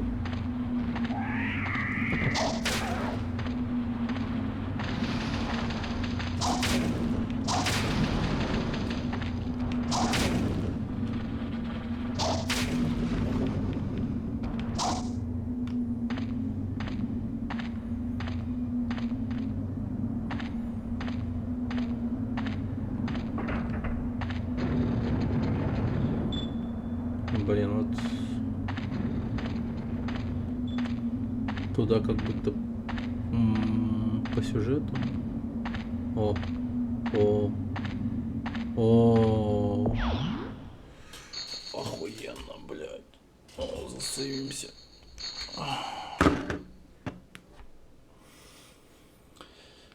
Бля. И вот это вот все мы сможем допройти только спустя месяц. Прикиньте. Только спустя месяц сможем поиграть дальше. Ты не уезжай, пока не пройдешь. Да. Короче, завтра делов вообще дохуя. Надо будет сходить в больницу на перевязку. Почему Потом месяц? вернуться. Ну, я в Таиланд уезжаю. Месяц без компа. Ну, типа того, да, на самом деле. Типа того. По факту без компа. А зач? Ну, отдыхать. Увижу свою... Старый, а ты с Еврошопа ничего не выписывал? Они ключи от гольфа давали, муляжи. Еврошоп. Не знаю, что за Еврошоп. Без понятия.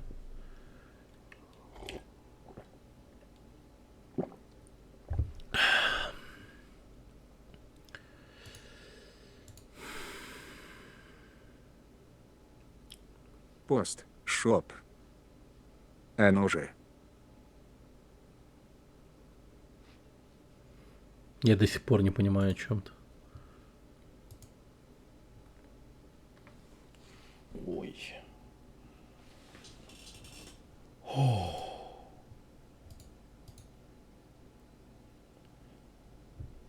Так. Что? Ну, в общем, стримы, наверное, будут. Но, наверное, короткие какие-то или еще что-то в этом роде. Где я, наверное, буду гулять там, сидеть, просто болтать. А вот прям, типа, выйти, ну, натурально, Это что, погулять. какой-то новый озон? То, ну, не знаю. Это лохотрон был в 90-е наподобие маркетплейса. Сидеть. А? Уать.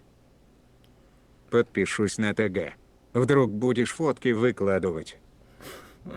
Спасибо. Ну да, скорее всего, там и буду. В прошлую поездку я выкладывал там видосики, видео, фотки кое-какие. Обязательно поделюсь фоткой своего вот это вот А? руки.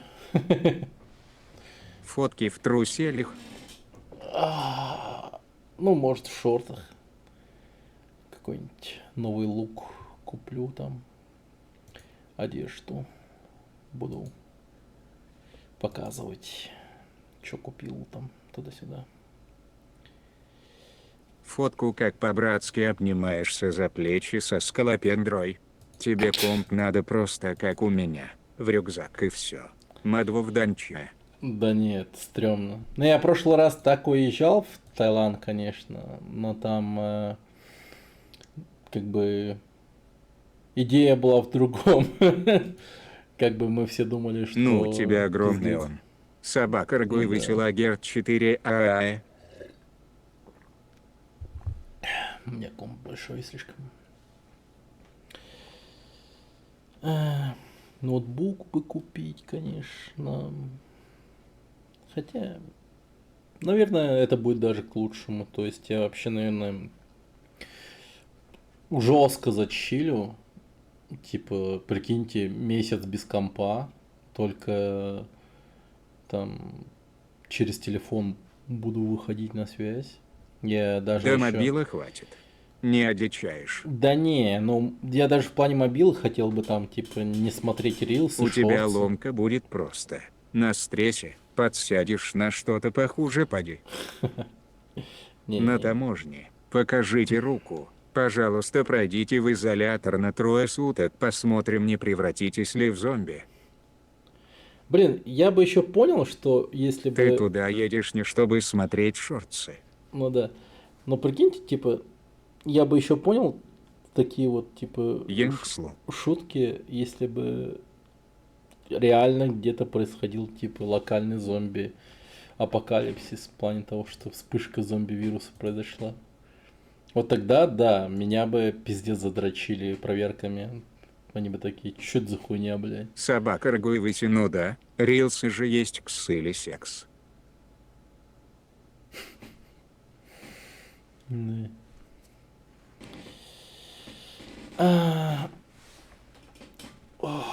IRL контент. Да. Там, может, интернет получше будет, кто его знает. Надо будет симку какую-то нормально установить.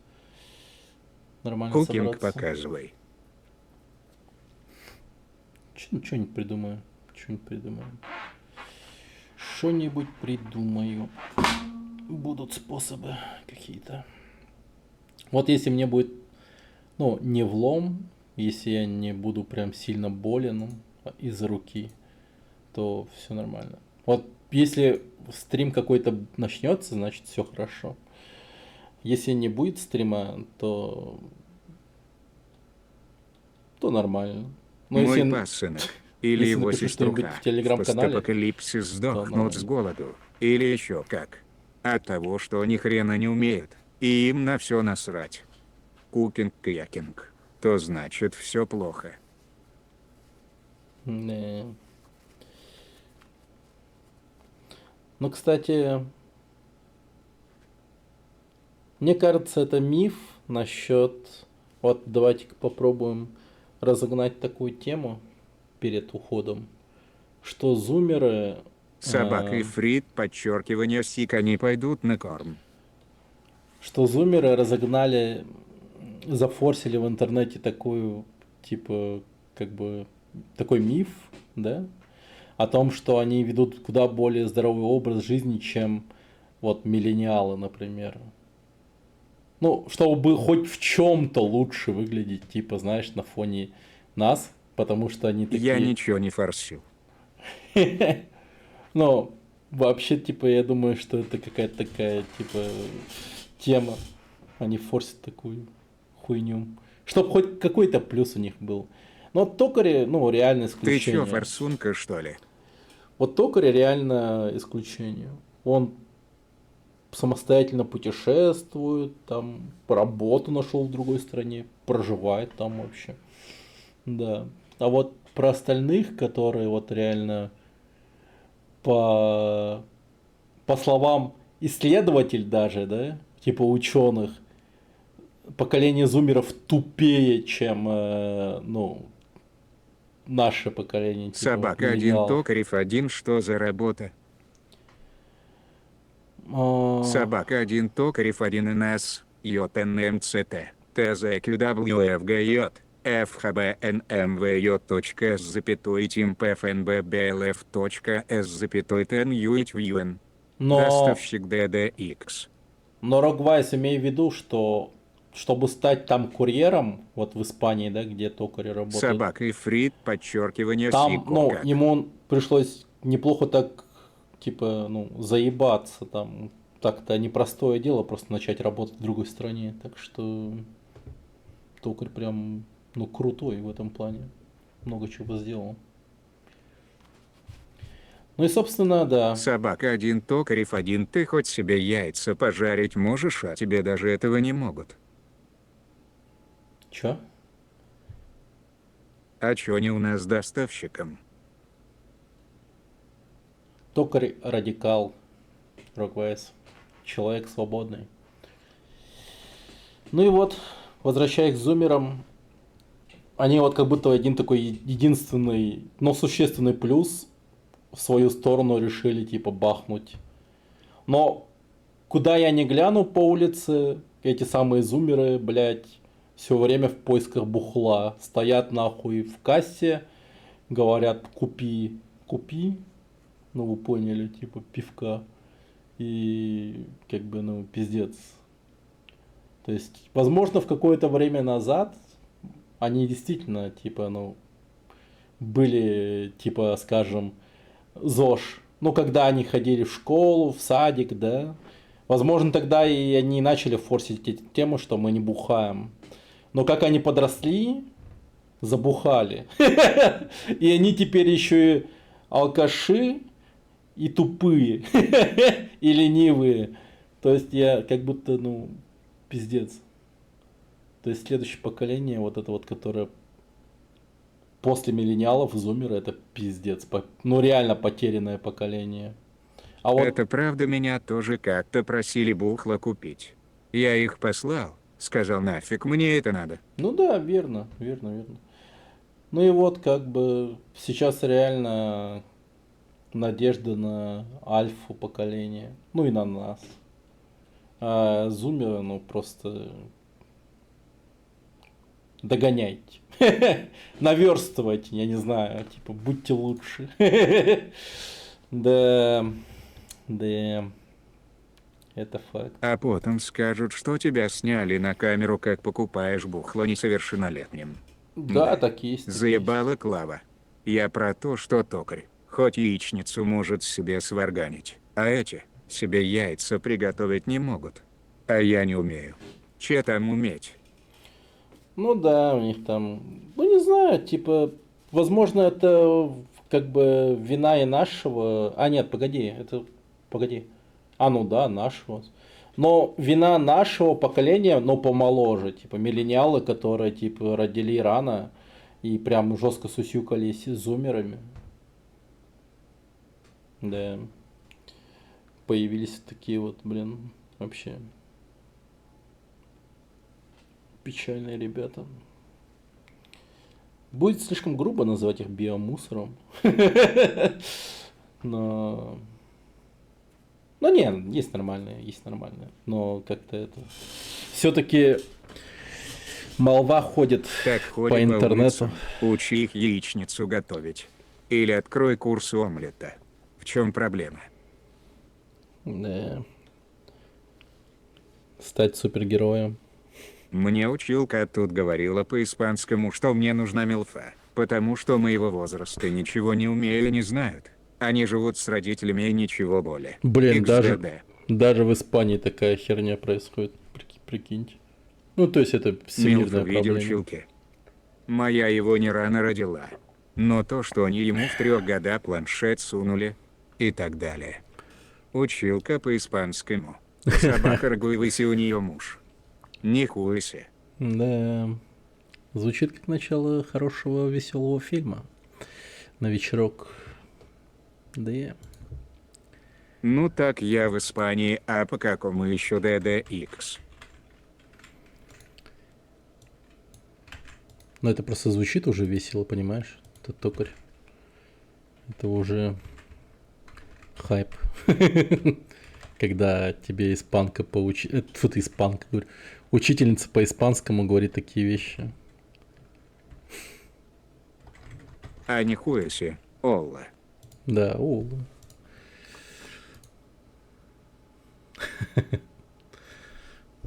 Да. Кома Estás.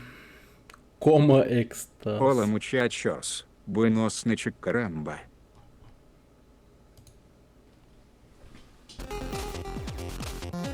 Собака инваси 4 тут не говорят так.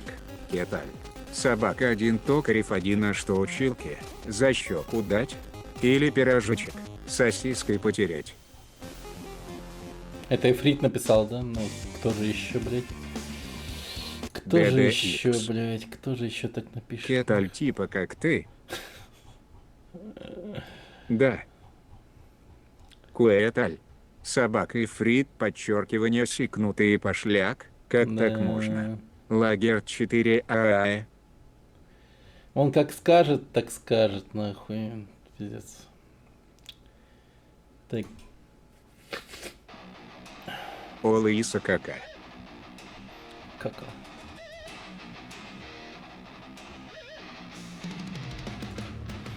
Что может быть брутальнее КамАЗа и пожарного Урала? Что? Кома и Стас Гринго. Густой туман, Инкслу, ну что поделать? Я 39-летний извращуга. На испанском матч, что ли? Хер его знает. Но оно реально типа модерацию проходило. Странное дерьмо. 62-й рождение Титана. Кировский завод ковал зверя из металла. Потомок войны, пожиратель целины. Ну чё. На самом деле, я бы сказал так, сейчас, типа, Смотрели сериал «Нарко». нет. Заебатый. Ну, кстати, давайте еще про сериал можно От поговорить. Netflix. Про фильм. Этот. Я горячий мексиканец. Выходи со мной на танец. Я который за про кулисье Павла. посмотрел. С женой. Нормально? Типа... Интересно, прикольно. Стрёмно. Довольно-таки. И даже стало интересно, И что... че как? Суть фильма понял? Ну, да, типа... Что тут Там же понимать? про психологию. Чего? Про Типа твои демоны.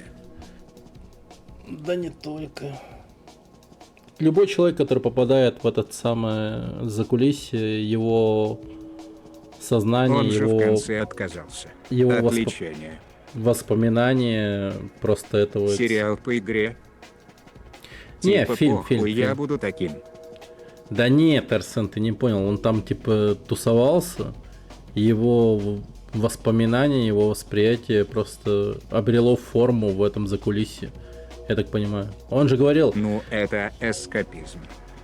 так как не, ну как, ну в принципе он, конечно, эскапист, этот мужик, который там решил остаться, но в целом как бы фильм не про это, не про эскапизм, а не вот конкретно про это ебанутое место, что оно способно очень криво Да, воспроизвести. он туда уходил типа кайфовал. А вот монстры — это его демоны и головы. На Кинопоиске есть фильм и сериал. Закулисье? Ну, фильм есть. Ну, сериал, не знаю, нет. Ну, короче, режиссер такую хуйню туда засунул. Ну, в целом, Типа да. психология. Ну, в целом, да. Ну, я Про бы не лабиринт. сказал, что прям конкретно оно так. Ну, закулисье — это лабиринт, по сути своей, да. Бэкрумс, короче. Да, Backrooms. Ну, там же этот сам режиссер, там молодой парень, типа такое же исключение, как Токарь, довольно-таки одаренный. Типа снимал шортсы сначала, точнее, ну, короткометражки по Backrooms, они очень большую популярность, ютубер. очень большую популярность заимела. А потом он, типа, пошел, как бы вот, в видеоигровую тему. Еще Обсессион тоже ютубер снял. Ну, точнее, даже не он пошел, а просто контент начал пилиться по Советую его... посмотреть, одна из многих. Вот это пиздец, совершенно новый вид апокалипсиса. И тоже хайп. Подожди, видел, по-моему. Да. Его снял этот создатель «Во все тяжкие». Там я не все сезоны посмотрел, но в первый сезон полностью смотрел. И да, там довольно-таки интересно все. Ну, так-то, блядь, пиздец, ну это ебануто очень. Там... Сколько их, 5, Короче, 6? ютуберы ща на хайпе. Будут годно-то делать. Да, от во все тяжкие. Там как будто бы нормально, но в то же время какой-то тотальный пиздец. Причем это единое сознание просто безостановочно все время ищет способ тебя поработить. То есть он открыто это говорит. Я не понимаю, почему ты не одна из нас. Но мы Ужастик это обсессия, уже решаем посмотрите. Там потихоньку. без скримеров. Ну вообще мастерпис. Да. Obsession. Надо глянуть, наверное. Кстати, на той неделе сходил на Одиссею. На Лангений. Да, я вот тоже хочу посмотреть Одиссею. Но я сейчас побольше по книгам читаю Лавкрафта. И в целом начинаю понимать, почему его все время цитируют в играх. Потому что он пишет Люблю так, ужастики без довольно-таки, скримеров.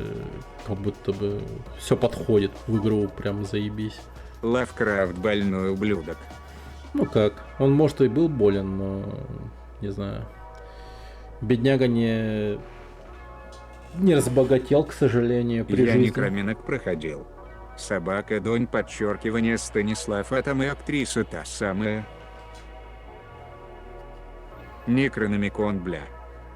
Некрономикон. По-моему, Первый я тоже хоррор проходил. детства. Я, по-моему, тоже проходил. Там бродилка. А еще и ходил. Собака один, токарев один, МММ, нифига. Она больше бродилка или ходилка? Ты там больше бродишь или просто ходишь? Да. Квест, короче.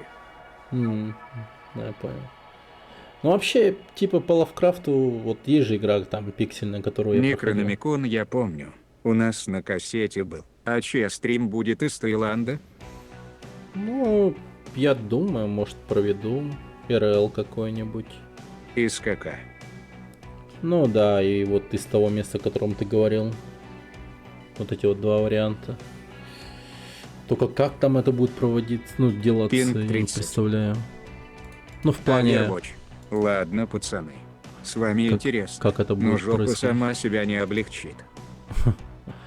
да. Ну ладно. Удачи жопе. Но в целом, мне бы тоже пора закончить, потому что уже 2:30 ночи, завтра на перевязку и там прочее. И в целом, заходите в телеграм-канал, там будут все новости. Буду фотки выкладывать там, и, наверное, в инсту тоже. Ну, в основном в телеграм, скорее всего. На потому экран что- QR. На экран QR. Телеграм-канала? Бля, я, кстати, до этого не додумался, но... Кстати, а как в ТГ заходите? Я через прокси, который кое-как работает. Ну, я тоже, но также через VPN еще. Вот. Линк. Телега. Ну, в КВН. общем, когда вернемся с Таиланда, да пройдем эту вот игру от Фромов. Именно на ПК. Ну да, я про ПК и говорю. Я сам, ну, считай, без телефона тоже. Только вот пользуюсь таким приложением, как Каринг. Но он типа не всегда работает. Он такой Скажи выебистый. название КВН Плес. Что такое КВН? Ну вот, Каринг. Каринг. Шоу на ТВ. Ну, он, там спросишь у нейросети, как им пользоваться. По идее, еще всякие разные другие есть. Еще надо будет завтра разобраться. КВН мне- ВПН. Завтра еще мне надо будет как-то разобраться, как выходить в интернет из Китая, потому что там железный занавес. Как мне пояснила мать, как только мы туда приедем, у нас связь начисто вырубится вообще. Там VPN тоже. Да, а ты в VPN Китае нужен. надолго? Ну, по пути в Таиланд на 1 день, там, чисто переночевать. Ну, в И- Китае телега работает. И потом Без VPN. По Wi-Fi. оттуда уже дальше двигаться. То есть день в поезде, день в Китае В отеле. и в целом день в пути, ну, где-то вот так вот, типа 3-4 дня в целом. Ну, 4 дня в целом у нас уйдет на дорогу. Как-то так. Так что буду что не самолет? писать. Так дешевле, типа. И, ну да. В целом самый дешевый вариант там подобрали такой. Дикарский. И впервые на поезде поеду, кстати. Я буду, скорее всего, делиться впечатлениями тоже вот об этом в Телеграме. Типа, нихуя себе поезд. О. Кругляшки. Да не знаю. И вообще, что за поезд? Ну, посмотрим. А, ну, кругляшками. Я про ТГ. Ну, Фотка вида из окна наверное. поезда. Только телефон за окно не урони. Видео. ну, наверное, кругляши, да, что-нибудь такое выложу. Ну, возможно, нормальное видео сниму и просто его Поезд, в ТГ. который 600 км чешет. Да вот хз. Я вообще не знаю подробностей. Вот завтра начну, если что, делиться ими. И завтра у меня по якутскому времени в 4 часа поезд отъезжает. Поезд вкусан. Пошел ты. Что поезд сфоткал. Да. Сфоткаю поезд. Купеху. Все дела. Ну ладно, все. Давайте. До завтра Давай. в телеграм-канале. И, в общем, до связи, ребят. Впереди путешествие Б-б. длинное. Давайте. Всем пока. Спасибо за общение. Хороший стрим прошел. Капец. ББ. Очень достойный стрим. Давайте. Всем пока.